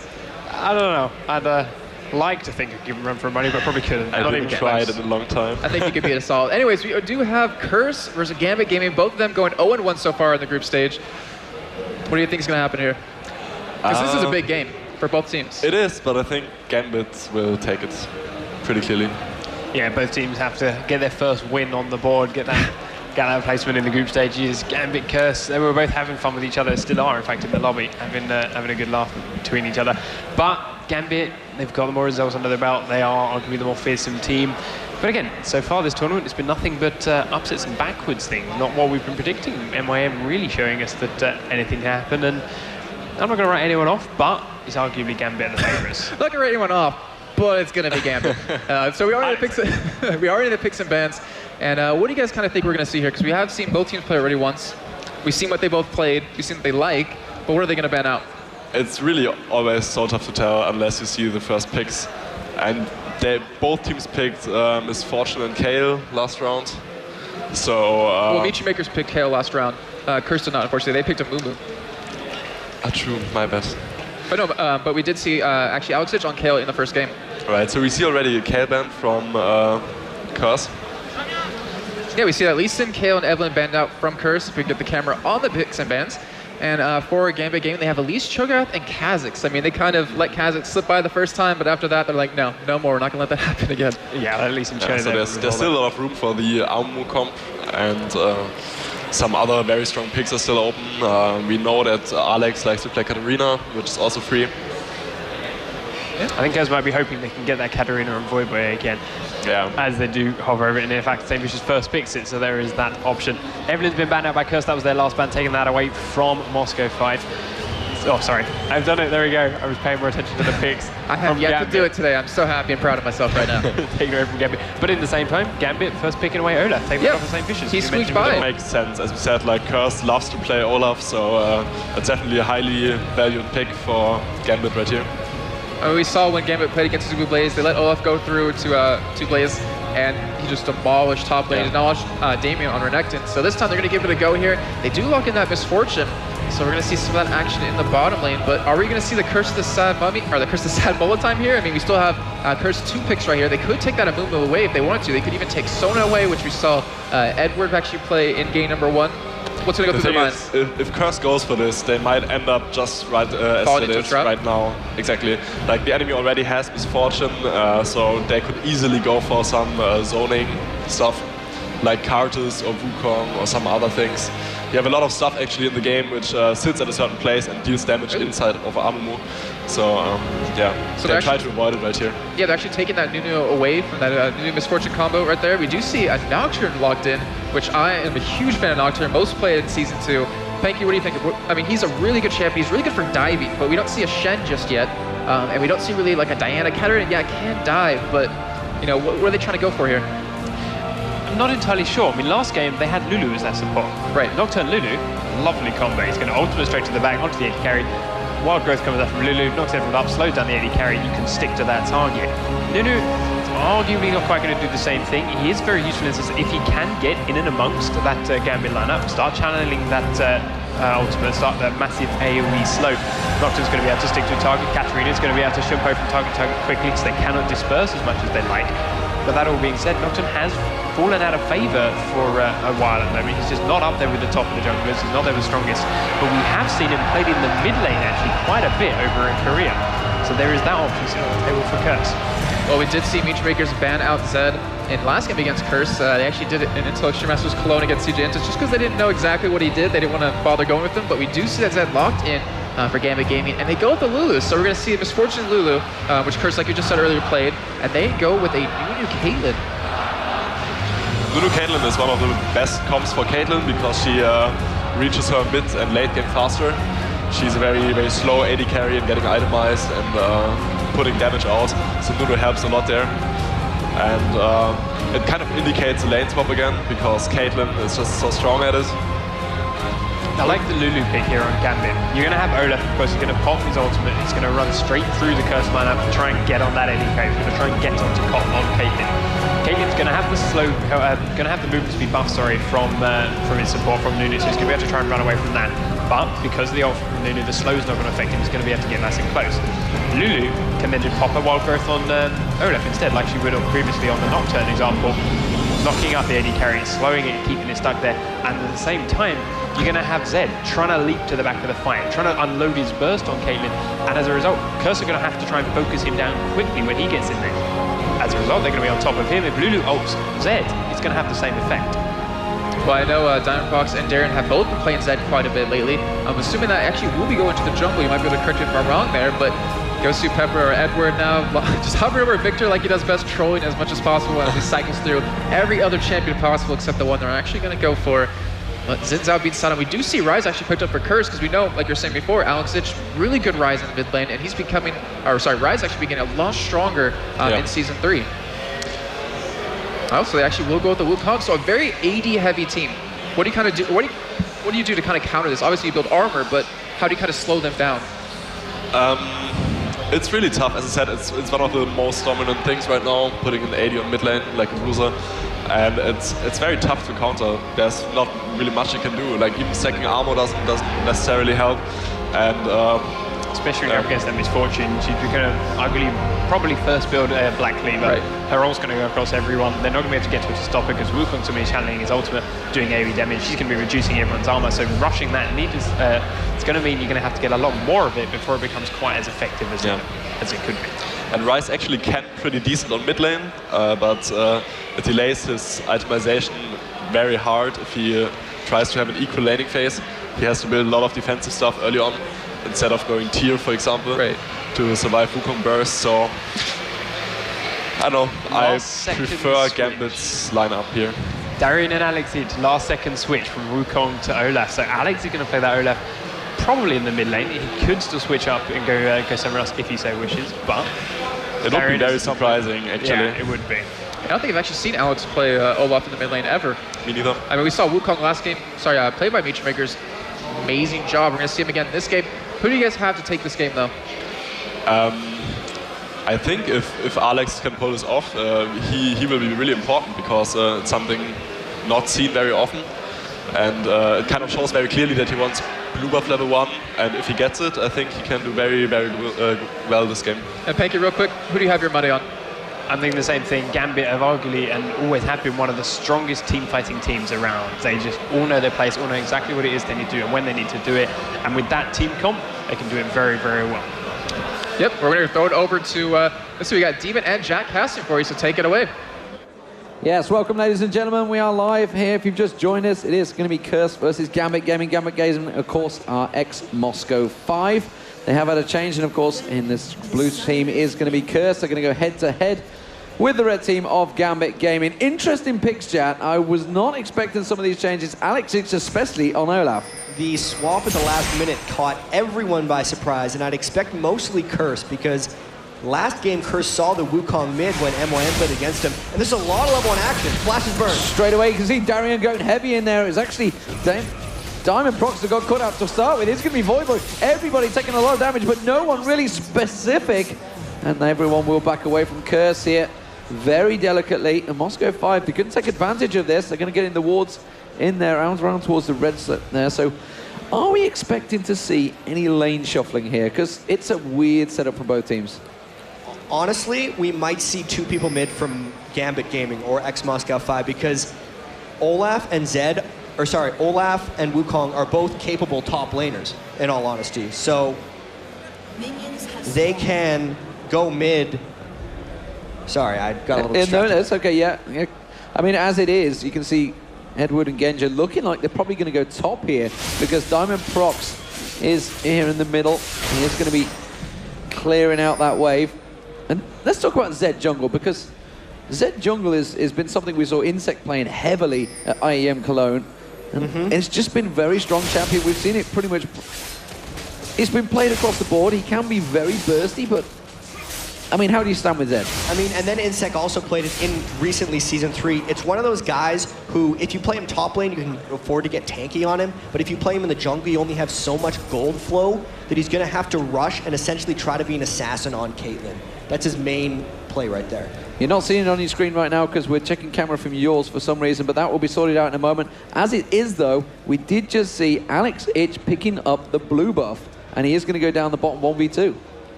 That is a pretty good play. That's something we actually saw Voyboy do back when he was on CLG, is he would be Olaf, get the blue buff, and then just spam X in lanes. He would destroy people with that strategy. So you can see Wukong is going to be top. So let's go through the lanes one by one. Darien versus Voyboy. It is going to be Wukong versus Caitlyn. It's going to be tricky there for mainly Voyboy. The last time he was, last game he got completely decimated by MYM's tower diving. I don't think that's going to happen quite this time, but it's teams that are finally willing to 1v1 against him. Let's see how it goes. So the mid lane, of course, it is going to be Rhux. Rhux standing in. Nijaki couldn't come here. Didn't get a visa for Poland, but obviously he is a Chinese national, I believe he is, and he is straightforward. But Genja and Edward, and it's going to be formerly Gosu Pep. It's going to be Lulu Misfortune versus Rise. I mean, surely Rise is just completely outdistanced here. This is something that's going to be a huge issue. For the most part, Rise has a huge issue just shoving 1v1, but considering it's now the 2v1 shove lane against him, Rhux is basically screwed in this lane unless something happens for him. So Rhux is definitely forced well away. Let's have a look towards the bottom. Of course, Alex did pick up that blue buff. Olaf is a very strong 2v1 laner, but he's against a Nunu Caitlyn. And with the blue buff, it hasn't really done all that much for him early. 15 minion kills. It is more than Rhux has in the mid lane, but he's still lost about a third of that turret. He's not able to really aggress or do anything crazy. As he's walking right into Saint. Straight into Saintvicious. The fear is going to go off, but it's walked him towards the turret. That may well have saved his life. Yes, it has. They're not going to dive him, and it does mean he gets away. The turret walk was friendly for him, and a really good job here by Diamond coming down to prevent against a possible tower dive. And another good job by Elementz warding that brush to make sure they didn't dive into 2 members. Straight away, managing to get vision of that one and immediately reacting to it. Let's have a look towards the mid, and let's go through the CS in terms of all the lanes. You can see the 2, actually they're out of position. I'll level them up. Apologies for that, but I mean, Zed in the jungle versus a Nocturne, very much even between the 2, but Voyboy, we've seen him performing brilliantly on Katarina at the weekend in the North American regional qualifiers. How is he going to level up? I mean, Wukong should be banning. Oh, let's go down into the middle, and I missed the damn first blood. I knew it! The first blood for Rhux. Basically what happened is he walked a little bit too far out. He got caught by Glitter Lance on Lulu and just got dropped down. They didn't even have to burn Flash or Ghost on Genja, so that is even more trouble for mid lane. I mean, we knew he was screwed from the start. It's just they never sent help for him. Well, as it is, I mean, Wukong technically in this top lane against Voyboy. He's a level behind at the moment on Voyboy. Let's have a look between the 2 experiences. You can see it's pretty much a full level distance between the 2 at the moment. How much will that play into really how they're going to play? You'd expect Darien to just sit on the turret. It's surprising. I mean, Wukong is such a strong champion if he can escape laning phase, which is why last game MYM actually played a mid, because he was able to escape there. Voyboy putting a lot of pressure on him early here. I wonder if he's going to be able to counteract that, because Voyboy's Warmog's Katarina is going to catch on fast, and I think that's what he's going to be going for this game. Yeah, we see Gambit backing off in that mid lane. Of course, we did catch a glimpse of Elementz and Saintvicious both having a look towards him. Alex is getting a bit of poke. He's actually pretty low down the bottom now. The last crit shot didn't come from Cop though. It didn't bother putting it on him, and he is going to have to back off to the turrets. Let's look through the builds, Jatt, and how things are starting to balance out. We do see the first Giant's Belt, of course, from Voyboy. You know, 1 Giant's Belt to 0, Curse is in the lead, right? That's how people are keeping score lately. Not 100% sold on that. I think the builds are really still developing here. The Giant's Belt is the only thing that stands out, but mainly we got to check bottom because the turret going down is the first big move of the game. Yeah, and we obviously predicted that to see Alex backing away, so that blue buff not really helping him out in a great deal at the start. Gambit Gaming, of course, they were on the back end of a real hiding from AZUBU Blaze, and as were Curse. MEETYOURMAKERS really putting up a fantastic performance here in front of the home crowd. It's going to be interesting to see how these guys develop because they're both under pressure here. Moscow 5, they've just never really got their flow going since, I guess, really since their trip to Shanghai, maybe. It's been tricky for them. I mean, IPL 5 was a really stacked tournament. I think they finished 4th in there. Yeah. I could be wrong with that, but it's definitely not the Moscow 5 that everyone remembers from mid-season 2 where they were just dominating everyone. I don't know if any team's going to ever reach the level that Moscow 5 used to be on, but Gambit Gaming really has to make sure they win this one if they want to stay in it, because thinking that they would get knocked out in the group stage would never even been thought of before, even this tournament. So we have the lane switches coming back around, the duo lanes both in the mid now. Elementz putting a pink ward down in that bush, making sure he doesn't get anything spotted out. And of course the combos, how do you balance these two combos out? Of course we know about the Misfortune crazy bullet time, but Nunu Caitlyn, it's such a shove lane. And right now, the big advantage is to Curse because Genja and Edward went mid to try to get the turret. Whenever you do 2v1 lane swaps, it's really a race to which duo can kill the turret first. And Nunu Caitlyn killing the turret first, despite Nunu not being able to attack the turret, is a huge win for Curse in that situation. We do see Alex Edge picking up the blue buff again. He's just going back down towards that mid lane. And now it's going to be Alex versus Rhux. So it's going to be Olaf versus Rise. They're both at around level 6 and 7. How do you stack those two? Alex is going to run straight for Rhux as soon as he has an opportunity, and he won't be able to defend himself. He's got a Tear of the Goddess, no defensive items. Alex should be able to pretty much free farm this one out. That's a bad matchup for Rhux. He's really far behind right now on Rise, and putting him into a long lane like that doesn't really help. Well, he managed to just ward out that bush there, which Diamondprox will have seen him do. So instead, he's going to try and ninja his way in towards this bottom lane. In terms of gank-wise, you got to think this one should be a success. If they can get exposure onto Rhux, they may even try to tower dive. They might not feel safe going in, knowing that Saintvicious' Nocturne is level 6 and potentially could be anywhere. But if Rhux pokes his head out even the slightest, they're going to be going straight onto him. You do see them actually just going to push the turret by the looks of it. Of course, Gambit lost that bottom turret already. Mid turret, meanwhile, under pressure as well. Let's get back up towards there. You can see Stan not really done a great deal of damage to it yet, but they have a great big wave with the siege minion here, and Edward's only the only one defending it. We are going to get Genja coming back. He hasn't got bullet time, so they're just going to keep on shoving this one. Let's have a look towards the top. How's it going between these two? Darien and Voyboy. Voyboy still at full level ahead. Yeah, he's kept that small advantage pretty steady throughout it. So he had, I think, 30 to 20 at the start of the game as Nocturne goes off bottom. Straight down the bottom now. Rhux did get taken out. Now Saintvicious is in trouble. They should be able to dive this one, but they didn't manage to trade the aggro of the turret well enough, and Diamond kept that aggro, and he is forced to back away. Of course, they were a tower deep. Elementz comes around here.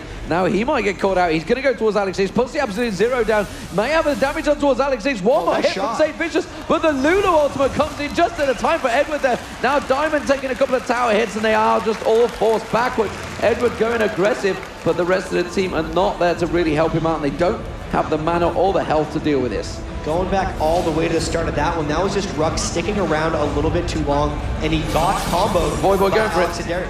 Voyboy diving in towards Edward there. There is no turret, of course. He should be able to take Edward down. It was Alex Ditch was the ultimate target. Puts the shield on himself. Edward continues on. The axe does hit Voyboy, and he just turns and says, sacrifice myself so Alex can get away.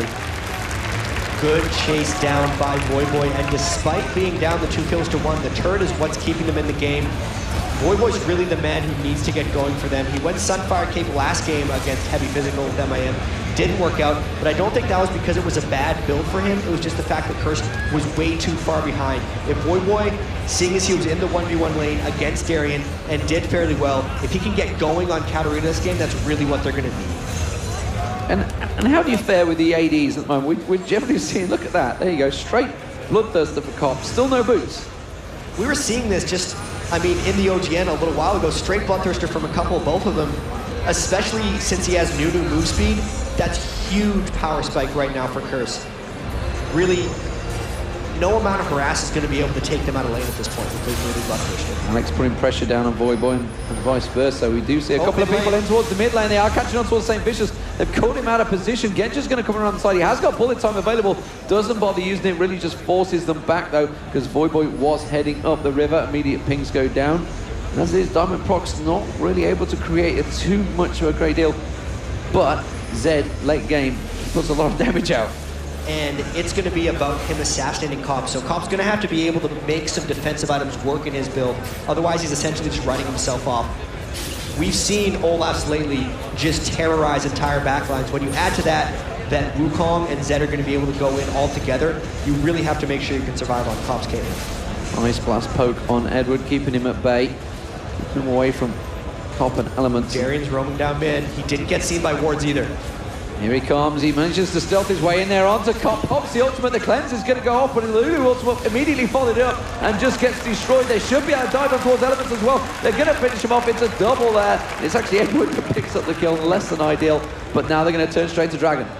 Just lack of ward coverage, and all of this is snowballing off of Rhux's inability to do anything. He got shut down mid lane 2v1. Everything else is off of that. He was so pushed back in the top lane that Darien was able to roam down. They get the Dragon free and take a bit of a lead.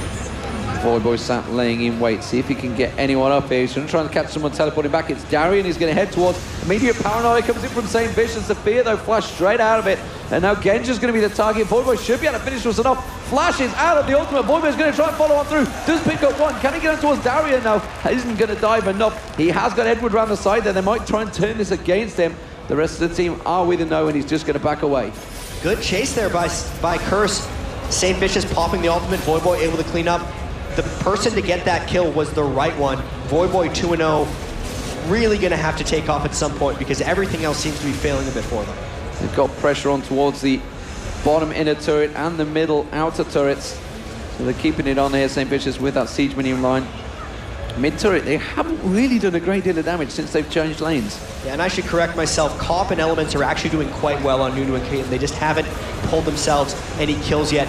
They're really trying to get this turret back. If they can get a turret lead. Oh my god! Just absolutely obliterated there. Rhux killed him nicely and Cop picks up the kill. And now you can see that turret just getting chunked straight down. I think it's going to be too long in this world. Cop's going to get in. One more shot. There it is, enough to take him down. They're going to go towards Genja now. Genja turns the target, and that's going to be a flash prison straight away. They are just going to destroy him where he stands. Genja, I'm not too sure why he didn't go towards his own turret. Got caught out, and I got to hand it to Rhux there, making himself useful because O2 Rise with just a tier, couldn't do much, did not hesitate to burn his flash, get the kill on Misfortune, which is allowing them to go onto this turret. But again, they have to be careful. Darien waiting in the wings. Alex, it's now coming up towards the turret. The rest of Curse here, they're going to approach from both sides. It's a pincer effect. They're going straight for Rhux. Rhux gets destroyed. The ultimate goes on. Voyboy's going to get caught out by that one. Elementz seems to be the target now. Alex Itch onto him. Does manage to get the pop. The Lulu ultimate bounces him in the air. Voyboy now the target. They pick up 2 exit frags there effectively for Gambit Gaming. Stuck around too long, and the flank from Gambit was awesome. Darien and Alex came in from opposite directions and just obliterated Rhux pretty much immediately. From there, Curse couldn't quite fall back in time, and Elementz ended up having to give up his life.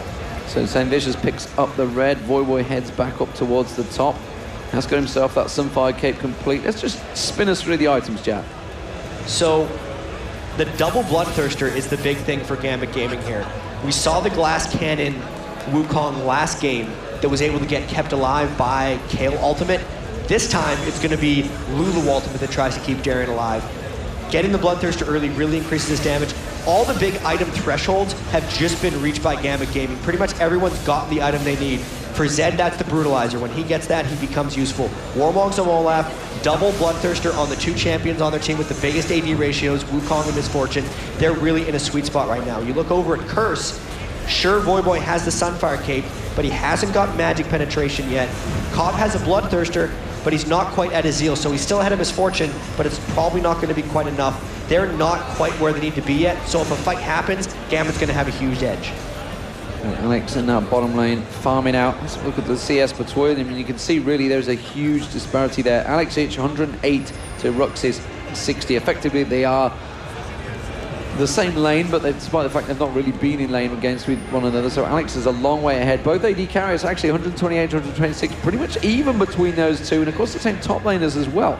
Darien and Voyboy 122, 128. The jungle is very much even, so really the big difference in terms of gold is very much stacked on Alex Hitch. You can see the gold difference straight towards Saintvicious here. Diamond getting aggressive on him. He's going to force Saintvicious away from here. What are they pinging towards? You can see Voyboy is coming down. They're going to try and put the pressure on this turret. This turret will be gone, but Voyboy is going to come straight in. Question is, will it be close enough? There's going to be the paranoia on towards Diamond. Diamond's the target, and Saintvicious is taking a lot of damage. Here comes Voyboy. Voyboy should be able to get the damage down. He's going to try and chase on towards it. Edward has to use the ultimate on himself. The wild growth, he flashes away. Now which target they're going towards? Saintvicious getting taken down very low. Alex is in trouble here. He's been separated. Meanwhile, at the top here, you can see Voyboy. Voyboy collapsing on towards two of them. Pops his ultimate. Rhux has taken out Alex Hitch. Now should be Diamondprox going down. Voyboy, one more hit. There it is. Takes him straight down. Picks up the double kill. 3 for 0. Great exchange for Curse. Amazing job there by Saintvicious. We thought that in a 5v5 team fight, the Gambit was going to take him, but Curse just got the jump in that 3v3. Amidst all that, they're taking the top turret as well. Yeah, Curse really turning the advantages on here, and that's pulled the gold back level. 24.8 to 24.8, 7-6 in kills. Just 18 minutes nearly coming up into this game. Jatt, taking it into late game, who do you give this one to in terms of team comps? It's really, really tricky to tell because there's so much assassination and just straight up damage potential coming out from Gambit, but they don't have diversified damage whatsoever. So if Curse can manage to stack enough armor, it's going to be really difficult for Gambit to take it in. Even with Black Cleavers and Last Whispers, you still can't get through all of it if all they have to do is build armor and health against you. The big thing's going to be how big do Cop and Voyboy get, because that's where all their damage comes from. Cop really has to be able to stay alive, which is so difficult against the multi-dive that Gambit can come off in. I'm not really ready to call it yet until I see who gets the big-time farm. Who does get the big-time farm? We're seeing to double boots of mobility now for Gambit, so they're looking to try and get some of those maneuverable ganks. We do see the pink wards coming out, the wards on towards the blue buff as well. They're going to be well aware. Are they going to go try steal? Yes, they are. Voyboy comes in, tries to go for the steal. Didn't see whether he got it or not. He's got the red buff on him though, and this is going to be a pressure back and forward. Voyboy, of course, Chunk-Po was just used a moment ago, but it's going to be back up on Rhux, taking the damage up towards Darien. The ace in the hole comes across as well, but the Ludo ultimate puts a wild go straight down. That's going to be bullet time hitting across the entire team. Surely Gambit should come out on top of this one. Saintvicious is still very strong though. Picks up one. It's a double kill though for Darien. Darien meanwhile turning on towards Cop. Cop's got to try and escape this one. Alex Hitch taken very low and nobody really strong enough to try and chase it. Instead they're going to pick up the blue buff, but very close exchange, Jatt. That was a cluster of a fight that Curse really got caught into. They thought they'd be able to get the pick off onto, I think it was Darien they were chasing, and it just got completely ripped around on them. The timing could not be worse either because the dragon spawn is up and they're going to lose that as well. So that was just, I mean, we even lost vision of the action almost midway. We weren't sure where all the damage came from, but it was mainly giant spinning Wukong with bullet time, and from there everyone on Curse was too low to fight. So Genja's going to back off. You can see the gold they're stacking up. He's got 1,400 gold on Gosu Pepper, so what's he going to go back and bite? Of course, he's going to get that Ruby Sightstone. And of course, the Dragon Ball, Kindle Gem, along with an Oracle's picked up 19.5 minutes. So we'll see what Edward does with that one. As it stands across the board, in terms of gold, you can see top lane, 600 gold difference between the two. The mid lane really is where the big difference is though. 4,800 to 6,200, huge gap there. But Cop with a 400 gold advantage of his own. So that's the saving grace for Curse currently. And you got to keep in mind that he's getting the gold value of Blood Boil as well. As Curse tries to collapse mid, maybe they can get Diamond. They might try and catch on towards Diamond. It's going to be the paranoia on towards him. Has to use his ultimate himself. Dodges out of it. Tries to be as mobile as he can, but you can't escape 4 members of Curse. And it's actually Elementz that picks up the kill with the Ice Blast. Well, now with that, they're going to be pushing up mid. Really no escape Diamond had from that. He got completely caught out, and then he was completely bailed on. So Curse going to try to continue their turret lead here. They can get the 4th turret. That's going to be a huge hit to Gambit's map control. And they're probably just going to power this one down. Rhux tanking. There it is. It's going to be the turret down. 4-2 in terms of turrets, and they immediately back away from the aggression. Don't want to get caught out. And they have really good ward placement actually throughout the enemy jungle, but Gambit can see them. They know they're going towards red, and I'm not too sure they're ready to give this one up at the moment. Darien wants a piece of this one. Genja's going to come around. Alexic is there as well. The red buff is going to get picked up, though. And Darien was a little bit too late and ends up standing on the trap. So everyone backs 2 lanes, and Curse continue to try and pressure a little bit of advantage, but they are still behind in gold, of course, because that dragon was picked up by Gambit. And the team fight they lost in Gambit's jungle is not gone from their memory. They realize how badly they got caught out. They know they have to get more health and more armor before they're ready to team fight next. So Curse do back into their own jungle. We do see this top lane now being pushed by Alex. He's going to try and take advantage of this one. And to be fair, he should be able to get it. Curse have all backed away. Whether they're going to be aware of it, they do have Diamond coming up there as well. They've got 3/4 of the health. Honestly, they could just push this one through. Do they know the placement of the team? I think they're guessing that Curse have gone back. They're just going to power through this one. Good map control, good map, not control, but awareness by Gambit being able to take this one. And I really want to watch to see how Rhux carries himself through the rest of this game, because he's in such a difficult situation right now. Filling in for Nijak, he's thrown into a very hostile environment up against Gambit Gaming with pretty much the whole trip on the line in the second game of the day for them. He's started 0-3 as well, really having to step it up. Yeah, it's a trip that's been pretty exasperating for Curse. It's been a long flight for them, of course. Just had the pressure of the Season 3 qualifiers that they did make it through, so they're into the North American League competition as it stands. So Gambit are definitely stacking themselves up here. They look like they want to go aggressive here. They're being the bullies of the game at the moment. It seems that they've judged that Curse don't want to fight. There's been a lot of bullying going back and forth, in all honesty. Just the fact that 7 turrets are down at 22 minutes, 4-3 on each team, means both of them have been pushing very aggressively this entire time. And most of the kills have really just come from a team overextending. So they might actually end up backing off a little bit from all this straight-up aggression they've had recently. They do. They return to farming. And as it stands between the two, gold stacking up. Alex has got himself 1,400, 1,300 as well on Darien. So let's see if they do get back and buy. Home guard boots, of course, coming out for Darien. So he's going to be pretty speedy if and when the action happens. Got himself a Giant's Belt as his standard place. There's home guard boots for Alex as well. So get himself set up for quick defensive duties should it be required. And everybody seems to be doing just that. Diamond now goes back, gets himself, let me guess, home guard boots? Yeah, I think Giant's you're right. Belt? Oh, I didn't get the home guard boots. Giant's Belt's just as good. So the Warmogs and the Giant's Belt items really coming in huge. I'm surprised that Genja has not went for a Black Cleaver. They picked Misfortune in that first game against AZUBU as well. Obviously that game was over much sooner, but he decided to go against the Black Cleaver build in that situation as well. It would really benefit them if he picks that up as his next item, so they're able to shred through the majority of Curse's armor. Well, Alex shows himself down that bottom lane, and looks like Curse are going to try and take that chance to try and clean out the Baron pit. You can see that Elementz is in there with that Oracle, starting to hoover out as many wards as he can. Diamond's got to be careful. We've seen so many ganks in that bush just over the last weekend. People just straight face checking it. Elementz is going to clear out another ward, and Voyboy's going to place them out. They want to try and start beating around this Baron. Yeah, so both teams trying to clear as much as possible. The big thing here is, though, Edward's Oracles is up in about 30 seconds, so Curse is once again going to have full map control.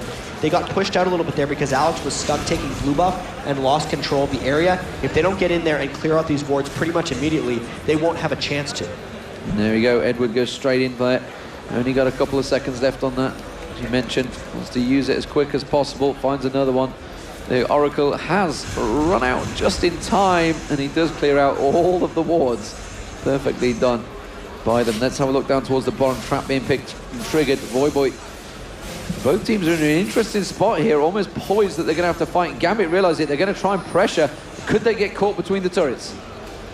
They're trying to get in. This is a very interesting situation, but Curse looks like they're going to be able to fall back. All it's going to take is Darien to decide to go in, and the fight will happen. Once Alex ghosts and Edward Lulu ults the Wukong, there is almost no escaping for Curse. Well, we saw it a moment ago with MYM, of course, going very aggressive. Alex going around the back side of Curse here. Got to be careful, and that's Darien almost going in, trying to bait into a fight there. Just off at the side, didn't manage to call anything in there, and Curse instead choose to mop out and clear up all the wards again. It's a ward farming session between the two. 25 minutes gone.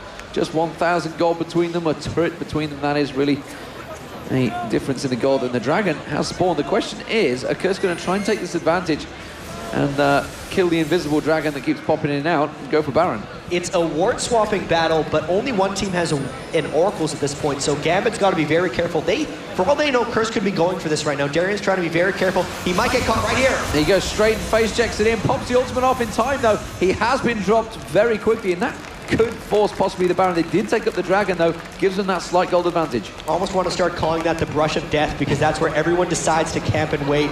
Again, they're trying to go in, and here comes another! What are you doing, Diamond? He just goes straight back in, face checks it. He does get out with a Lulu ultimate. Paranoid turns that straight back around. They go back in, acing the hole on towards Edward. Pops him down very low as well, and Genja's going to try and run away from this one. Saintvicious, the damage on towards Genja. He gets dropped by Rhux. Alex Inch tries to go aggressive, but he is 1v4, and you just can't turn that around. Saintvicious survives, and that was a 4-for-1 exchange, and you just got to wonder, why did they check straight back into that bush? It was really an odd decision, because they decided to go for a Dragon when they knew Curse was posturing around Baron. And then Darien checked once he was down, instead of trying to run around the back and place wards. I think they were actually out of wards because Edward's Sightstone had probably ran out of charges, so everyone kind of decided to check 1v1. They didn't know who to go in with, and it was just one after another pretty big errors by Gambit Gaming. And even after all that, though, they still have a gold lead, which is a little fun. Well, that gold lead is what's keeping them in it. Curse seems to be the more tactically astute at the moment. Gambit Gaming just getting caught out of position. These face checks, they could turn around to bite them. We've seen it in plenty of games in the past. The question is, can Curse turn this into their advantage? Voyboy got took out. It was the only death in that game, that fight. But you can see he's got that Riders completed. And well, Darien, he's very deep, all on his own again. The rest of the team's starting to react. Alex Inch is a long way off, though. And immediately, the Oracle from Elementz, they're going to start sweeping again. Well, now we actually have the reverse of what just happened, because Elementz' Oracle has about 30 seconds left, whereas Edward picked up a completely fresh one. Mid lane. So unless they decide to fight almost immediately, we're going to see it flip, where Gambit's going to be the ones allowed to wait in the brush. Ace in the hole use there, caught on towards Alex Inch. Happy to block it. We did see Edward being cunning with the Glitter Lance and firing it into the Baron, so the Baron got a good 2 hits on towards Elementz, which is why he's down around about half health at the moment, but they are continuing to sweep out those wards. And Gambit still on their heels. They're only down 1 turret, they're up in gold, down in kills, but because Genja went over to bottom lane to clear out the wave, Curse going into the Baron pit. With the last breath of Elementz' Oracles, you saw there were no wards inside Baron, but they still decided to fall back. They do fall back, and immediately Edward puts that ward in towards the Baron pit, gets the vision in it, and the rest of Curse do back off. Voyboy very much solo at the moment, but he's going to back away. Are Gambit going to try and take this small advantage, realizing that Curse may be backing away? Can they shove on towards the turret? No. They're just going to have this little duel and dance in between the middle. And this could actually continue for a little while.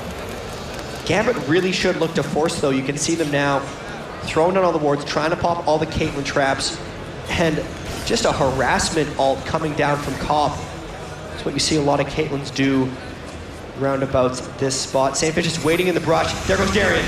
Goes straight in towards it. Saintvicious does get caught out. You can see Darien not really catching them towards any. Diamondprox taking out very low. Diamondprox got popped there, but Darien with the ultimate gets exhausted straight away. The bullet time is going to hit across. He manages to take down Saintvicious, but Rhux picks up another one. That's going to be Voyboy. Going to get dropped. No, Alex Inch is going to turn on one, gets another, but it's a double kill for Rhux. And now Edward, the last one standing, he's going to run away, but Rhux should be able to catch the prison on him. That will be Edward going down. That's a triple kill, and that is the ace for Curse. No one got on to Cop during that entire fight. Diamondprox, who's supposed to be the assassin on Zed, couldn't get through. Darien ulted without getting there. The bullet time didn't even reach him. Cop is the biggest threat in the new Caitlyn comp position, and they're just rushing down this middle inhibitor turret, and Rhux picking up the triple kill off the end gets him completely back in the game after a horrendous start. It just seems to me that Diamond couldn't get in a position. Everybody was kind of trying to dive for Cop, but they all just got caught out. And very nicely by Rhux with that prison. And one by one, they kind of went in instead of a straight-up 5v5 fight, which is really what they need for bullet time to be fully effective. As it stands, though, everybody backs off. Everybody goes back to buy. 1,800 gold for Cop. That's going to buy himself a nice, fat last Whisper. And he's doing the smart thing of building a lot of armor right now. He knows he's going to be the assassin target for everybody on Gambit. He's making sure that that's not going to be an easy thing for Gambit Gaming to do. More importantly, Voyboy's getting stronger and tankier every time these fights come out. He's picking up a chunk of assists. Rhux, of course, now is incredibly strong. Really, Cop is the only soft target. And he's not even that soft at this point. When you consider that Elementz is going to be sitting beside him, channeling Absolute Zero, which reduces attack speed, by the way. It doesn't seem like it would, but it actually does. And he's got the lock into the Iron Solari, which is going to throw up that extra, what it is now, 180 damage shield onto Cobb. They got a fair amount of protection to stop the dive from getting onto Cobb. So Curse position themselves, get the wards out, clear the wards in. They may try and turn this straight into a dive on towards them. Alex Inch is going to go diving in though. He's going for Saintvicious. That seems to be the softest target. Instead, Cop again, way up at the back there. Alex Inch gets the wild growth put on him. Bullet time goes off. Still didn't quite catch on towards them. Elementz will get dropped, and immediately Absolute Zero replies. Rhux manages to take down one.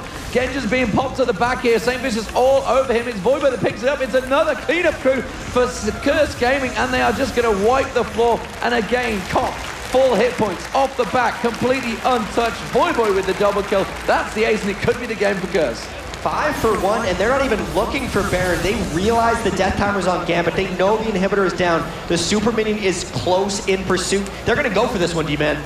This could be Gambit Gaming going out of the tournament. They've already lost to AZUBU BLAZE earlier on today. 24-14 currently to Curse. Tanking it up here. The minions come in. They're going to get one Nexus turret. Can they get the second? They should be able to. Yeah. There's 10 seconds still on the timers. They may turn this straight towards the Nexus. Curse Gaming are going to knock Gambit Gaming out of the tournament. A beautiful comeback from what looked like Gambit's game. And that really all just happened with the Oracle dance at the Baron pit. From there, they just won team fight after team fight. Their theory crafting and their builds were proper. They got armor on the right targets. They stacked enough health. And they really just took down Gambit, who has to be reeling after that one. Well, you've just got to wonder what's going through Gambit's head. They've come into this one as pre-Moscow 5. They finished 4th place. Was it joint 3rd, 4th? It was 4th place. I think so, yeah. At IPL 5. Great result in a big tournament, but really they have been obviously relaxing a little bit too much over the Christmas period. I hope that they haven't been practicing that much. Otherwise, they would really be going at each other. Like, coming in and 0-2ing, sure, they played against 2 really good teams in AZUBU BLAZE and Curse NA, who's, even with Rhux, showed them they can beat Gambit. If they're coming into this 100%, that would raise a lot of eyebrows. And it certainly will raise a lot of eyebrows. It's going to raise the confidence level for Curse. Of course, they're going to be playing against the AZUBU BLAZE shortly, and that's got to give them the confidence. They've got to go into that game and they've got to win, because they've already had that loss to MEETYOURMAKERS. Fantastic performance though, but Gambit Gaming, the first tournament under their name, they are not going to get out the group stage. Yeah, there's still a chance. There is a chance there could be a 1-2 period across the entire team, yeah, with a tiebreaker, but I'm not convinced on this one. Especially since that was a 32-minute loss, it would be pretty tricky for them. That's really tough for them. Yeah, fantastic stuff. So we're going to go over to our expert desk and see what they thought of the game. Welcome back to the Experts Desk, and guys, I don't think I'd actually be saying this, that Gambit Gaming 0-2 in group stage. I don't think I would ever say that. Yeah, it's a big surprise. I think nobody expected it. Yeah, that was really well played by Curse. I mean, they did an amazing job. We have a couple of replays hopefully we can actually do this time. But before we get to that, I mean, Panky, what was your take on that game? There was a couple of shaky moments from Curse at the start, one of which we're going to show up as soon as these replays come on screen. But ultimately, we mentioned in the champ selects, in the load screen, and Deman and Jatt themselves, Gambit, they're known for their team fights. They're known for being really strong in those positions.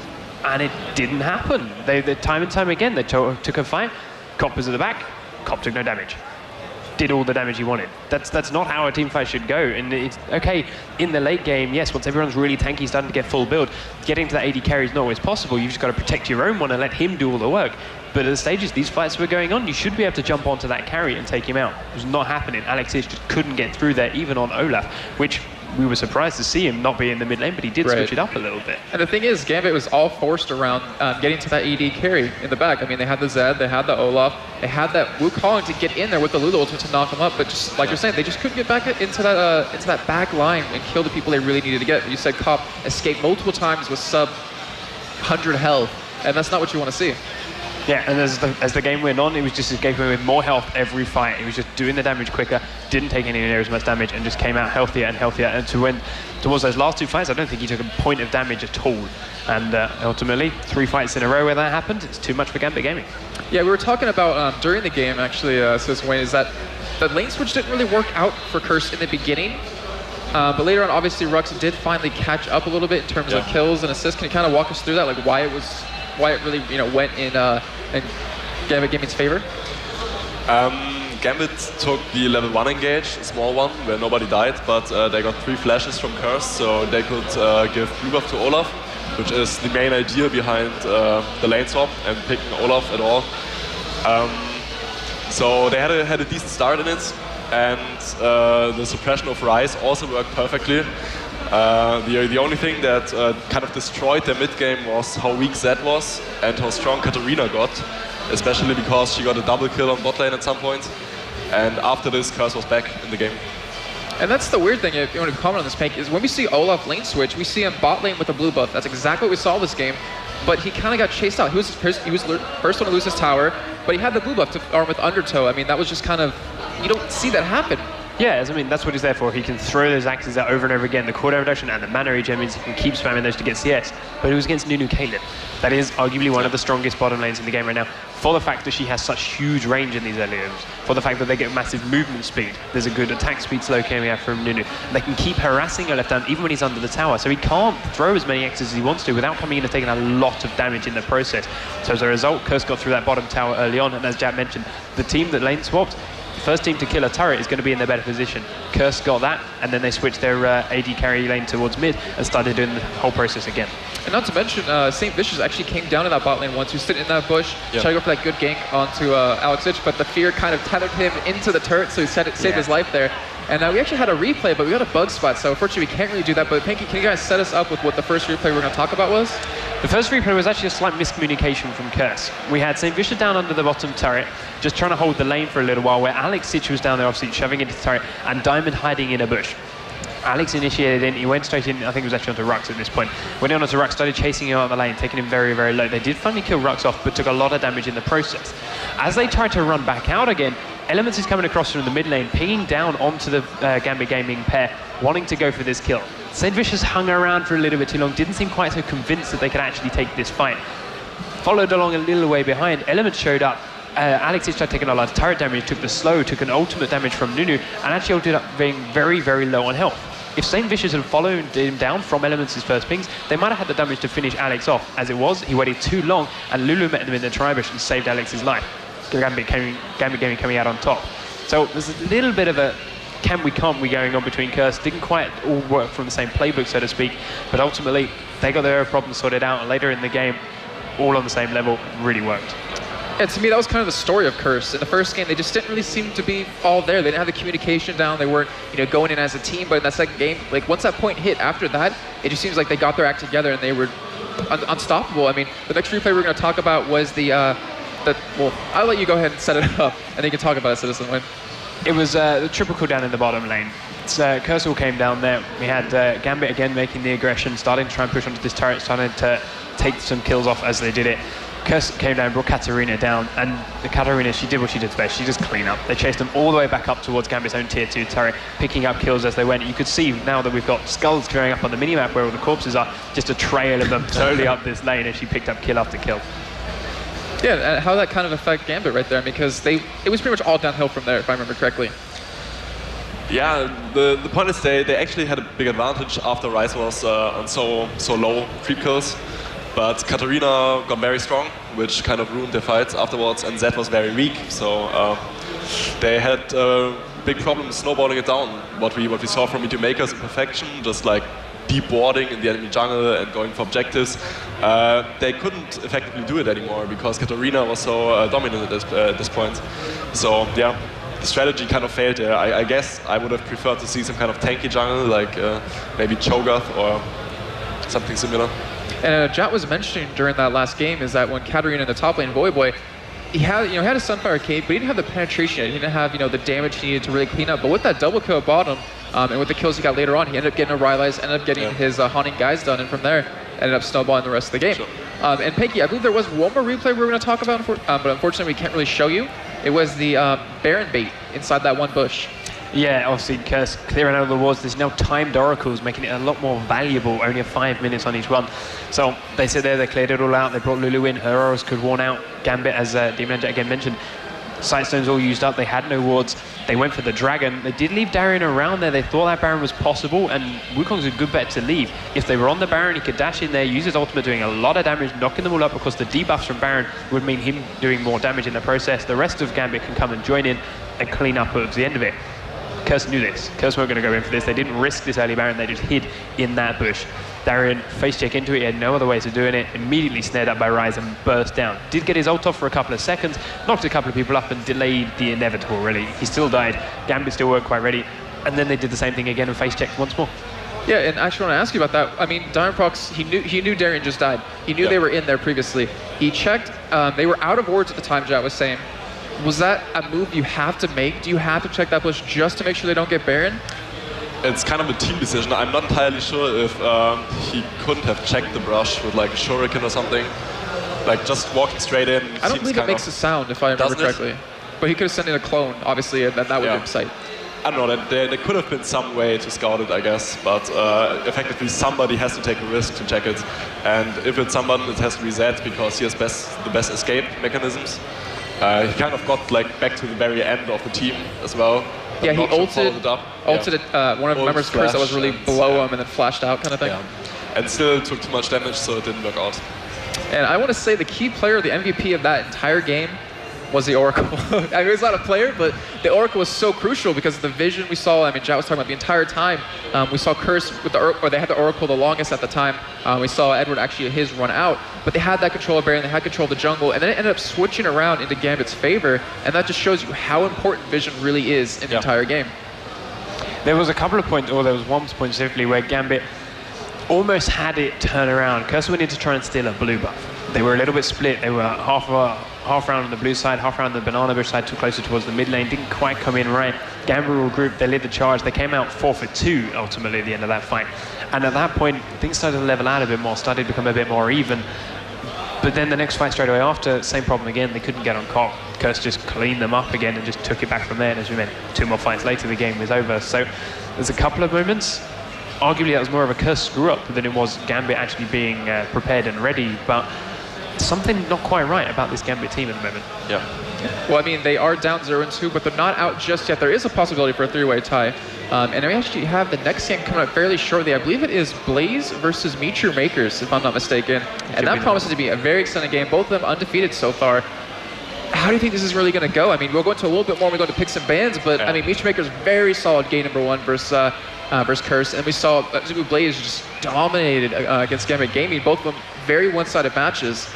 Do you think we're going to see like a really even, really good kind of match? It's a really tough call. I mean, MEETYOURMAKERS played perfect, and it's their home crowd, kind of. Yeah. So I'd love to see them do well, but AZUBU BLAZE is a team everybody knows. They play extremely solid and very well, and I've never seen them slack, really. So my call would be that it's very close. It's hard to predict the winner. I mean, we saw AZUBU BLAZE. We know they like to run, we've mentioned that the Korean teams over and over again, they like to run this Curse of the Sad Bullet time comp. MYM have shown us they have a strategy that works against that. They gave that to Curse, and they used this one against it. If they do the same thing with Blaze, it's going to be putting that comp to the ultimate test, but it could be what it takes to topple these AZUBU Titans, so to speak. So, could be in for a very interesting game from that. We could be seeing something completely different again. If AZUBU will have watched that game, they will have seen that strategy. They might not feel confident enough running up against it. We still see some bans tailored to that. We might see Wukong or Zyra banned out. Or they might go for a completely different strategy themselves and try something wholly new. Yeah, one thing that kind of worries me is that AZUBU BLAZE has had a lot more experience with this kind of combo with Misfortune, you know, kind of AoE compositions. And I mean, that's going to be a tough time for MEETYOURMAKERS, but we will be getting to that game fairly shortly. We do have another interview with the winner with Curse. Not sure who it is yet, but we'll see how it is.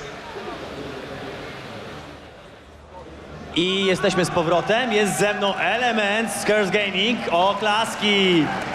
We are back, and with me here is Elementz, Cody Sigurdsson, right? It's correct? Cody Sigurdsson, Elementz from Curse Gaming. Cody, the match seemed really even. At the beginning, Gambit Gaming, I'm trying to say Moscow 5, but I have to remember it's not Moscow 5 anymore, it's Gambit Gaming. They seemed like they had an advantage, then you turned it, and basically did it go exactly as you planned, or was it? Yeah, I think we caught them out a few times actually. So we caught out the Wukong once with the Oracles. We caught out, I think it was Lulu, a couple times that enabled us to push mid and take all the little advantages that we needed. And from that we took Baron control and we forced them to make plays they didn't want to make. So they couldn't really push mid because it was either taken out outer tower or lose Baron. So they had to face check, and then we kind of just pushed the advantage from there and took the game. I think I won't translate that because that was a lot of talking, and I suppose that you guys understand it anyway. I know that you have one sub. Tell me what happened and why Jackie couldn't come. I think Jackie had visa issues or passport issues, so he couldn't come. So we had to sub in Rhux, and unfortunately when we got back from our Season 3 qualifiers, we had 1 day to practice, so kind of sucks. And kind of going in versus MEETYOURMAKERS, it kind of showed that we weren't really prepared as well as we should have been. But I think that was kind of like a shake the dust off kind of game, and we kind of got back into it versus them and show what we can do. Another question is, well, basically recently US as a scene kind of went down. It's not as vivid and as good as it used to be. You used to dominate, like really dominate League of Legends. What happened and why you are not dominating anymore? I think it was just, I don't think the North American scene took it as seriously as we should have. And you see a lot of European and especially the Asian teams from Korea to Taipei Assassins, those kind of guys, they really buckled down as whole associations. They got coaches, they got managers, they had everything. They had like 20-man teams dedicated to making them better, and we kind of just had, like a manager, and we kind of like, dink around and not really, practice as hard as we should have been. And they put in the effort, they put in everything they needed to, so they excelled way faster than anybody else. So it really comes down to a practice game and who's gonna put in more effort, and they did, so ultimately that's why they're ahead. Of course you're voting for your team to win the whole competition, but who do you think that has a chance to like really shine on this tournament? Well, I mean, I hope for MEETYOURMAKERS because they're new team and home favorites, so hopefully they can. Okay, so a round of applause for... Okay, and we are out.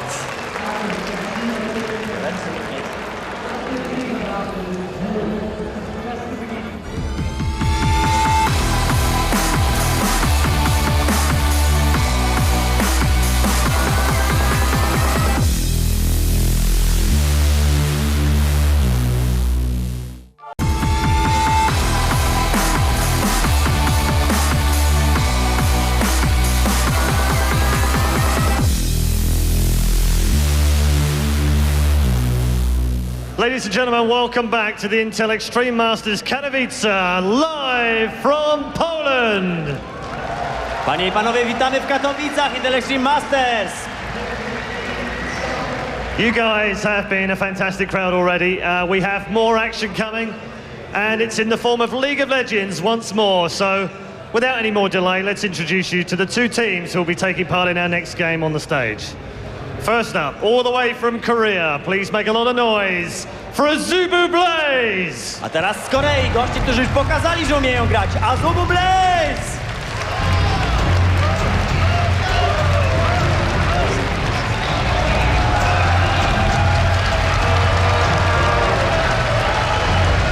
And going head to head with the Koreans who already won their first game. I think you guys might like this next team. It's MEETYOURMAKERS! Co ja mogę powiedzieć? MEETYOURMAKERS!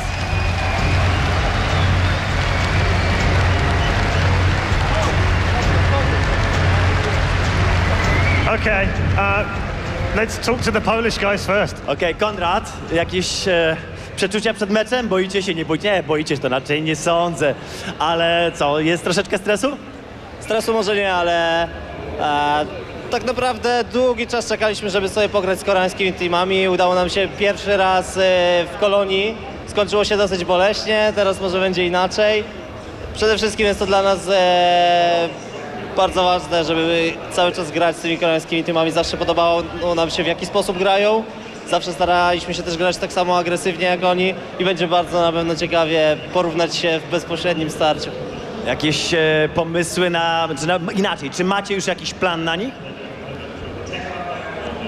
Powiem szczerze, że nic takiego szczególnego, gdzieś jeżeli coś tam mamy, jakieś tajne jeszcze coś tam pozostałości, taktyczki, trzeba też z głową chować je poniekąd, część wykorzystać tu, ale część jednak chować na tą Warszawę, która nieszczęsna jest za 4 dni. Dlaczego nieszczęsna? No nieszczęsna dlatego, że za 4 dni jest to po prostu zbyt mało czasu, żeby przygotować jakieś nowe taktyki czy strategie, także trzeba je jakoś tam podzielić między 2 eventy. Także no troszeczkę być może odgrzejemy jakiegoś starego kotleta. A powiedz mi, czy generalnie rzecz biorąc sądzisz, że kiedykolwiek w naszej części świata będziemy mieli taką profesjonalizację e-sportu, jak mają właśnie Azjaci? Jeżeli chodzi o organizację i publiczność, to mamy już tak samo profesjonalną, jeśli nie lepszą, a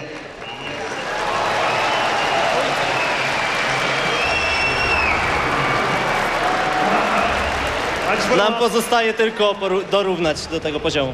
I want to ask a couple of questions in English, if I might. The Koreans over here don't speak very good English, and I don't speak very good Korean, so we're not going to get too much out of them. Are you aware of how big your clan is and how much story and history MYM has with Polish teams? Nie słyszałem o co. To może ja przetłumaczę w takim razie. Czy Konrad zdaje sobie sprawę i zdawał sobie sprawę z tego, jak wielką historię ma klan MEETYOURMAKERS? Yeah, of course. If we wouldn't done any research before joining MYM, you could call us crazy. So, of course, we are very informated and we're very proud of the MYM history, and we'll do our best to just maintain it. Well, good luck. Ladies and gentlemen, AZUBU BLAZE and MYM. Okay, it's time to send it over to our analysis desk. They've been at it all day long, hard at work, analysing and tearing it all apart. It's Jason and the guys on the analyst desk. A teraz oddajemy głos ekspertom. Oh, welcome back to the expert desk, and we do have a new member with us here. It is Jatt. And she's going from casting over to the expert desk for a little bit, but Jatt, Panky, we have AZUBU BLAZE, we have MEETYOURMAKERS, both 1-0 at the moment. How do you think this is going to go down? Because this is an important game. I got to give the... Wait, MEETYOURMAKERS is 1-0. Both teams are 1-0 at the moment. I got to give the edge to Blaze. MEETYOURMAKERS, I still don't know that as much about. They have strong history at the IEM events, but I don't think that holds a candle to the success AZUBU BLAZE has seen. Yeah, you can't argue much against that. Both teams very, very powerful. Yes, you have got IEM Singapore, you have got IEM Cologne, 3rd, 4th place for MYM, but AZUBU BLAZE just have that international presence. They've been all over the place. They've been to IPLs, they've been to the OGN finals. They are now in the 3rd, 4th place 3rd, 4th place match there most recently. So I think that experience is just going to trump what MYM have.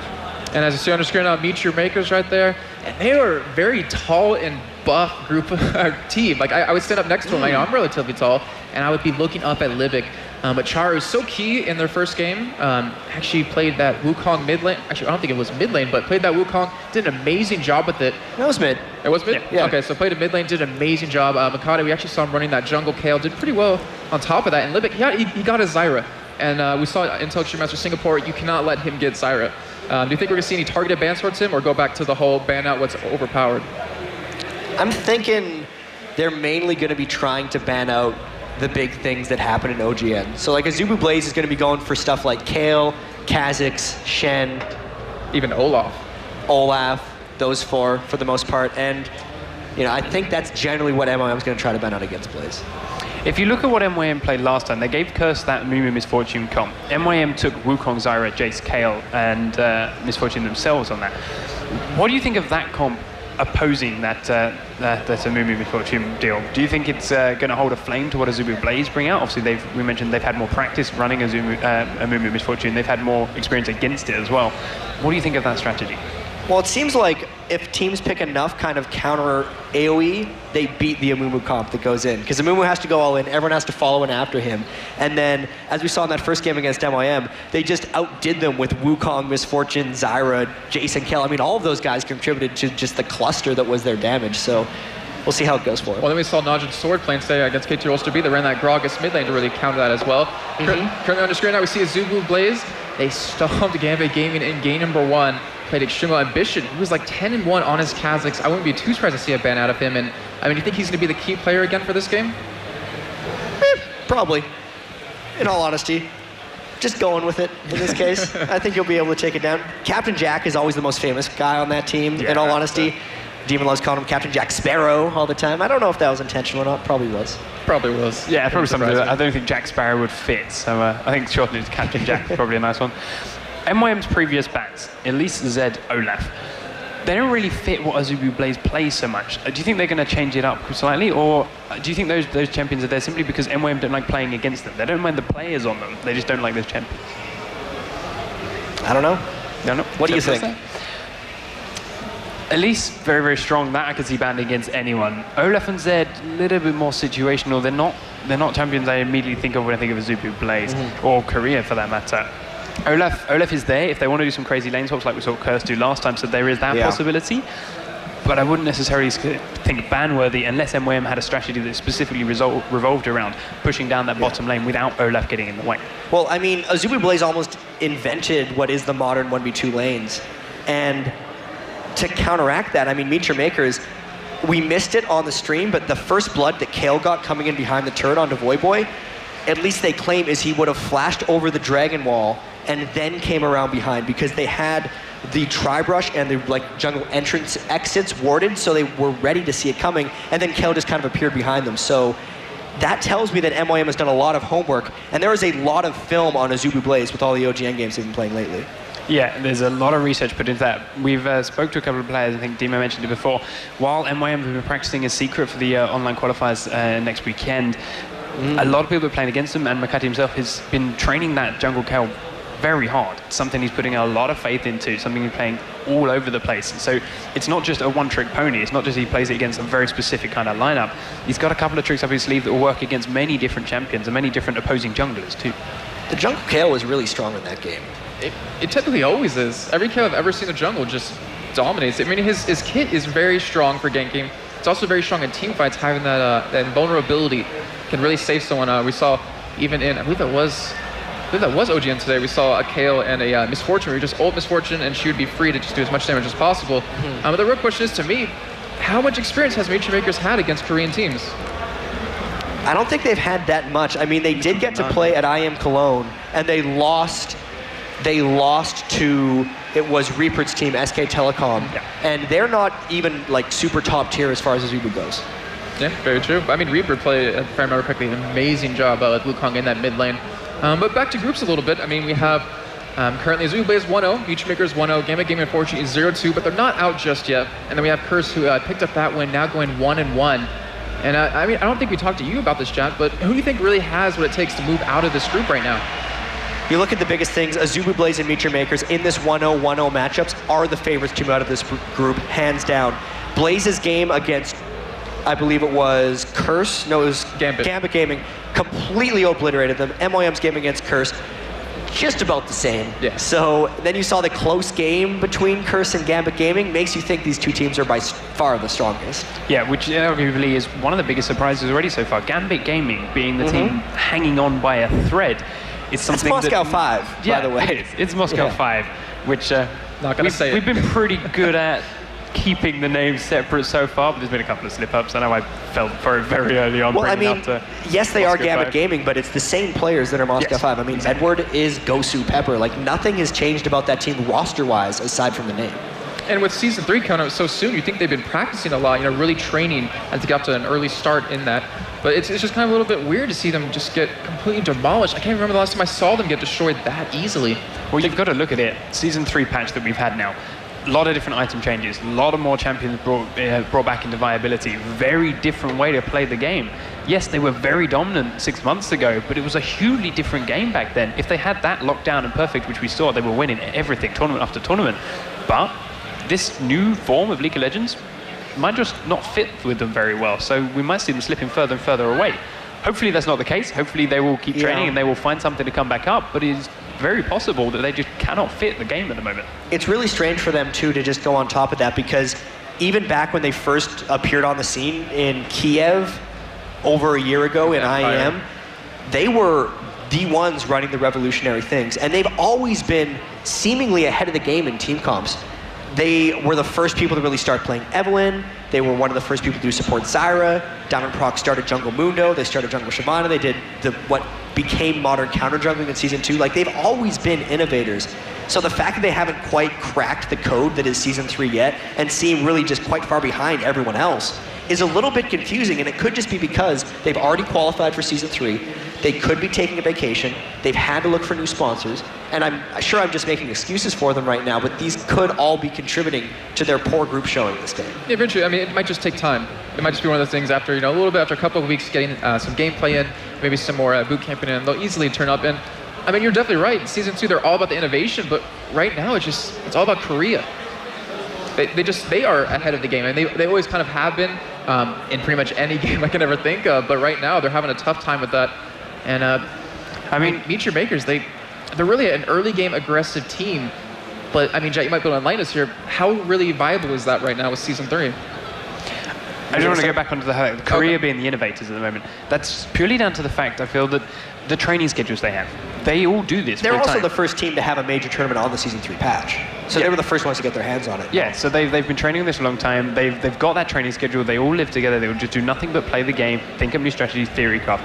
In the West, in America, in Europe, not many teams have actually had that yet. Moscow or GAMBIT Gaming being one of them. Gosu Pepper still attends school last time I checked. They don't live together. A lot of them didn't want to go to a gaming house. So yes, they've trained, yes, they've scrimmed, but it's not quite as hardcore and intense as the Koreans. So the fact that they haven't innovated as many new strategies isn't a complete surprise. Now with Season 3 coming on, more and more teams living together, more and more teams getting these gaming houses in both Europe and America, wouldn't surprise me at all to see some of these teams start bringing out that innovation now that they have that full-time commitment. And one thing that really kind of, I know Joe and I talk about quite a bit, even Deman we get on this, is that management, like having your manager be there, because I know in the Korean scene, they're there looking at replays of every team they're going to play against. They pretty much have it written down to a formula of what they're going to do when, what kind of champions they're going to pick. And North American teams, even most European teams, don't really have that yet. And Jatt, how important is that? It's pretty damn important, in all honesty, to know what your enemy team is going to be planning, to know where they ward, to know what their early game strategies are, can really turn the tides of games. But what's going to be very interesting about this is this getting back to something that just happened earlier this group, when MYM's Jungle Kale flashed over the Dragon Wall because they knew where Curse's level 1/3 wards would be. Will they be able to capitalize on the same sort of things against AZUBU? So MYM's obviously coming in really hot and practiced because they're ready to go next weekend. They're trying to qualify for Season 3 in Warsaw. AZUBU Blaze is also incredibly used to this because they still have their third place match coming up in OGN's winner. They just lost a double best of 5 to AZUBU Frost, who we're going to see tomorrow in the next group, and they're completely ready to go. I mean, if MYM can even hold a candle to what Blaze does right now, it would speak amazing volumes about what we can see in the future from the European scene. Yep, very true. And I wanted to go back to the question I was trying to ask earlier, is that Meet Your Makers is really well known for their early level 1 aggression, level 1 fights, trying to pull out something tricky. How well does that work in Season 3? I think it works just fine. I mean, you still have to be creative in the way you get through the wards, because with the Sightstone, with everyone starting boots, without boots, and just potions and wards, the early game seems like it's detracted. But MYM, if you can think back all the way to WCG 2011, they were the pink ward kings. They're the ones who were used to playing with pink wards. They are always good at counter warding, and they take things out. They are who started the trend on how to do it. So they place the right pink wards, they can get the brush ganks off, they can sneak around early game ward placements, and you can still pull off that kind of early game aggression. It's just a little more difficult. Because the other thing, as you said, Season 3, new items, new changes. Level 1, there's so many more starting paths you can go now. A lot of people, especially in the mid lane, like to go down the utility tree now. So that's going to not so much hurt your level 1 a bit, but you're not going to have the damage items or the defense items or the Darien so much. Crystalline Flask, you're going to have that regen a little bit more. It's just a couple of other factors to take into account when it comes to this level 1 that could change up what happens. And you're not going to know what your opponents have started till you see them. So you do take that risk of walking straight in there and finding 5 players with Dorian's items that just walk all over you if you face check into it. Or you go in there, 5 players with Crystalline Flask, you have the Dorians. It's a little bit of a risk, but ultimately it can decide the outcome of the game. If you can get it off very well, you can snowball it from the start. We saw AZUBU in the first game taking their own red buff with Helios, giving their blue buff to Ambition, and then destroying Diamondprox's jungle by instantly taking away half of his big buffs, taking away his red buff, and just keeping on top of that all the way through. That set the pace of the game. But ultimately, if it goes the other way, it can really come back to bite you. So it's a huge risk, and you do have to do your research before you really make it work. Yep. And one thing that really I like about Meet Your Makers is how quick they are to adapt to new strategies. You were mentioning, the flashing over the Dragon Wall just to get in there for a gank. That was actually done against them in Intel Extreme Masters Cologne. And from that, really? I mean, yeah, it was done against them. I believe it was SK Telecom that would that was Horo who actually flashed over the wall in his Cho'Gath, went behind him. I don't think he was successful with the game, but it showed them like, hey, this is a viable strategy, and they're adapting to it. And that goes back to Gambit Gaming. I mean, they're in Season 3. They're having a tough time so far, but teams like that being able to adapt really quickly is such a really good feature to have on a team. And I wonder what MYM is thinking right now, because they, in front of the home crowd, this time on the main stage, and this is a epic, huge crowd we have here. There were 2,000 or 3,000 people outside hours before we even opened, and they've just been sitting here the whole day. Huge props to those guys. Here we go, pick some bans. All right, well, we are seeing that Wukong banned out against Meet Your Makers. They ran it game 1, especially with that Kale on top of that. And then we're seeing the Kaz expand, targeted obviously on Ambition. I mean, what kind of bans do you see rounded out here? They're kind of getting a feel for each other.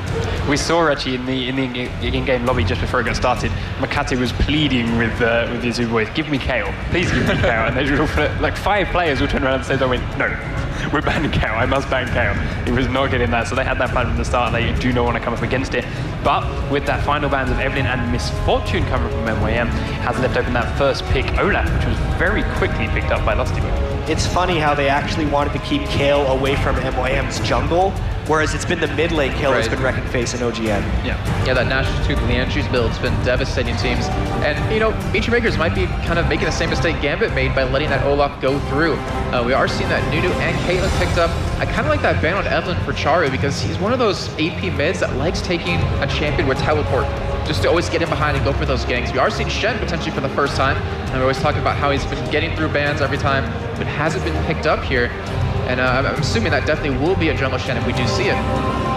As is already a very strong, tanky front line there from AZUBU from their first 2 picks. And if this Twisted Fate goes in, we're going back to our old school global comp from that. And these are things that are pretty much banned out whenever AZUBU plays over in Korea. So them getting all of these picks is really, really huge for them. Banning out Lulu's not something you see very often. Getting a ban onto Wukong from AZUBU Blaze has really opened up these things that have been locked out of their champion roster for the past couple weeks. Well, we did see in game number 1, AZUBU wanted to pick up TF, but actually switched for someone else at the last second. Okay. So we're actually gonna see how well it does here. I mean, to me, he's never been one of those champions that did amazing. I mean, if he does well, he's gonna do extremely well, but if he does bad, it's gonna be extremely bad. There's never some sort of medium range in there with Twisted Fate for me. We'll see how they go to shut down Caitlyn and Nunu and how they deal with the lane swaps, because especially shutting down Caitlyn shoving, something that Gambit Gaming was not able to do against Curse in the previous game, is something that AZUBU Blaze's composition will do very well at. Both Olaf and Twisted Fate have really, really good wave clear from range. So if MYM's trying any kind of split push, they need to change direction almost right now, because it wouldn't work against that AZUBU Blaze comp. Well, AZUBU had a lot of AZUBU Blaze had a lot of practice against Elise, against their brother team Frost. They will pick up that Cardless and Elise, so that, right off the bat, that's a lot of damage straight up with that Caitlyn, that Cardless with that Elise. That's a really nice combo. You've got that global ult now coming up from Carter, so he's going to counteract the teleport from Twisted Fate without even leaving his lane. He's going to be able to shut that into the turret, deny him some experience, deny him some gold, and possibly beat it down if they stick to a standard lane. They could, of course, switch it around. You've got Elise, who's been banned a couple of times previously, has finally been picked up, been left open. Could jungle, but more likely top lane in his current setup. And from what I remember, does quite well against Olaf in these early levels. She can punish him with quite a bit of range on that venomous bite, just constantly spamming that out and doing percentage health damage. Going for that Ash for even more global presence. And I think Czaru's actually going to run teleport on that Karthus to kind of stick with that Twisted Fate. But I mean, when you have 3 globals like this, that has to be really scary to go up against. So I really wonder how much respect AZUBU is giving MYM right now, because this is a pick comp through and through that AZUBU is playing. It's the Ash Arrow into multiple globals, and they're really just hoping they can outmaneuver and just out-mind game MYM. That's a really poor team fight composition by AZUBU, so if they ever get corralled or outplayed by MYM, they'd fall behind.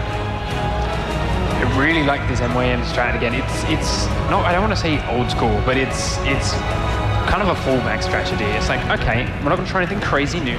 We're not going to completely ignore what AZUBU have got. We're going to pick the strong champions that are open and just take fight after fight. Jungle Malphite, that really strong, hard initiate, which is what split push comps really fall prey to. You got your team split up. It's like, okay, so split up. Just don't get caught in mid. Don't get caught in mid. But when you've got a Malphite sitting there with a Nunu buff, if needs be, just quick Blood Boil, give him that burst of speed, ultimate in onto your team. That's very hard to avoid because it's such a huge range on it. Getting caught by that is very, very easy. And if MEETYOURMAKERS suddenly take out 3 members that are left in the mid lane, it doesn't matter if Shen's pushing top, Twisted putting bottom. That 5-man push from MEETYOURMAKERS is going to be stronger and we'll be able to base race straight up the middle. So they're going to have to be very careful to avoid that. And with a teleport from Czaru, he's going to be all over the map as well. Yeah, I'm going to have to ask you guys, who do you think really has this? You're talking about AZUBU. If they can get that early game foot into it, they'll be able to carry it on the rest of the game. But we have MEETYOURMAKERS. They've proven that they have that ability to, you know, turtle well. Who do you think can really take this? So while I agree with what Panky said about MEETYOURMAKERS composition having a lot of synergy, I know AZUBU Blaze's coordination, and I like their chances in this game. Okay. Yeah, I'm going to say that the experience from AZUBU Blaze, the practice they've got, as you said, they picked this strategy specifically. They knew exactly what they wanted. Every single champion is set around being Czaru, followed up by Global, picking the fights exactly when and where they want it and taking all the objectives around it. And they've just had that experience, they have that strength, and they can do this time and time again. I don't think MEETYOURMAKERS are quite ready to put up with it. All right, we're going to send it back over to Joe and Deman to cast this game for you guys. Take it away.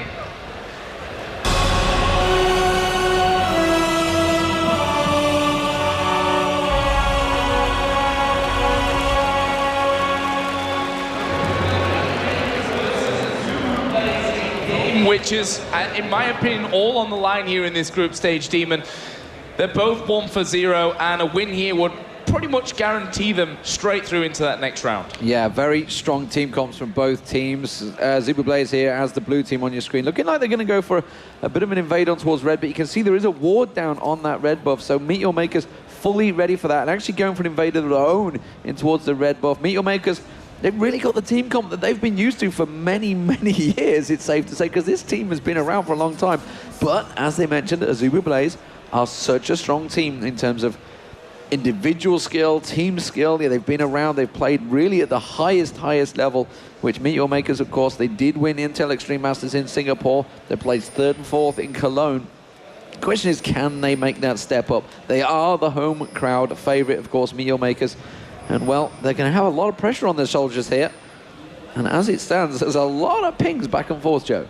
Yeah, this could get very interesting here. MEETYOURMAKERS with 4 men. In fact, that's going to be 5 here in a second once Malphite does get around to this bush. Kubon is heading home already, but the question is, will Ash and Sona end up phase checking around this side? They're going to be starting off with their Wraiths. Right now, they're in a safe position, and that shouldn't cause any real problems for them. But MEETYOURMAKERS are waiting here. They are going to stick around and wait for that opportunity to pick up a first blood. Oh, this is going to be bad. Well, they're going to walk around, but they gave it away. Czaru actually leased it too early, and Captain Jack spotted it straight away. The rest of the team do back away. Meanwhile, around at the red buff of their own, you can see Helios there. Kubon's going to come around. He's going to go straight towards Helios. Helios and gets a dive straight on, manages to get the taunt on him with the Shadow Dash, but Kubon is going to keep the poison on towards Helios and maybe cause him problems. Try and chug down a couple more of those health pots, but people do return to lane. So it is going to be a standard lane format, Joe.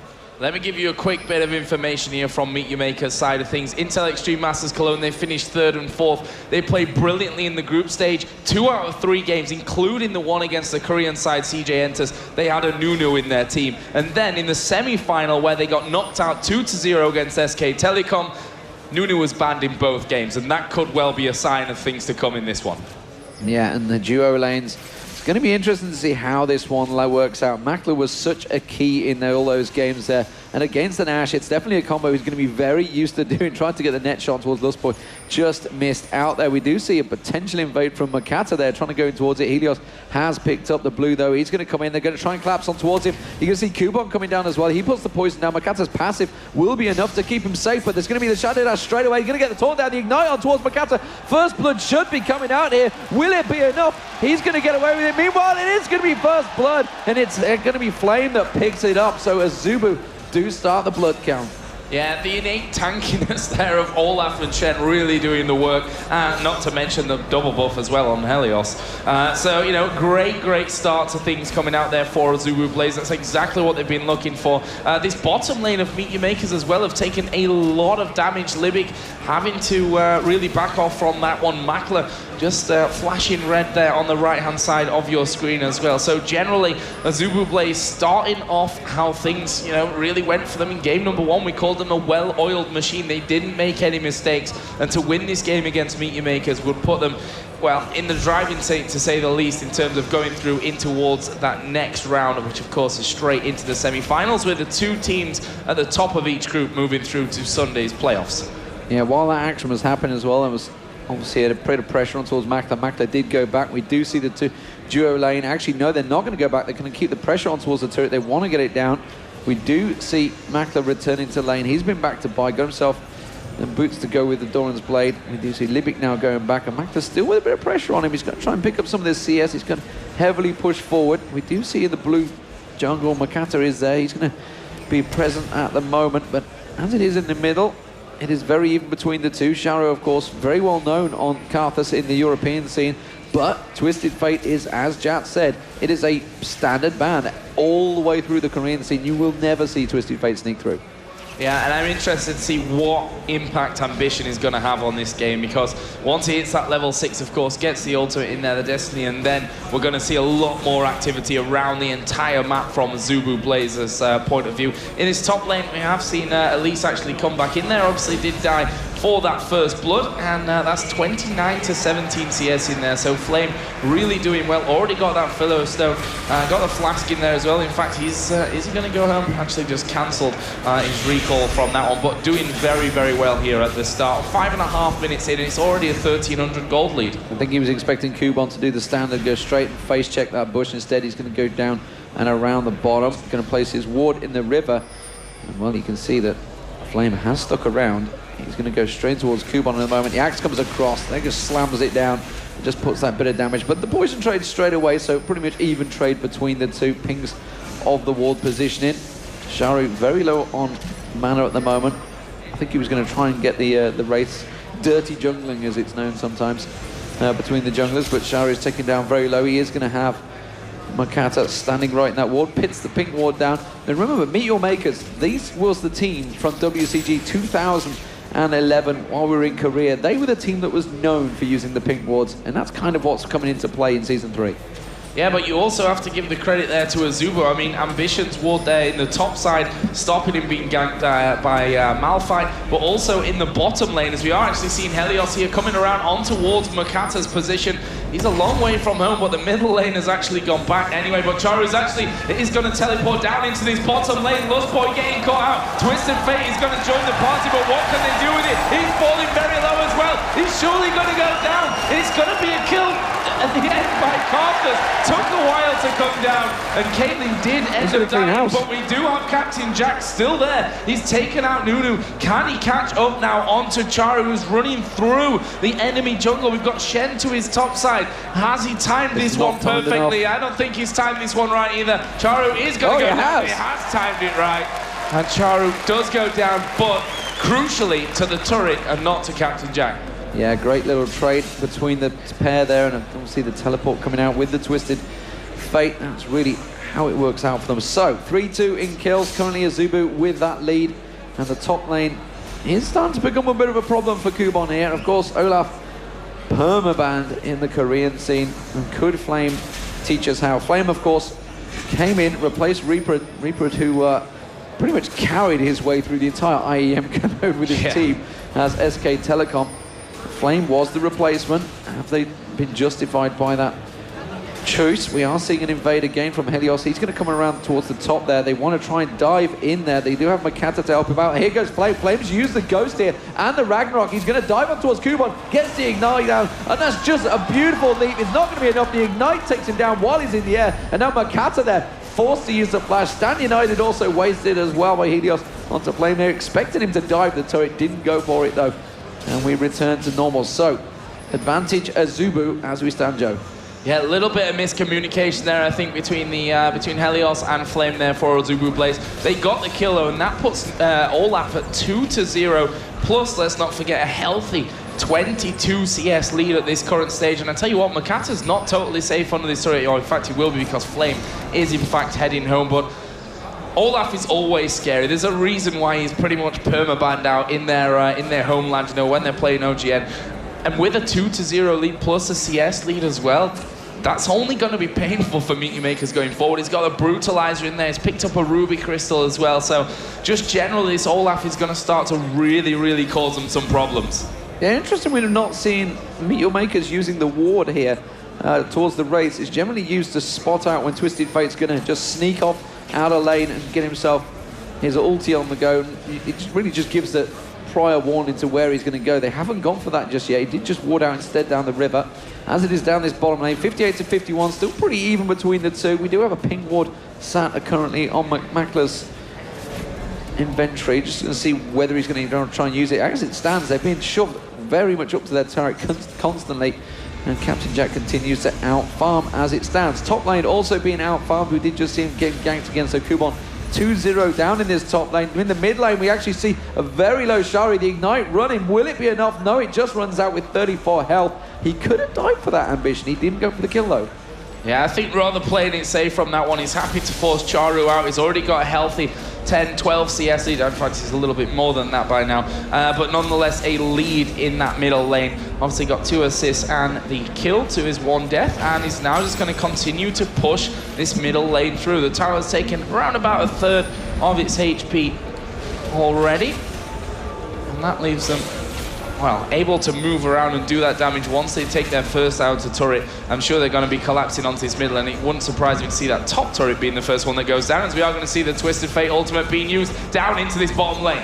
We do see Libik going very, very low. He's just about hung on there. Mokatte was also there. They had 2 members in the tri-brush, and I think that's why they chose not to push. Their ambition didn't go deep enough, and Makler just keeps them at bay. He's got to be careful, though. There's still 3 members here. They haven't backed off yet. He will port away. And Makler's going to continue his farm and try and gain back up on some of that important farm. It did mean that Czaru left the lane. He's going to come back on towards Helios in that mid lane. Try and pick up as much as he can, Joe, but everybody goes back and buys items. Yep, everyone headed back. Good few wards being picked up again by AZUBU BLAZE. We've got a BF Sword Vamp Scepter combo now finished on Ashe over with Caitlyn. A Berserker Greaves plus a Vamp Scepter. Both players also having a Doran's Blade added in onto that one as well. And it seems like we're going to have a couple of quiet minutes from this one. We're approaching a 3,000 gold lead. Still no turret being fully taken down. As I said, it looks like this top one will in fact be falling. You can see the Flame just pushing right out in this top lane. He's going to be taking those minion waves as they come in towards that tower, and that will secure that first tower kill of this game in favor of AZUBU BLAZE. Yeah, it's going to be the minions that take it down. Actually, back towards the middle lane is where I'm trying to see where the action was. It is Helios coming in with Stand United on towards Ambition. Czaru is going to get taken down very low. Is he going to be low enough? Yes, he will be, because here comes Flame, and now Mokatte's going to have to back away. The ultimate's going to come out. Is Helios going to get shielded? No, he's not. Mokatte, though, is taken very low. He's going to get dived. Flame's going to get the kill with the Ignite. Flame is a destroyer of worlds right now on Olaf.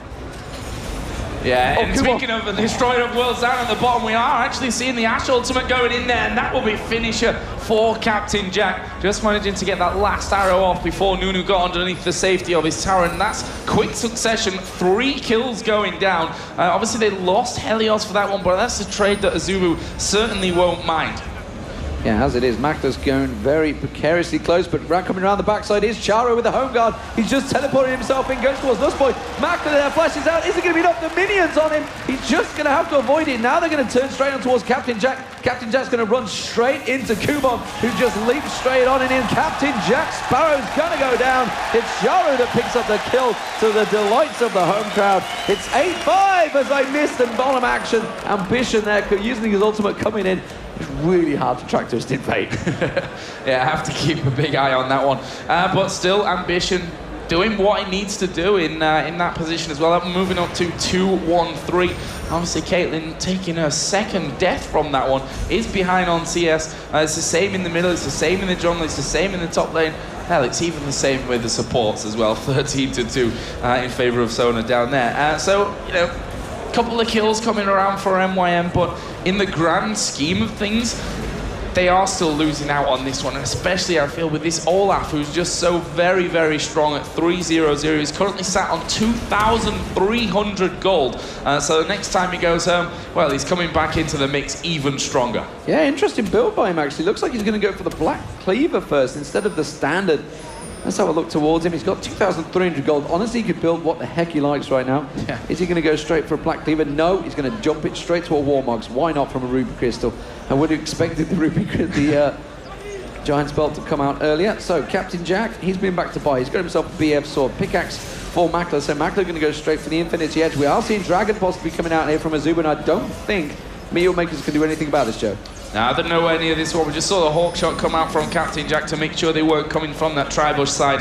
Well, that will be the Dragon picked up and secured. There is the Ash Arrow coming down as well from Captain Jack. He does catch on towards Makler, and you can see Libik's going to use it.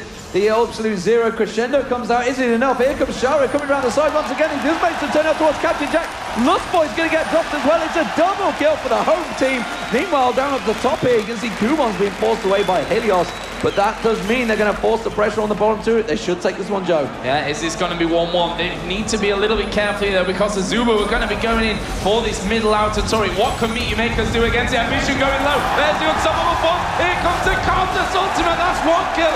Can Mokatte get himself away from this one? They're not going to get away easily, but he will. He's flashed out of it. Mokatte surviving.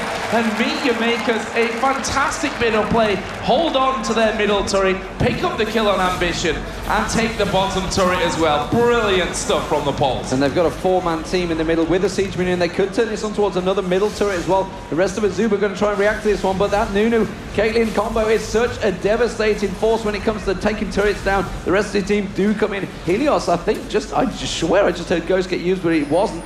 Instead, they are going to back away, and MEETYOURMAKERS all square 8-8 in kills. They are behind in kills, gold overall, because of that Dragon, of course, and of course the farming, the big farming difference currently. They're still going to have a problem, Joe, with Flame.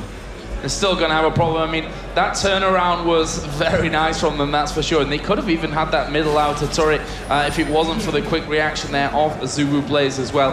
But we'll have to see. I still think this Olaf really is going to be a hard one to stop. He's now 3-0-0. Of course, that Warmogs in there. There's a Sunfire Cape now on to Shen as well. Lichbane is done for Twisted Fate. So just generally great items. Well, Makler and Kubon could have pushed that middle turret. They completely abandoned it. They were nowhere near it. As soon as Captain Jack showed himself in the middle, they just didn't realize where Ambition was. He was picking himself up the blue. They could have pushed that one, but of course, simply down to not having any ward coverage towards the enemy jungle. They didn't know the position. Captain Jack has to be worrisome down the bottom here. He's been picked off a few times. It's Czaru.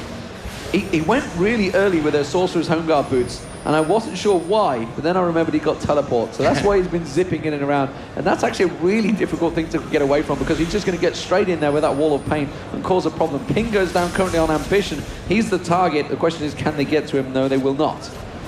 No, not quite getting across there, but you see the speed that he's got as well, Czaru, there with that Blood Boil, and really going to help him to get in there. And in the top lane, we are seeing now Flame in a little bit of trouble. Ultimate is going to come out. Ambition going to join in there. And here we see Kubon going very, very low. Flame currently is surviving. Mokatte is going to be forced to back away. And again, just a great, an amazing reaction even from AZUBU BLAZE to stop that Olaf going down. And he is now 4-0. Very quick reactions there, and well, Olaf is just very, very strong right now. He's becoming a problem. Captain Jack takes the bottom turret for free. We do see Czaru teleporting in the Home Guard boots. Let's see how speedy he can be. He's racing after Captain Jack from behind. Comes straight in with it to file the layways. The wall of pain is going to be a very dead Captain Jack. He's trying to pop it out. Ace in the hole from Makler on the side there. And Czaru picks it up and levels out the kills once again. Home Guard teleport is pretty strong, I think we can conclude from what we've seen so far. Interested to see how this one all finishes up. Now we're on level on the kills, 9-9, 2-1 in turrets still in favor though of AZUBU BLAZE after we saw that outer turret taken down in the bottom lane, but that's something that can change. One thing that we do have coming up here pretty shortly, or in a couple of minutes time at least, is that Dragon. We'll see how both of these teams start to get themselves ready for that next big global objective. Meanwhile though, MYM are pushing down towards this middle turret. You can see their Flame took the brunt of the damage, but it just hardly touches him. He's very, very strong right now, and they have to be worried about that. Makler needs to get that Infinity Edge completed as quickly as possible. He gets to the point where he's going to have to out-damage Olaf, and as it is at the moment, he's nowhere near that stage, because Olaf's just going to pop that Ghost of Ragnarok and go headfirst into either Makler or Czaru and just beast them down. They are going to bully their way in towards this turret, though. They're going to get another couple of shots off. They will back off. Here comes the arrow. Everybody avoids the damage, dodging away there. MEETYOURMAKERS, they are on a thread right now, though, I feel, because Helios, he's going to be split pushing as much as he can. He's already got that Sunfire Cape, so he's got 2 giant spells, of course, with that Sunfire Cape on there as well. They are very, very tanky right now, but Captain Jatt, he's been caught out a few times. That's maybe the saving grace for MEETYOURMAKERS. They're keeping themselves in it. They are still in this game, that is for sure, as we are going to see Flame here. Does get rooted up, good damage coming down. Still above half HP, though.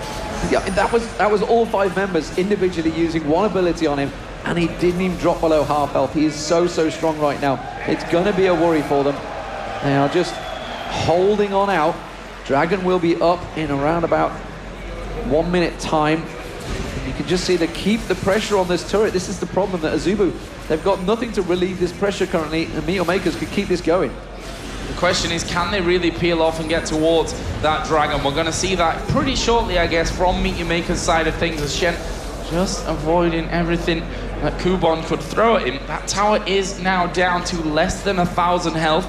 So a couple of waves of minions with that Caitlyn in there could see that outer middle turret going down. Dragon is literally about to spawn in the next 10-15 seconds, so we'll see if MEETYOURMAKERS do decide to pile away from that one. Czaru, though, has gone back to base. He doesn't have teleport available, so we'll see if that plays into anything here. Ping's going down already from AZUBU, down on towards those wards that they saw being put down.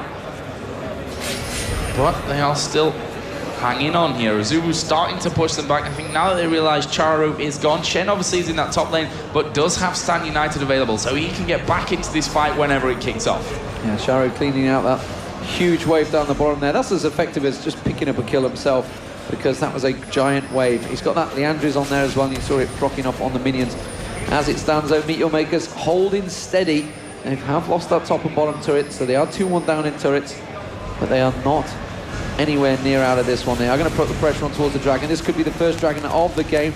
They are going to have some pressure on towards that top lane, though, but that is going to be the Dragon for MEETYOURMAKERS. Top turret is going to get some damage from Helios, but not a great deal. They're pinging on towards this mid lane, Joe. They're going to go for it.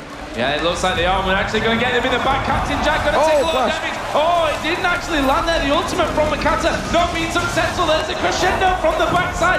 Flame's going to get in. That's 2 kills. Libik going to throw absolute zero down. That's not enough for him to really do much damage. Kubon now the focus of the attacks. Double kill for Shen. Here comes Ambition. Gets the stun down. Gets the wild cards in. And that is 4 kills for nothing for AZUBU Blaze. Well, they threw everything they could. The kitchen sink, the lot was on Flame, and Flame just took it like a man. He beasted his way through that one. He's so strong right now. The rest of the team were untouched. The target seems a little bit off, because you can see a number of these players, they all have damage, so nobody really had the focus of the target there. Captain Jatt down to half, Flame down to half, Ambition down to half. So there was a lack of focus there, and they're going to try and turn this one straight into a Baron. Yeah, no, they're back in. It's wise choice. Yeah, I think so as well. Health not quite there. Not super amounts of mana distributed around the team either, and I think they can happily go home and spend the over 2,000 gold that's on quite a lot of these players. I've just seen needlessly large rod being picked up there by Twisted Fate. Infinity Edge is finished for Ashe. There's a Spirit Visage and a giant spell there for Olaf as well. That is a big shopping spree for him. It is a huge shopping spree for the entire team, and there's a heck of a lot of damage that's been built up there. It's going to be a problem for MEETYOURMAKERS here. They just realized that they can't win that fight. It was less than ideal conditions because they were just dodging in and out of this bush, so that's why they weren't quite visible. But you do see the red buff on Makler. Has got Infinity Edge, but as does his opposite number as Captain Jatt. So those Warmarks stacking now. Just look at it. Warmarks, Spirit Visage, no giant spells in sight. And as Jatt's been pointing out, that generally is a sign that you are winning the game.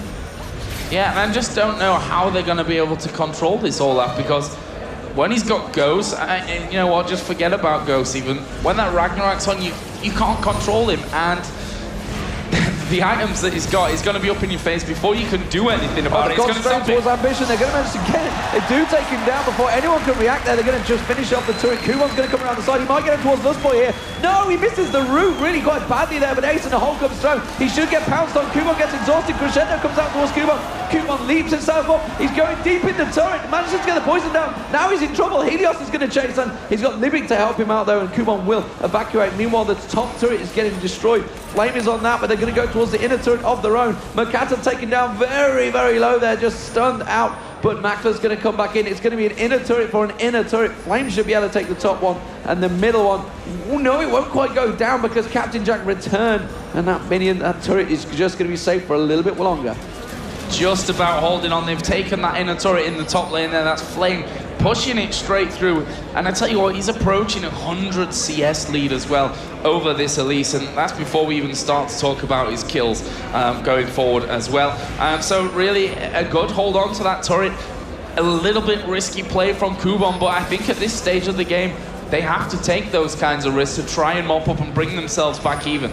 Well, you do see Lustboy going in. They're going to start on the Baron here. They've realized that MEETYOURMAKERS have all gone back, but they are not completely forgotten. And there's Kubon, puts the ward down. Is it going to be quick enough? You can see that Baron, that's going to be the cast. His ultimate is going to try and keep them away, just try and suspend anything they can. They didn't quite catch the roots out. They are going to teleport in. Here comes Home Guard. Czaru, actually, no, he didn't have Home Guard because he just used his ultimate, so he didn't have that 3-second counter. Captain Jack's the target. He's going to catch him with the ace in the hole, and he gets taken down by Czaru.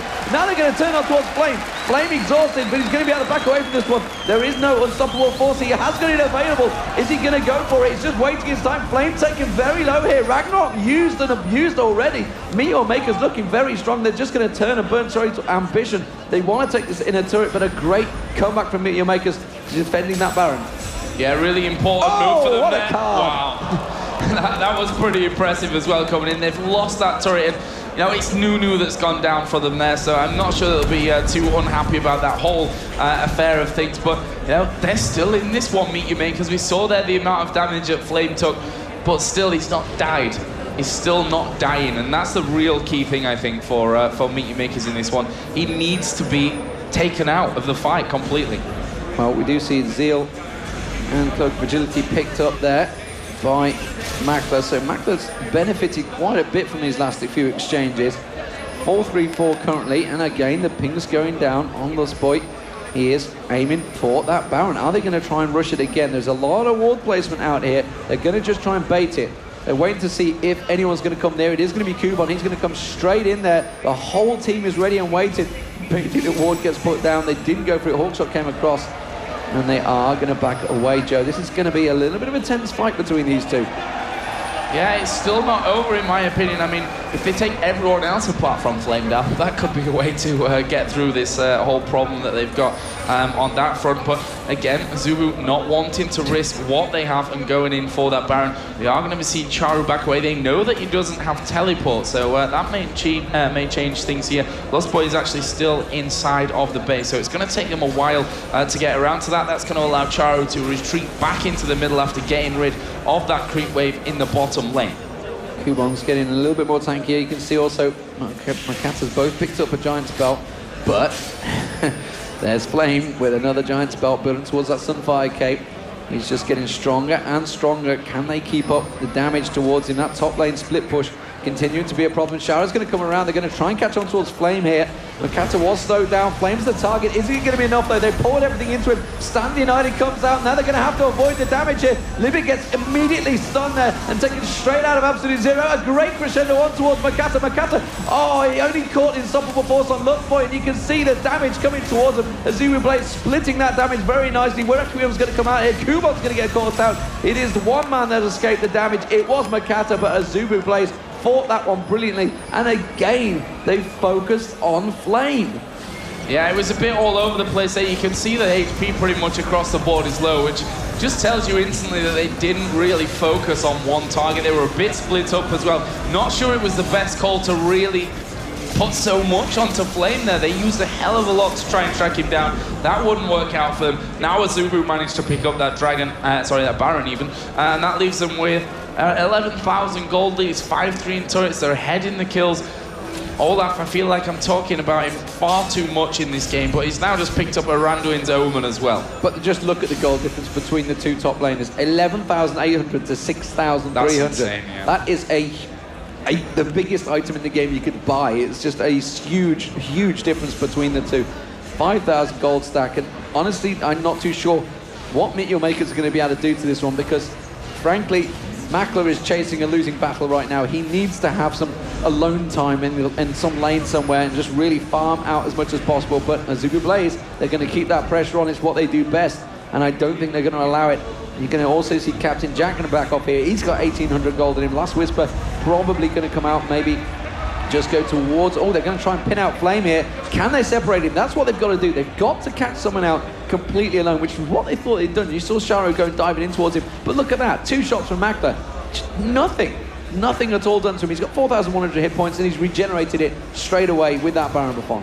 Yeah, absolutely no damage coming out, and that's a real worry for them, because in terms of that sustained damage, it's got to come, to be honest, from Caitlyn there. So we'll see if they can finally do something about this Flame. Like you said, catching him out is really the best chance I think that they've got of getting anything out of this game now in those in what could be the final few minutes. The problem is that we've not seen AZUBU really make that many mistakes. I say that many because we've seen Captain Jatt get caught out a couple of times, but Flame, I'm not sure that they're going to do that this time at this stage of a game, to be honest. You know, how far ahead they are. I think in terms of discipline, they are one of the more disciplined teams in this tournament, and they shouldn't let this happen. Well, and this is a prime position for AZUBU BLAZE. They can split push all the lanes. Of course, Twisted Fate can ulti in, Helios can ulti in, so they can quite happily just have 3 man up the mid, and then all the opposite sides out the side. Helios picking up, making that Oracle work for him. Of course, he's never going to be a target in the fight, which is why he's picked up that Oracle. It's going to be a 5-minute timer, and he's making use of it. We do see Makler. Makler got caught out here. Captain Jatt coming around the side there. Captain Jatt with the Banshees, and there's going to be ambition. He is dropped where he stands, and that is how quick they can just pick someone off. Completely out of position. Honestly, the rest of the team were there. I'm not too sure what he was doing, going that deep away from a turret, but then really they didn't have a great deal of vision in the turret. That's going to be the inner turret down, and as AZUBU continue to push their advantage.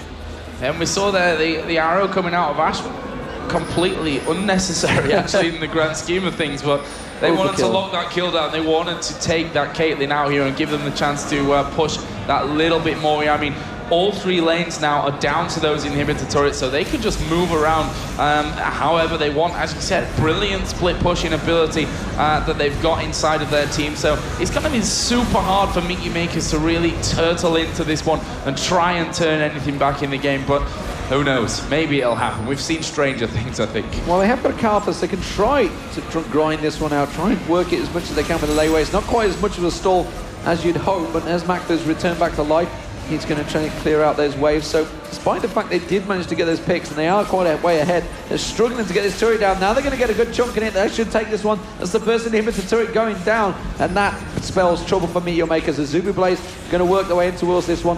What is Mokatte doing? He's around the backside of Helios. Are they going to try and split Helios off here? Helios is going to get stirred, but the rest of the team can turn on towards him. Helios is just forced away from the inhibitor turret, but there's the inhibitor. He's going to get exposed, and Flame is back on it. They can't go near Flame right now. He's a beast. He's a raid boss. Yeah, and that was the problem. You saw Shen just went to the middle. They were forced to back away from it, and that gave the inhibitor turret up. And Shen's just going to keep doing that over and over again. It won't surprise me to see Helios then head off towards the top side of things. But AZUBU actually looking like they will back away. Flame's got another 2,000 gold to be spending for this one. So we'll see where he goes with his next item, and it's going to be the Black Cleaver. Oh dear, mate. That's only going to spell trouble. 605, and honestly, he's kind of proving why the Korean scene bans Olaf every single game. It's almost a must. He's proving that, yeah, despite the fact Kha'Zix was banned, yeah, Kha'Zix is definitely a viable ban. You've got to wonder about the others. Twisted Fate, I'm not 100% sure about the perma ban that seems to be on Twisted Fate. Ambition maybe not proving it the most. He has managed to help pick up a kill, so 539. You can't argue with that, can you? Well, if we think back to it as well, I mean, his ultimate that came into that top 1 prevented what looked to be quite a certain death as well for Flame. So, I mean, if you look at it at that side, he doesn't necessarily have to have all the kills on his side if he's protecting that Olaf and keeping him a ridiculous score like he is now, and making sure that in lane he is far ahead. I mean, it's 100 CS, over 100 CS that it has over Elise on the overall for that one. We've just seen Ash picking up that Phantom Dancer along with the Branches Veil and Infinity Edge. There is a Phantom Dancer over with Caitlyn as well, but we've seen it, I think, 3 or 4 times already with this one. Flame just runs in towards her, doesn't take enough damage from her, and takes her down before they can really make an impact. And Elise, like you mentioned, is so far behind in terms of builds between look at these the two. items, I mean. Yeah, I mean, well, gold, 7,000 to 14,000. He's actually got nearly half the gold now, which is a great feat for Reaper. Well, I say Reaper, it would be a great feat for Reaper if he was playing, but it's a great feat for even Flame. greater since he isn't playing. Yeah, he's just maybe influencing it from outside, but as it stands, you do see Flame taking away that blue buff, and he's just going to get stronger and stronger and stronger. The split push from Helios. As it stands, we do see Czaru coming round. He's going to... Oh no, they're pinged on him. They're well aware he's here. The rest of the team, are they going to try and sneak around on him? No, they're going to be able to nick that red away and back off. It's going to give it to Makler. They are hanging a little bit longer. They still haven't taken down that exposed inhibitor. They've just pinged on it, so expect to see AZUBU make a charge towards there. They've cleaned pretty much every wave now. Down that bottom, Flames kind of being caught out. Ambition now also with the Banshee's Veils. So that's 2 Banshee's Veils for AZUBU now. I mean, it makes sense that right now they're giving Meteor Makers a lot of respect, in my opinion. They're not going overly aggressive. They don't want to be getting caught out in this position. They know a win here is a definite push in towards the playoffs for them. So the question is, at what point are they going to make that push? Are they going to be looking for this first kill? Are they waiting for that next Baron to come up, which, well, is actually there right now, spawned just a few seconds ago as well. But if you look down the items, it kind of makes sense that they're going to go for this one. Or, in my opinion, that they would have gone for this one a little bit earlier if they weren't giving Meteor Makers that huge respect that they've got for them. I mean, look at Elise's items, a Warmog and a Haunting Guise there. You've got, compare that over to Olaf, it's not really a contest. Even Malphite, Shurelius, plus the Warmogs compared over on the other side to the Aegis, the Sunfire Cape, that Warmog so much healthier, and even more damage coming out there. And it's just across the board, AZUBU have such a big lead from this one. But they've got the respect from Meteor Makers, and they know that they're a team capable, I think, of turning something like this around. But where are they going to do it? When? If? How? Really nicely done by Ambition there, using his ultimate, going straight in towards Mokatte and stun carding him so he couldn't come in to try and smite that Baron and get the steal on. And there's going to be a Baron up AZUBU, and honestly, I'm not too sure what Meteor Makers can do to come back from this one. They're going to pile on through. Everybody's at full hit points. Everybody's buffed up. Why not just go for it? And that's what they're going to do. They've got a lot of gold between all of them, but they are going to get straight in towards the second inhibitor turret. They're going to take that down. Not a lot Meteor Makers can do about this one. They're going to have to back off towards the double Nexus turrets. And you can see Mokatte, he's trying desperately to find the perfect chance to get an initiate here. But Captain Jack and Ambition with those Banshee's Veils on are not going to get interrupted, not going to get disrupted. They're going to take this inhibitor down without Meteor Makers really being able to respond. They're trying to poke from the side, but there it is. First inhibitor of the game going down to AZUBU Blaze. Bottom one completely open there. Mokatte having a bit of a dance. Actually, a taunt in there, but like you said, Banshee's Veils, brilliant couple of items to have on your 2 carries when you've got that Malphite hanging around in there as well. But they still are being very, very careful here, AZUBU. They are playing very, very calculated. Flame obviously has taken good amounts of damage here, as we saw as they went in for that last inhibitor as well. He knows that he can't push his luck too much because they will put everything onto him to try and kill him. Well, you've got to remember back to the AZUBU Frost, AZUBU Blaze game. Yeah, they let's had not 3 forget that. inhibitors down, and well, Frost threw that one away, and Blaze saw exactly how it does. So they realized that you can't even throw it at this point. They are a long, long way behind in terms of damage, but if they go a little bit too deep, they're going towards Czaru. They're going to try and put the pressure down. It's actually everything on towards Flame again. That's the problem. Everything is targeted towards. It's a great crescendo. Helios gets across, gets the taunt straight on there. Shadow Dash from Mokatte just now caught out as well. There's going to be the Carthage ultimate. Not really going to pick anyone off, though. And look at that. Flame just barely blinked an eye at that thing. And they are just going to follow the super minions in towards this Nexus turret. There's only 4 men standing here, Joe, but it's the last stand for Meteor Makers. Yeah, and we saw there that Karthus ultimate didn't do anything to Captain Jack. He had the Banshees, but we are going to see Mokatte engaging here onto 3 of them. Can they get in and do anything? Good taunt coming across from Helios. Makler going low. Libik will throw Absolute Zero down. Makler will be picked up in the end, but can they do anything here to Flame? He's right next to him, on top of the fountain almost, and he's just going to be able to pick off that Malphite in the end. There is the first Nexus turret. The second one is going to go down as well, and AZUBU BLAZE going to focus in onto the Nexus. They are going to take down MEETYOURMAKERS here in a 40-minute game and go 2-0 in Group A of the Intel Extreme Masters here in Katowice. Well, it's a great result for AZUBU BLAZE. They came here from Korea, of course. You never know how they're going to do travel. You never know whether a team could come here and react well, and AZUBU BLAZE seem to have reacted the very best. They took down good GAMBIT Gaming, they call it Good Game University, of course. They're a mix-up with the American team of that has qualified for Season 3. Too many GGs, I think, are going to be involved in Season 3 between the teams. But 22-11, clean score, and again, 9-0-5 Olaf, proving why you ban Olaf against the Korean teams, and really against any team. Olaf is just so strong in Season 3 right now. The fact that they also managed to get Shen in there as well, and Twisted Fate, these are like golden picks for the Korean teams. You would never see them sneaking through. So it was a great advantage, and well, AZUBU BLAZE really put on a great show. Well, I mean, even if we think back towards the end of Season 2, IPL, for example, how were people building Olaf? I mean, first item straight into a Shirelius, then you get your Warmogs, you know, not really building any damage whatsoever. And the fact that Season 3, in my opinion, is a lot more about health stacking as well, it just becomes even stronger, in my opinion. We saw that 9-0-5, brilliant performance by Flame. Something tells me that not one single team, if they're not ridiculously stupid, are going to let this Olaf come through against them. I think that's the last Olaf we're going to see against AZUBU BLAZE, that's for sure, of course. So they're going to top the group. They are 2-0. MEETYOURMAKERS are going to be 1-1, as are Curse North America, of course. MEETYOURMAKERS beat Curse within 22 minutes. Of course, you've got to think of the times, because times could become an important factor. If GAMBIT Gaming do go and beat MEETYOURMAKERS, it could be a whole 1-2 tie. Of course, AZUBU BLAZE is going to be facing Curse North America as well, coming up shortly. But fantastic games, and well, there it is. The home team, home crowd favourite, have been silenced. Of course, AZUBU BLAZE. We knew they were going to be strong. We knew they were going to turn up strong here, but they are looking incredibly strong. And AZUBU Frost, of course, remember, beat them twice in the best of 5. So what are they going to be looking like tomorrow?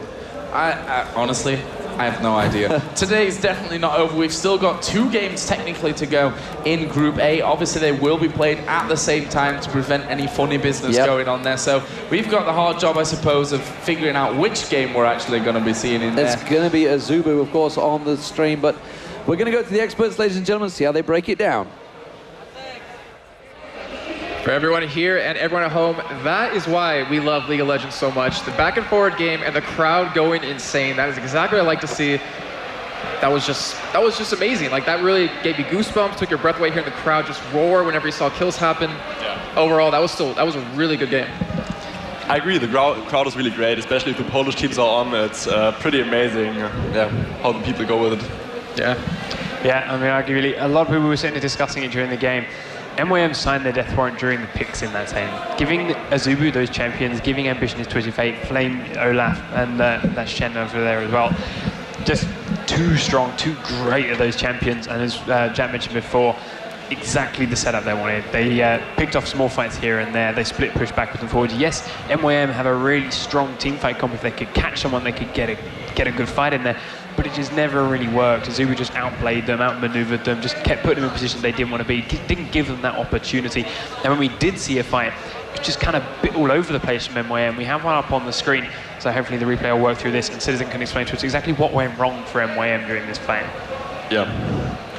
Okay, can I give us a little bit of a background on it before we switch to it, or while we're switching to it? And MYM did pick up the Dragon and immediately closed in on AZUBU in that mid lane. It was around 20 minutes in. Should pause right now until we actually get that on screen. Yeah.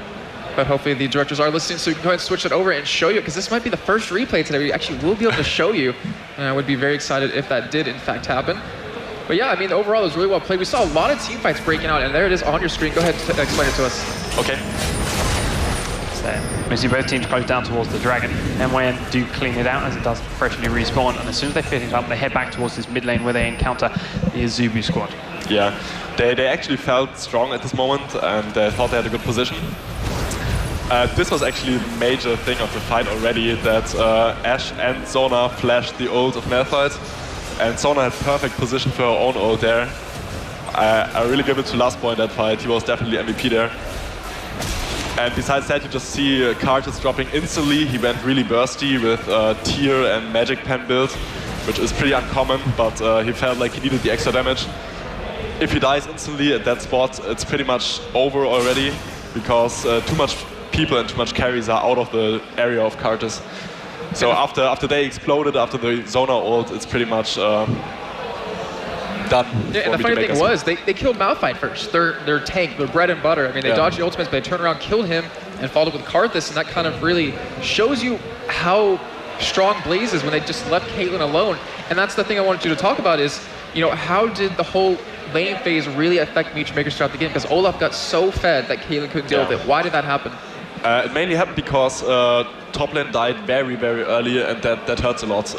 Elise died level 1, which was pretty unlucky because she was, I think, 1 creep away from level 2 and could have probably escaped the gank with level 2 if she had her E-spell ready. But she died level 1 in the end, and that's very, very bad for a top laner. Because you come back, the enemy is 2 levels ahead or 2.5 levels ahead of you, and you basically get owned on lane. And it's Olaf. I mean, if he's a level or 2 ahead of you, he gets his Ragnarok a little bit earlier.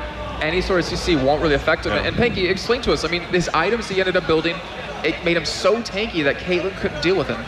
Yeah, I mean, it's a new account. We've seen her be very, very effective in a couple of the previous games, but she has to get a lot of items up to do that. And the best point in the game, she's just about got an Infinity Edge. She's got the attack speed from Libik, but that's about it. With this much health, with this much armor, and the tanky champions that AZUBU have, she just can't get through that. So yeah, she's standing there, she's just hitting them over and over again. But we saw some great Ashe arrows, we saw some amazing Sona ults, and ultimately, Ashe was just getting through the tanky front line of MYM before Caitlyn could do the same thing in reverse. So there was nothing there to protect her once she got in range to touch Ashe or to touch Sona, and the 4 or 5 members remaining for AZUBU could just tear her apart as she stood there on her own. All right, while you get the next replay ready, I want to point out is that, you know, Jatt was saying that AZUBU has a really strong early game kind of composition. They want to, like, you know, get some picks, get some kills. And one thing that really hurt MEETYOURMAKERS is that they ran that Caitlyn Nunu bot lane. The thing is, they couldn't push. They could not go to the turret because they had the Shen, they had the Twisted Fate to really, you know, kind of stop that, not to mention the Ashe Arrow, the Sona Crescendo.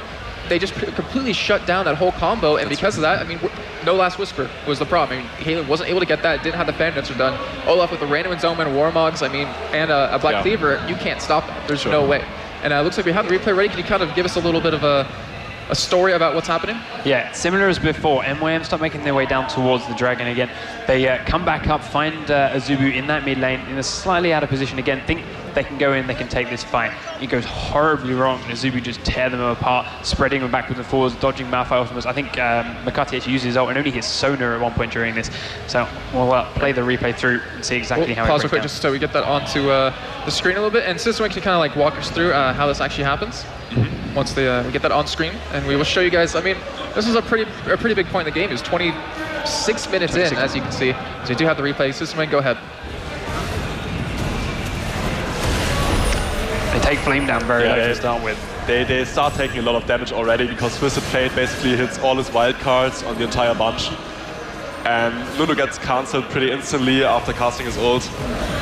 And then it just shows like the superior control of AZUBU in the end. They just avoid getting picked, they avoid the ults, they avoid the Karthus area, and Olaf can tunnel the entire enemy team just because he's so tanky. And yeah, they're already like, I don't even know what they could have done different there. It was a pretty optimal situation for them with all their AoE. But if AZUBU plays it perfectly, they can just dodge and counteract it. And as you saw right there, they left Makler alone. They left Caitlyn in the back, just auto-attacking. They didn't care. They took out Malphite, took out Karthus, they took out Nunu, took out Karthus, and even got Malphite extremely low. They just did not care because Caitlyn was so far behind. But yeah, so we do have MEETYOURMAKERS going to be going 1-1 now. AZUBU Frost going 2-0. We have GAMBIT gaming at 1-2, and we have Curse at 1-1. So we could see a 3-way tie. We'll be back actually really shortly with the next game. Not sure who it will be, but guys, stay tuned. We have more exciting League of Legends action for you.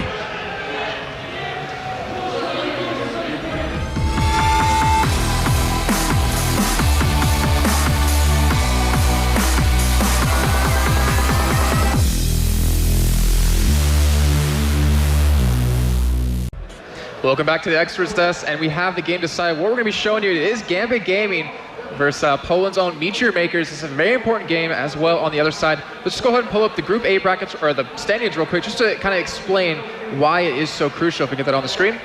We actually could have 2 3-way ties depending on how this kind of pans out. If GAMBIT Gaming actually beats MEETYOURMAKERS, they'll go 1 and 2. MEETYOURMAKERS will go 1 and 2. And then if AZUBU beats Curse, Curse will now be 1 and 2 as well. So we'll have a 3-way tie. And then also in the other way, if Curse beats AZUBU BLAZE and MEETYOURMAKERS beats GAMBIT Gaming, we'll actually have a 3-way tie in the top side. So a lot is depending on this game, a lot is depending on the other, which will be off stream. Looks like we're not actually going to get that graphic up there, but we are going to be in the picks and bans very shortly. And let's kind of talk about the day for each of these teams so far. GAMBIT Game we saw in game number 1 versus Blaze. They kind of got destroyed. They played against Curse. It was more of an even match, and we saw kind of them change what champions they want to play. What does GAMBIT Gaming need to do? And then we'll go to MEETYOURMAKERS to kind of win this game, get their first win of the day. It's hard to say. I'd love to see them with a bit more solid lineup. I think the Zed jungle last round didn't work out too well. I think they are probably the strongest team still if they go for their known matchups. What are you, Panky? Looking through the picks and ban sheets of the previous games, so far, blue side has won every matchup. So, I mean, there's always been this debate going on, is blue side really that much stronger? It's been changing back and forth the way the playstyles are in this, but that would give it to GAMBIT at the moment. Both these teams so far have played Kayle. I suspect MWM we're going to ban it out this time. Obviously, they don't have that first pick, they don't have that option.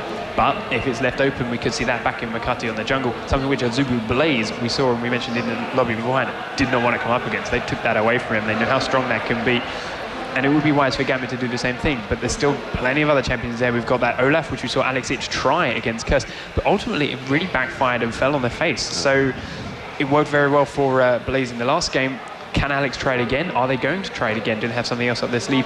There's still so much that both these teams can do to try and turn this game around, and it is so pivotally important for both of them. I don't want to call anything until we can really see them picking and banning, see how that starts to unfold. But ultimately, I've got to go with MEETYOURMAKERS just off their current performance so far.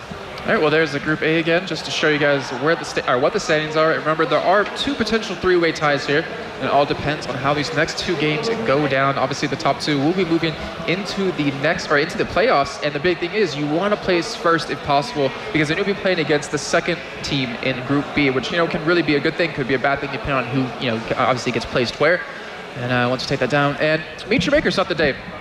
I mean, we saw game 1, they just destroyed Curse, just like we saw with AZUBU versus GAMBIT Gaming. We saw them play actually 3 champions last game that we haven't seen yet. We saw the Malphite, we saw the Karthus, we saw Elise. Played very well. I mean, that was a very close game. We are into picks and bans right now, and I'm really curious to see if MEETYOURMAKERS can take that momentum and carry it on into this game. So let's go ahead and take it into these picks and bans. We see Wukong and Kayle banned out for GAMBIT Gaming, and Lisa and Misfortune for MEETYOURMAKERS. Can you kind of tell us what this is about? Well, Wukong obviously worked brilliantly for MEETYOURMAKERS in the first game, and so did Kayle. It could mean that they want to go for some kind of Amumu comp, because Wukong and Kayle worked as a counter for MEETYOURMAKERS. Oh, very quick bans coming out of both teams here, as we do see, wow, Kha'Zix being locked in immediately. He was let to slide by. We still have Shen open though.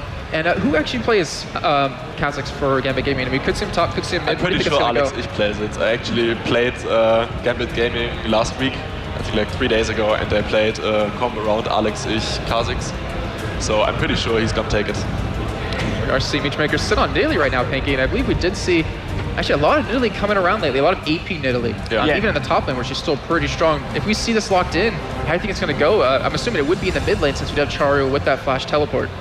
It's possible that it's on him, but as you say, she's been played in top and in mid equally, and even in mid she's been playing as an AD build more than anything from some people. So if it's coming up against Alex, coming up against the Kha'Zix, seeing that first item, Frozen Fist, or Iceborne Gauntlet as it is now, sorry, given that early Glacial Shroud to start with the armor to defend against it, the bonus mana to keep spamming out her heals, spamming out the spears, makes them very, very strong against that Kha'Zix in the mid lane, but they do switch her off the last second. It's not to say they're not going to pick her, they can still go later on, of course. If you're confident that Kha'Zix is your opponent's mid laner, no rush to pick your own mid. You know that's where it's going to be, you know where it's going to sit. So you can take some other lanes and take them away from your opponents first, and they've done that obviously with this Shen, who we've seen steadily more often throughout the course of the tournament. The first couple of games he was a little bit ignored, a little bit shoved aside, but he's really shown his worth in the last few games, and he's now back in there as MYM's first pick. Yeah, and we did see Jace actually played by MEETYOURMAKERS against Curse, and the snipes I kept seeing out for that was just amazing. We do have Darien, looks like he's actually trolling a little bit, switching through a couple of champions. We do see an Ezreal and Tristana being sat on. Most likely not going to see that combo, but however, we've seen a lot of Ezreal mids, but with the Kazakhs, you know, you don't want to take away that mid from him. I also know a couple of Eastern jungle games of Diamonds, but I really doubt that he's going to pull it off. Yeah, ReDeYe actually, during Intel Extreme Master Clone, we were always talking to him. He's like, yeah, jungle Ezreal is amazing. That was obviously back a little bit before.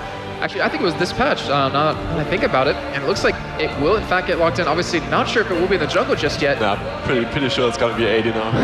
And that is our first Ezreal of the entire tournament so far as well. So MEETYOURMAKERS, what do they need to pick up here with what they see? I'd love to see the Nidalee. I'd love Pokemon, which would mean Chat would go to jungle, but they have every option open right now, and you can't really tell at this point because, as we said, like they got Season 3 qualifiers next week. They don't want to show their best stuff, so they might as well go for like an old school Pokemon with Nidalee and maybe Janna Caitlyn or something, or they might go for something completely different. It's really hard to tell. Well, if they do go for a Pokemon, what do we need to see out of Gambit to kind of counter that? Don't they need some sort of hard engage to kind of start these fights? Yeah, that's what you usually want, some kind of like long-range hard engage. Well, we do see Olaf getting automatically locked in by Kubon there. Looks like it will be in that top lane, and Olaf just this entire tournament has been played extremely well. There was a little bit of a, not a mess up, but I mean, Alex unfortunately didn't do as well because he got shut down in that bottom lane. But still, Olaf's been played very well this entire tournament. And Gambit now with the next two picks. Panky, what do you think we're going to see out of him here? I'll go back to the Gambit picks in a minute, but first it's that Sivir from MYM. Sivir, it's very strong AD carry. We saw a lot during the middle of last year, started to fade out a bit more. Started to come back a little bit of Cologne. They tried it a couple of times. A couple of teams have been practicing over there since then. This is the first time we've seen in this tournament, this weekend. No bans before, no picks before, but she's straight in there as a response to that Ezreal and that Sona pick. That spell shield's going to be really great against that Sona ultimate for mine. You can time it properly. And of course they picked up that Olaf. Olaf who has been dominating all the way through the tournament, no matter which team picked him up. Apart from Alex Zitch, they've been very, very strong, just building giant spell after giant spell and just activating Ragnarok and just tearing his way through teams. So it's going to be a big problem area for Gambit if they cannot shut it down. Edward currently sitting on Renekton, which is something that they tried early on, and we did see Darien play Renekton up against AZUBU BLAZE, up against Flames Olaf, which actually didn't go very well for Gambit there. So he's trying to try it again. Maybe he's trying to think something different from Kubon. And of course, that Olaf could still be in the jungle, so they could still switch that round in the last minute. Well, they still also have a full AD team at the moment, as we check on the other side currently as well, so we could have just a full double AD team, as we do see Nunu. And Makler, I believe he did actually play Severe, in like you're saying before, in Intel Extreme Masters Cologne, and did an amazing job. I believe he was against an Orianna and a Malphite, and he would always dodge one of those ultimates no matter what, very quick on the hands. And we finally do have everything locked in, so we will have that Nunu and Severe in the bottom lane with Makler and Libik. Looks like we will have, in fact, Czaru in the mid lane with Jace, Kubon in the top lane, and Mokatte on jungle Shed. Looking at their counterparts, we have Alex most likely in mid lane as we're agreed upon. Darien in the top lane with Renekton. Diamondprox with his Xin Zhao. He's actually very, very good at him. In Season 2, he's very good with him. We have Genja with actually the Ghost, Flash, Ezreal. And we have Edward. I still can't get used to saying that name. Gosu Pepper. I like how he split it up. Yeah, so it's like Edward Ward. Exactly. Yeah. And Sona with that Flash of Night. So what do you think has this game? I mean, early game versus late game, who do you think has it? I'm pretty sure there's going to be lane swap again from MEETYOURMAKERS, since Czaru plays Teleport and they got Olaf, and Chase and Olaf are two of the best 1v2 laners. So I'm pretty sure there's going to be a lane swap, and a lot is decided by that, like who's going to get the first gank with a huge creep wave and how's it going to turn out. MYM's obviously purple side, or red side as it is now as well, so they're going to be Olaf on that bottom lane if they switch up. Means he can get that blue buff, get that level 2 early on, and constantly spam out that undertow to CS from Since I don't really like the Renekton pick for the 1v2, for the lane swapping, I'd actually give it to MEETYOURMAKERS here. Okay. And I pick you, sorry, who did you have as winning? I haven't, but I want to give it to Gambit. Their early game right now with Renekton, Xin Zhao, Kazakhs, those early levels are going to be a lot of burst damage, and if they can utilize that, they will really be able to snowball this game well and truly in their favor. Yep, I mean, and if they do win, we have that potential for that three-way tie as everyone just loading in. And they Ezreal, I mean, Genja, I'm trying to think how much he's played, but we're going to find out how it is here, and we will find out if the blue team is still going to keep that flawless victory now. So when you go ahead and go over to the casters, we have Joe Miller and Demon. So here we go then, we're in game. Gambit Gaming versus MEETYOURMAKERS. Everything on the line right now. Of course, those three-way ties that have been mentioned before can happen at the top of the table, at the bottom of the table. So nothing is decided here up until now, or up until the end of this game in Group A. So we do see Gambit Gaming as the blue team, and of course the red team is going to be MEETYOURMAKERS. Interesting team choices, and certainly a few champion choices. Czaru, of course, going to be in that mid. And, you know, a Jace versus a Kha'Zix, that's a strong, strong counter to Kha'Zix, but whether he's going to work or not, and whether he's going to stay in that lane, that's the question. And obviously, it also depends on the skill of the champion, bearing in mind, this is Alex, Echuk, and Kha'Zix. It could be a problem. We might see a bit of a late invade from MEETYOURMAKERS here. They seem to be setting up. We are a minute in. We have seen a couple of 1 minute 50 plus invades just piling in there, and MEETYOURMAKERS certainly in the position to do that. But Darien, you can see him sat in the river. He is going to be well prepared for this one and should be able to avoid any damage, as it is for Diamondprox, looking like he's going to go race and red, which is probably why MEETYOURMAKERS are looking to go for the invade. Yep, let's see if MEETYOURMAKERS do go for that one. Czaru is already headed down south towards Olaf's position here by those Wraiths. However, we do have Mokatte, Makler, and Libik hanging around, dancing around even, in that tri-bush there up at the top. As you said, Darien's position there is in prime, well, it's a prime position to figure out if anything tricky is going to happen from that side. Wolves have been started here by Gambit Gaming. As you can see there, Kubon doing the same down on that bottom side. So that lane switch is going to happen for MEETYOURMAKERS. Yeah, and it does look like they're going to go for that late invade. Here we go, 1 minute 54. They're moving in towards the blue. There's 4 members here from MEETYOURMAKERS.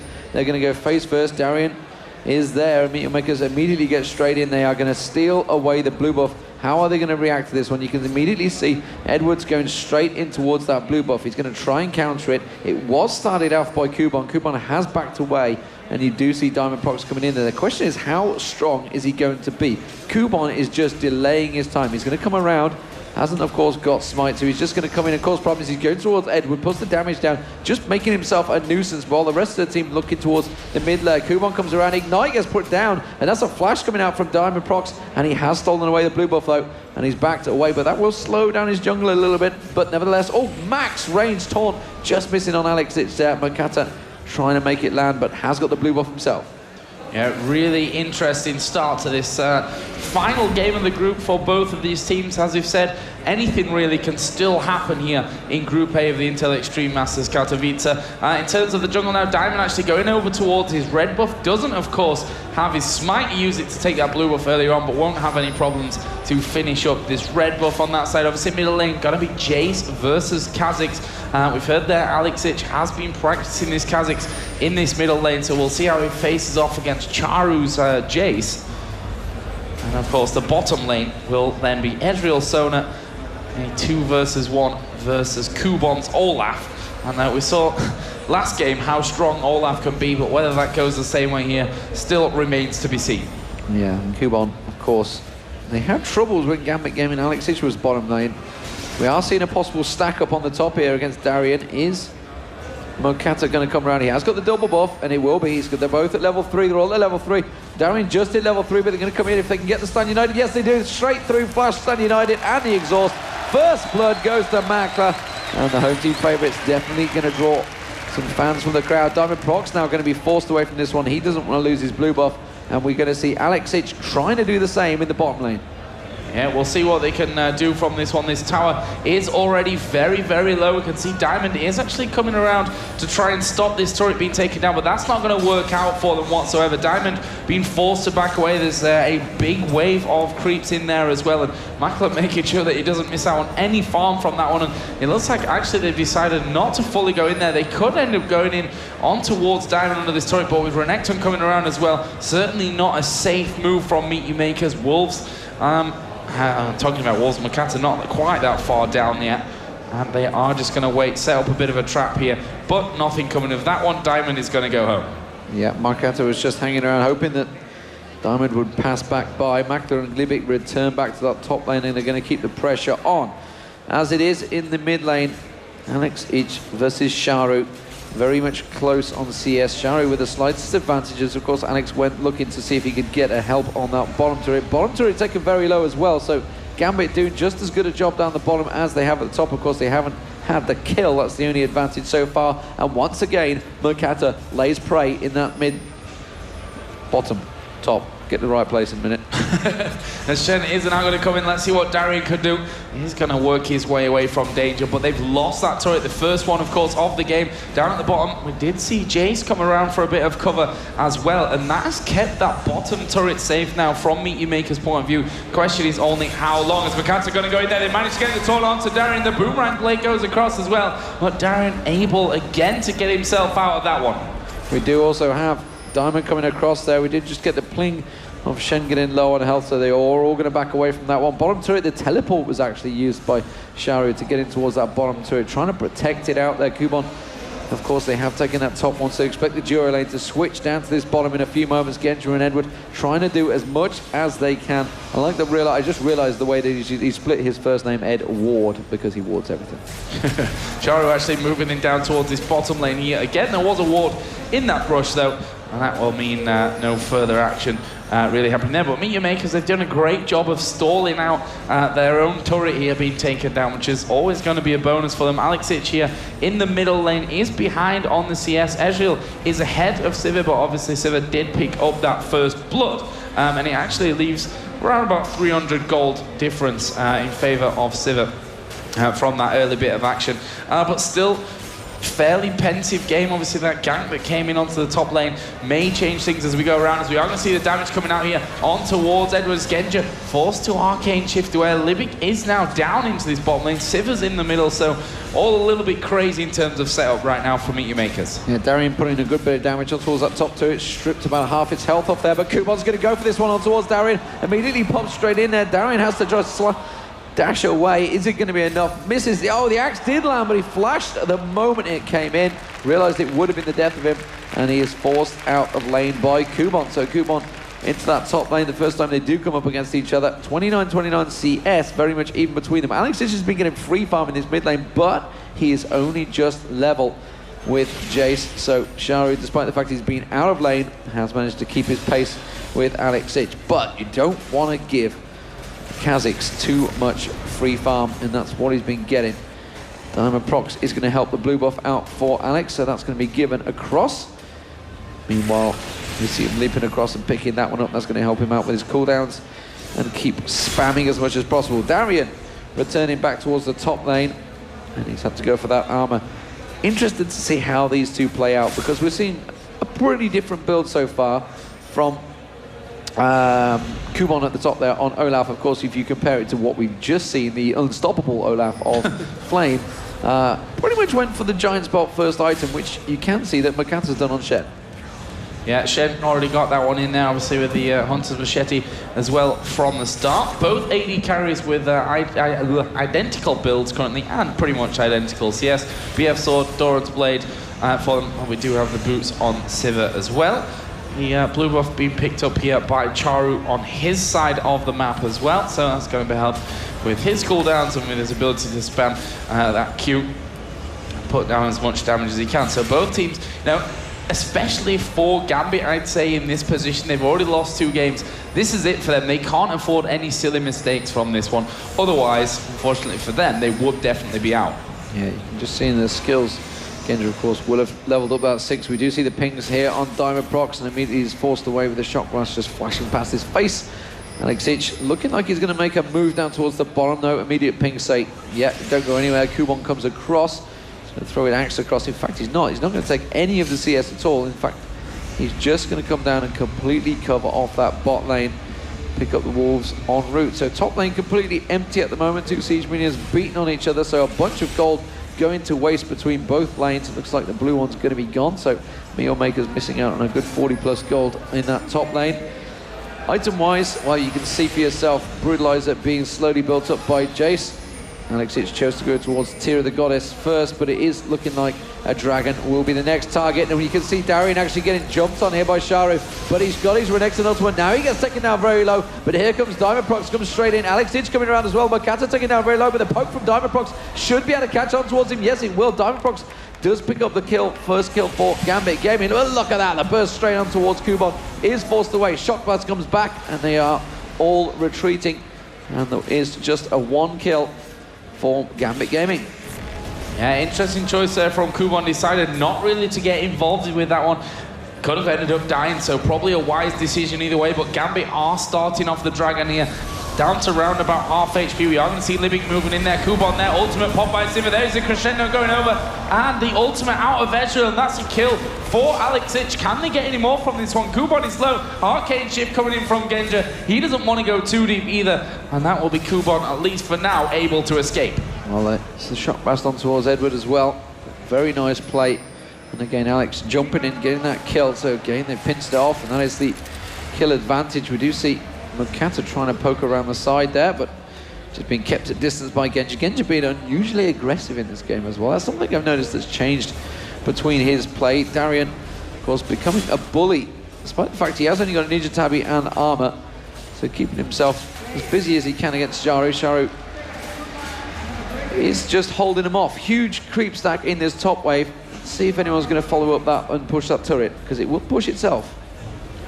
Yeah, this is going to be a nice bit of farm coming out for Olaf. Is a little bit ahead, and also, well, in terms of goal, it's only around about a 10 difference. That's going to change here very, very quickly as Olaf goes around, picks up his axe, and pretty much wipes the entire wave out with that single undertow coming in there as well. So you just see that a big boost that Kubon is going to have. That gives him around about 500 gold to work with. However, on the other side, again, we are seeing Gambit starting off the Dragon. Can MEETYOURMAKERS reply to this one? Doesn't look like it. They've pinged it up, but there's nothing they can do. There's nothing they can do about it. Kubon had gone back up to the top there. He was farming out, and that was a good bit of tactical play from Gambit Gaming, maybe getting their senses back about them. Is it too little, too late? That is the question. Could they take it 1-2? Could things be balanced out across the group? Would be very interesting to see the timers. Of course, MEETYOURMAKERS had a very fast win earlier on against Curse North America, so I have no idea how the actual balance would work out in the terms of if we had a draw. It would certainly give a headache to the admins once again, which tends to happen in the Intel Extreme Masters. Yeah, I think the point is that when you've got a three-way tie, the team that's not involved, which in this case could end up being AZUBU, their times don't actually matter. Those games don't count. So those that have lost quickly to AZUBU earlier on in the tournament, they'll be pretty happy with the fact that they weren't in that three-way tie. But now we're getting a bit ahead of ourselves from that one. There's still a long time to go. Still, obviously, we're not sure what's happening over in the Curse versus AZUBU game as well. But we'll try and bring you any updates on that if we can, possibly throughout the course of the game. But you can see, you can tell just from the way both teams are playing here, Demon, how much is on stake. Neither one of them wanted to get caught out of position, wanting to go too deep here, too deep there, and throw away something that, you know, they could have a very good chance on. Yeah, of course, MEETYOURMAKERS, they didn't want to dive in, like you say, on towards that Dragon. They just thought, okay, let's play it safe, play it clever. Darien going to keep the pressure on towards Kubon, of course. Olaf should be able to tank out this turret. Darien just getting around him. He has got Diamondprox heading up here, so they could go and dive on towards it. They will do. He comes straight in. He had to use his ultimate. Kubon's going to get caught out there, but Darien is coming through. Czaru teleports in. Diamondprox is there. Now Mokatte's going to be the target, because here comes Alexic on towards Mokatte. He's been singled out. Is he going to get enough damage on towards him? Flashes in. Does try and finish him off. Alex should take down Mokatte on the turret. Meanwhile, Czaru taking down very low as well. Darien backs off. Meanwhile, Edward coming around the side here. Is he going to go deep for that crescendo? Yes, he is. On towards Czaru. Wow. He picks it up. Very nice play there from Edward. Knew exactly how much damage he could do. They will take the top turret down, and Gambit Gaming return to their power. Edward, we know him from his aggressive Sona play. That was fantastic positioning. Got right in where he needed to be. And, well, he's been called scumbag Gosu Pepper before for picking up the kills too much with Sona, but that was a fine play out of him from that one. That's going to gift a red buff here over towards Diamondprox from the MYM side of the jungle, and that sets them really quite far ahead in terms of the kills. 4-1, the distribution is nice as well. They've got the 2 on Alexic, on Kha'Zix, and they've got 1 on the jungler, and oh, well, the 1 on Sona, which Edward did really nicely to pick up there in the dying moments of that little bit of action as well. On the other side, still that 1 single kill is with Siva, and between the 2 AD carries, CS very, very even. Items pretty much the same as well, only the tier 1 boots making the separating those 2 AD carries out as well in the end. So still everything to play for from both sides of this game. Yeah, Gambit seem to definitely be back on track, as is always telltale with Moscow 5 from previous games. Whenever they get that slight advantage, they will really drive it home. The question is, can they hold it? You saw the blue buff getting stolen away there by Genja. and the rest of the team just closing in around. So Mokatte clearing out top wave. Let's have a look across the CS. 87 to 84, the two top laners, but as we know, Olaf can become a beast late on. Warmogs is slowly but surely being built up. There's some fire cape for Darien.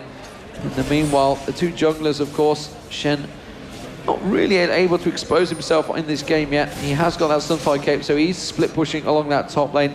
But GAMBIT, they have that damage. You can see it is Kha'Zix with that BF sword, the Brutalizer. He's got the Tear of the Goddess, so he's going to be spamming as much as possible. Meanwhile, you've got to assume that Czaru is going to be sitting. No, he's got 525 gold.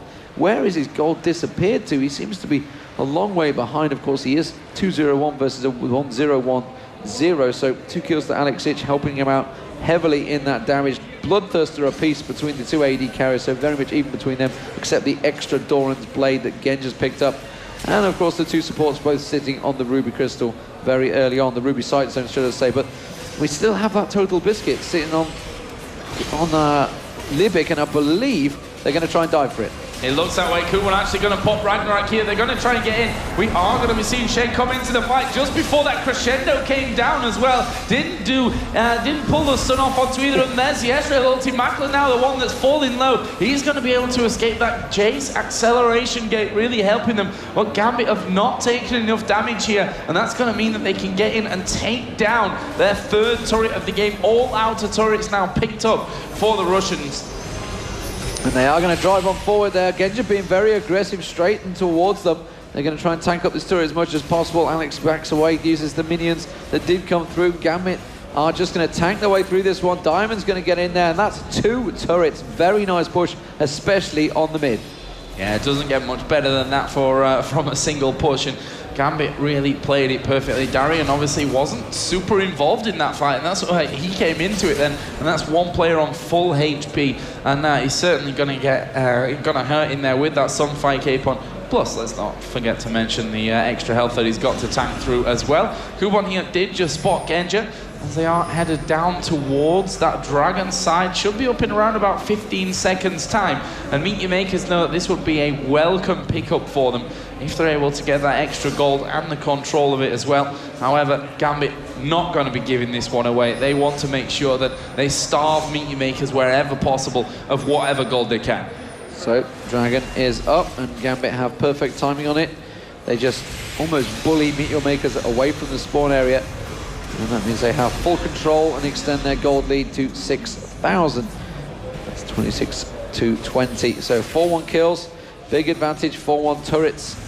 Big advantage across the board. Home guard boots being picked up by Alexic here. We are seeing Alexic going aggressive. He's going towards Makler. He does manage to land the rockets. He's going to turn in towards Kubon. Kubon's going to jump away from this one. Alex has evolved the jump, but he's not going to leap in. Oh, wow! Just off the screen, the true shot barrage flashed through. I almost want to rewind that one.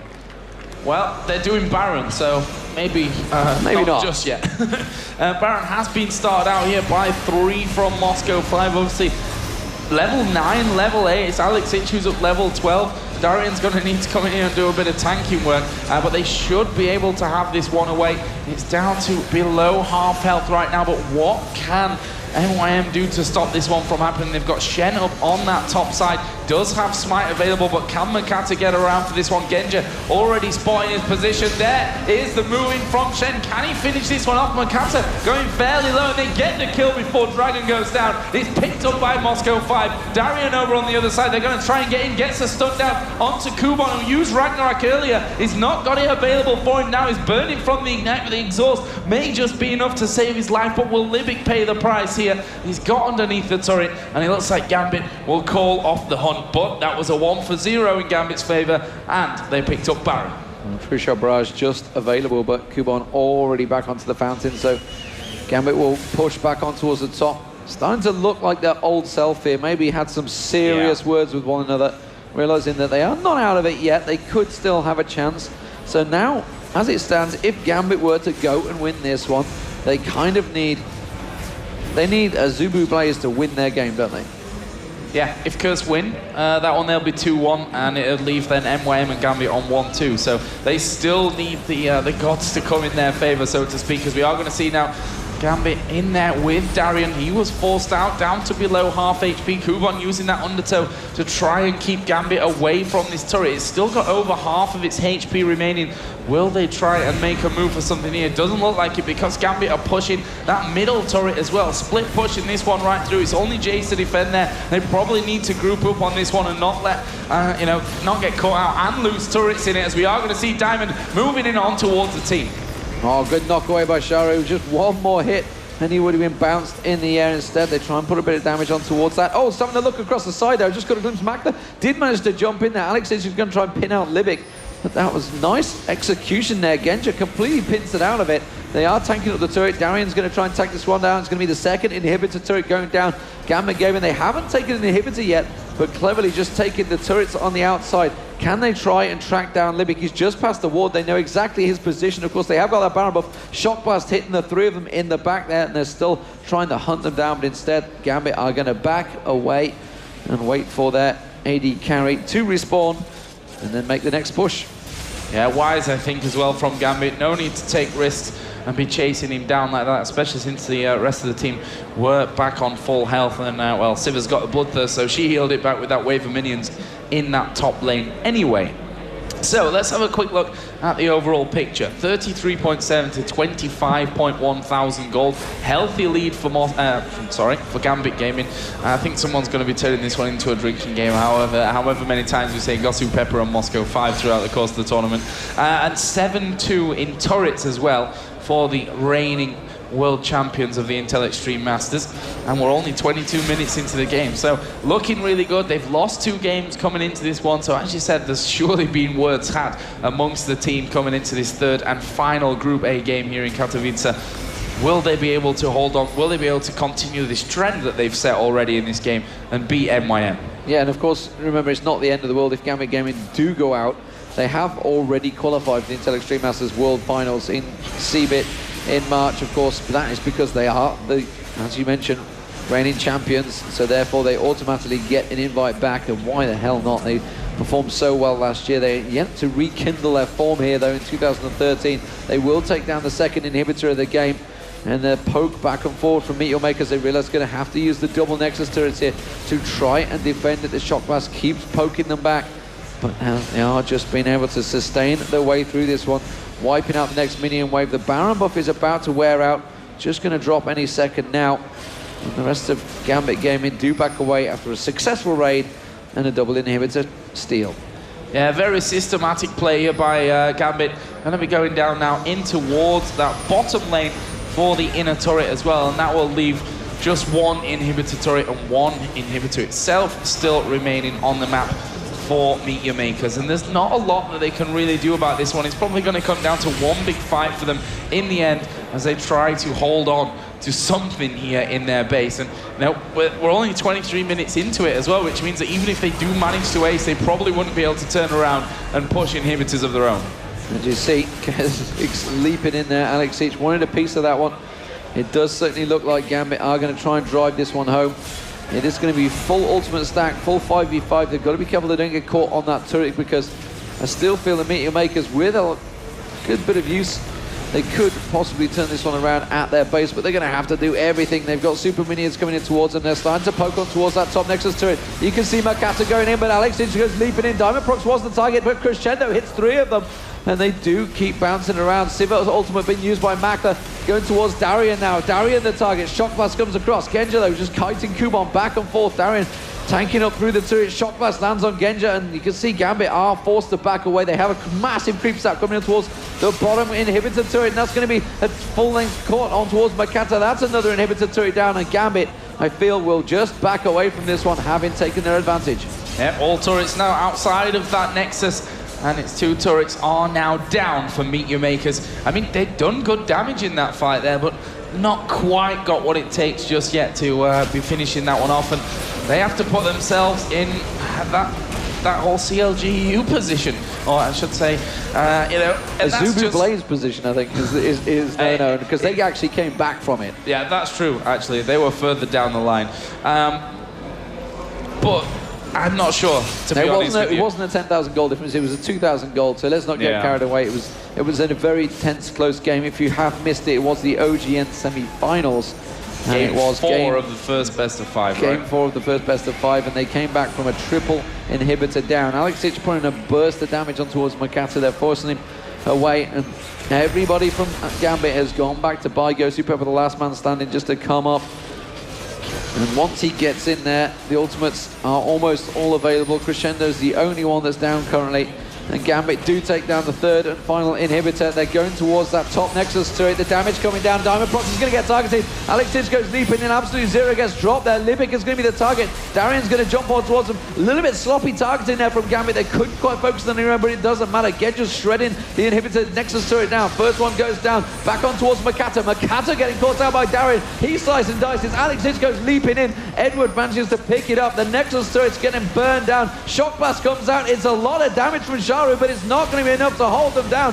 Diamondprox, you can see Alexic goes leaping in once again. They are all back and forward, but the Nexus is now exposed. Crescendo finally comes out, just respawns. They're jumping on towards Kubon. Olaf gets stronger and stronger as the health comes down. Darien with nothing left. Makler trying to get on towards him. Edward is going to flash away. Double kill for Genja around the backside. Darien's in there. They take the Nexus down. Gambit Gaming go 1-2. What are the other scores going to be, Joe? Crazy end to a crazy game there, and we are just waiting, literally, for that final result coming out of AZUBU BLAZE versus Curse. I believe they're still in-game right now, so hopefully someone can run over here from the main stage because AZUBU BLAZE are still up there and give us a bit of an update on how that game is actually progressing, because, well, that's what everyone's waiting for right now in terms of how this one is all going to go down, because Moscow 5, they've done what they needed to do here, and that is take down MEETYOURMAKERS. That leaves them now both with 1 for 2. The other side, we've got Curse on 1-1, and we've got AZUBU BLAZE on 2-0. So if AZUBU BLAZE win their game, it will be AZUBU BLAZE plus one of the 3 teams that will be on 1-2. Alternatively, if Curse beat them, Curse will top the group. That's true as well. Yeah. See, that's how crazy it is. Anything can literally happen from this one. So we've still got the option of these 3-way ties in. Luckily, we're not the guys that have to do the mathematics when it comes to comes down to the whole timing and stuff like that. So we're going to throw over to the experts desk. They're going to break down that last game. Welcome back to the experts desk, and that is the Gambit gaming that we're kind of more used to, or at least the Moscow 5 we're more used to. They played a lot better that time. They were really finally playing as a team. We did see MEETYOURMAKERS just completely stumble over Curse, who Curse then pretty much brought it to an even game, which kind of made it a little bit weird when you think about it, how it was such a one-sided game in favor of Gambit. But so, what'd you guys think of the game? And then we'll just go straight into replays before we get any problems with the client, unfortunately. Yeah, I think Gambit finally showed like their aggressive playstyle, their invasion and early game, and they did a great job there and played what they used to play. Yeah, as I said, they picked very strong early champions. They used that early aggression, and they took the advantage right from the get-go. Our first replay is a perfect example of that. They knew that Olaf was going to go bottom lane. They knew he was going to try and 2v1. He was on red side. He wanted that blue buff, and they started out by taking it away from him right at the start. All right, so we're going to go ahead and go to replay real quick of that happening. And CitizenWayne, just walk us through a little bit. Just kind of tell us what is happening here. Well, level 1s are really deciding, especially if you want to lane swap. And I mean, we've seen it so often in this tournament now, Olaf taking blue buff or Kha'Zix taking blue buff. It had to happen at some point that they don't allow it. And denying it to him means actually a lot, because it takes his potential to clear waves very fast. All right, and tell us, okay, that's actually, yeah, exactly true, is that when you do that lane switch, you want Olaf to have that blue. Like we did see, I can't even think who it was now, at the top of my head. We did see Olaf in the bot lane. It was Alex Itch, actually. I ran Olaf in the bot lane. Yeah, he got denied on his own turret, lost it as the first one, then we saw the lane switch back. But yes, we actually have another replay, Panky, if you want to go ahead and just tell us which one this is. Yeah, this is back in the middle now, about 16 minutes. It's a little bit more of a skirmish. No one really dies in this, but the way the way Gambit play this fight, MEETYOURMAKERS are all taken down very, very low, forced out of the lane, forced back to heal, and they cannot contest Moscow 5. It would eventually snowball it through, take down 2 of the mid turrets, which gives them a massive amount of map control, really opens the game up and gives them a huge lead. All right, let's get this replay on the screen for you guys to see. And CitizenWayne, like usual, go ahead and walk us through this. Sure. Well, they got decent poke again, especially Kha'Zix is able to lay a lot of poke down. And we'll just pause it until we get the replay on screen. That'd be perfect, Sure. so you guys can see what exactly we're talking about. As are just waiting for that to come up, but still, yeah. I mean, a lot of these deciding moments, or these moments, really decided how the game was to progress. We saw, how GAMBIT Gaming took that blue just now in that replay, and it really set the tone for that entire lane for GAMBIT to kind of stay ahead. And when we get this replay, we can show you the next moment on your screen. Yeah, so they started out, they used the poke from Kaz, they used the poke from Sona, just Genja and Diamond poking onto the turret as well, baited MEETYOURMAKERS to chase them out, and he's got Olaf pops his ultimate, uses that up, and keeps chasing them out from the turret, and a great peel from GAMBIT. They just pull away, just keep doing damage as they're going, just keep dragging MEETYOURMAKERS out, not taking any damage in the process, dealing it back as they run, and ultimately MEETYOURMAKERS decide they cannot take this, and it immediately switches back on them. GAMBIT chase them back in towards their base, MEETYOURMAKERS have to leave. But looks like we are ready for the replay here to show you guys. Go ahead and get that on the screen, and CitizenWayne, take it away. Yeah, we saw GAMBIT already take a lot of hits on them and on the tower, and kind of desperately they try to hard engage because they see they can't keep up the poke. And yeah, GAMBIT actually perfectly fights like while running back, and they can do it with Kha'Zix and Israel. And you see MEETYOURMAKERS going pretty much down without having achieved anything there. They couldn't force them away, they couldn't catch somebody, they couldn't make them use any summoners. So it's a perfect example of, like, even with the small goal advantage, GAMBIT already has a huge lead because of their champs at this point of time. Their champs are essentially early game, mid game champs, and they played perfect. Yeah, and if you notice, they actually spread the damage out really well between Xin Zhao and Renekton there. Sorry, I forgot who that was. And then that allowed them to keep pushing because they had the Sona to heal. And we saw on MEETYOURMAKERS' side, they just unfortunately didn't have that. And that cost them those 2 turrets. We are going to be going to one more replay, I believe, Panky, if you want to go ahead and set us up for that. Yeah, this is Alex is showing us quite how strong Kha'Zix is as an assassin, really using that unseen threat, that isolation mechanic that he has to its fullest effect. As he catches Makler out of position just off towards the Wraith camp, does have Kubon there to back him up, but Alex immediately gets a response from Edward and from Diamondprox. They push both of these champions out straight up the mid lane. An amazing Edgeril ultimate comes flying out from the bottom lane from Genja, snipes Makler down and opens up a Baron for Moscow 5, which really set the tone for the rest of the game. All right, let's go ahead and get that on your screen, and CitizenWayne, like usual, go ahead. Sure. Well, Kha'Zix manages to catch Sivir out of position. He kind of sees her even though they didn't have a ward, and didn't just manage to finish them off. And there we see just like how perfectly coordinated it is, and it's more like a gadget, but he snipes her and it sets off like an amazing play by taking the Baron. And so this is a relatively early Baron, right? I mean, they are pretty low level. It is. It's 18 minutes in. It's a hard Baron to take, even if you don't have the enemy team knocking on the door. Yeah, but you gotta see that they are already like 6k gold ahead, and they have the early game comp, so it's actually more than it looks like, the advantage. Yeah, Mokatte's hanging around a little bit too. They saw the ward come in, they knew he was close, they knew he wanted to try and steal this, and it was kind of MEETYOURMAKERS' only chance to hang on. So we had Genja trying to chase him off and around one side. He's saving all his energy for his taunt, but watch it. They leave the Baron up at very high health, use the Sona rod over the side, force him out, does flash in, but it's still just so much health left on that Baron that they can let him smite it, kill him off, then finish the Baron off themselves. Yeah, such a great play of just denying that vision and then forcing Mokatte just to go in, just to kind of guess. And by leaving that much health, and I'm taking it, ended up winning. And one thing I was looking at is Genja. He actually built 2 Bloodthirsters. Can you kind of explain why? Actually, no, I can't. I don't know why you would do this. I guess he was very, very confident with the outcome of the game. Well, if I had to take a guess at it, I mean, we've seen Olaf all day long today actually just rush past the enemy team, rush past their front line, and we've seen Olaf's, like in the last game, I mean, we saw Caitlyn versus Olaf, and that was with MEETYOURMAKERS and Blaze, that they just couldn't do anything about it because he was so tanky, he had so much damage. Caitlyn just unfortunately got shut down early on, didn't have what it took, but with that extra life steal, I mean, you have to assume that would easily keep him up against Olaf until the ultimate is down, until they get that CC in. Yeah, you've also got to look at it as they weren't looking to fight this. They weren't looking to take damage. They were constantly kiting, taking them back. If you want to look for straight damage, fully stacked Bloodthirsters are some of the highest AD items you get in the game, value for money and all that. If you get both of those stacked, constantly firing out the pokes, the mystic shots, just over long range, just chunking away at MEETYOURMAKERS' health without actually taking any damage himself. So why does he need defensive items? Why does he need movement speed? He's got Sona there to do it for him. He's got his arcane shift. He can do backwards and forwards. chunking them down lump by lump with the massive damage from the Bloodthirsters, and as you say, life steal up off every wave of creeps. So the little damage he does take from pokes, a couple of axes that come flying his way, a couple of long-range shots from Czaru, just gets it all back from 2 or 3 creeps with the massive amount of life steal he has, and is ready to do it all again. Yeah, and we see Gambit Gaming taking it to a potential tiebreaker if Curse, in fact, did lose to AZUBU BLAZE. We'll find that out very shortly, but let's talk about the whole day today, what we saw. Yeah. Game 1, so we saw Gambit Gaming versus AZUBU BLAZE. Very one-sided. Can you kind of just recap of what happened? Just a very dominant performance, being played straight down. Remember the big problem was the top lane. We had Darien actually versus Flame with the Olaf versus the Renekton. That kind of really snowballed against them because of how strong Renekton is early game. He kind of just got shut down because of that, just couldn't, get his steam going. Yeah, that's true. AZUBU had a really, really nice strategy to keep him low and to deny the early game strength of Gambit.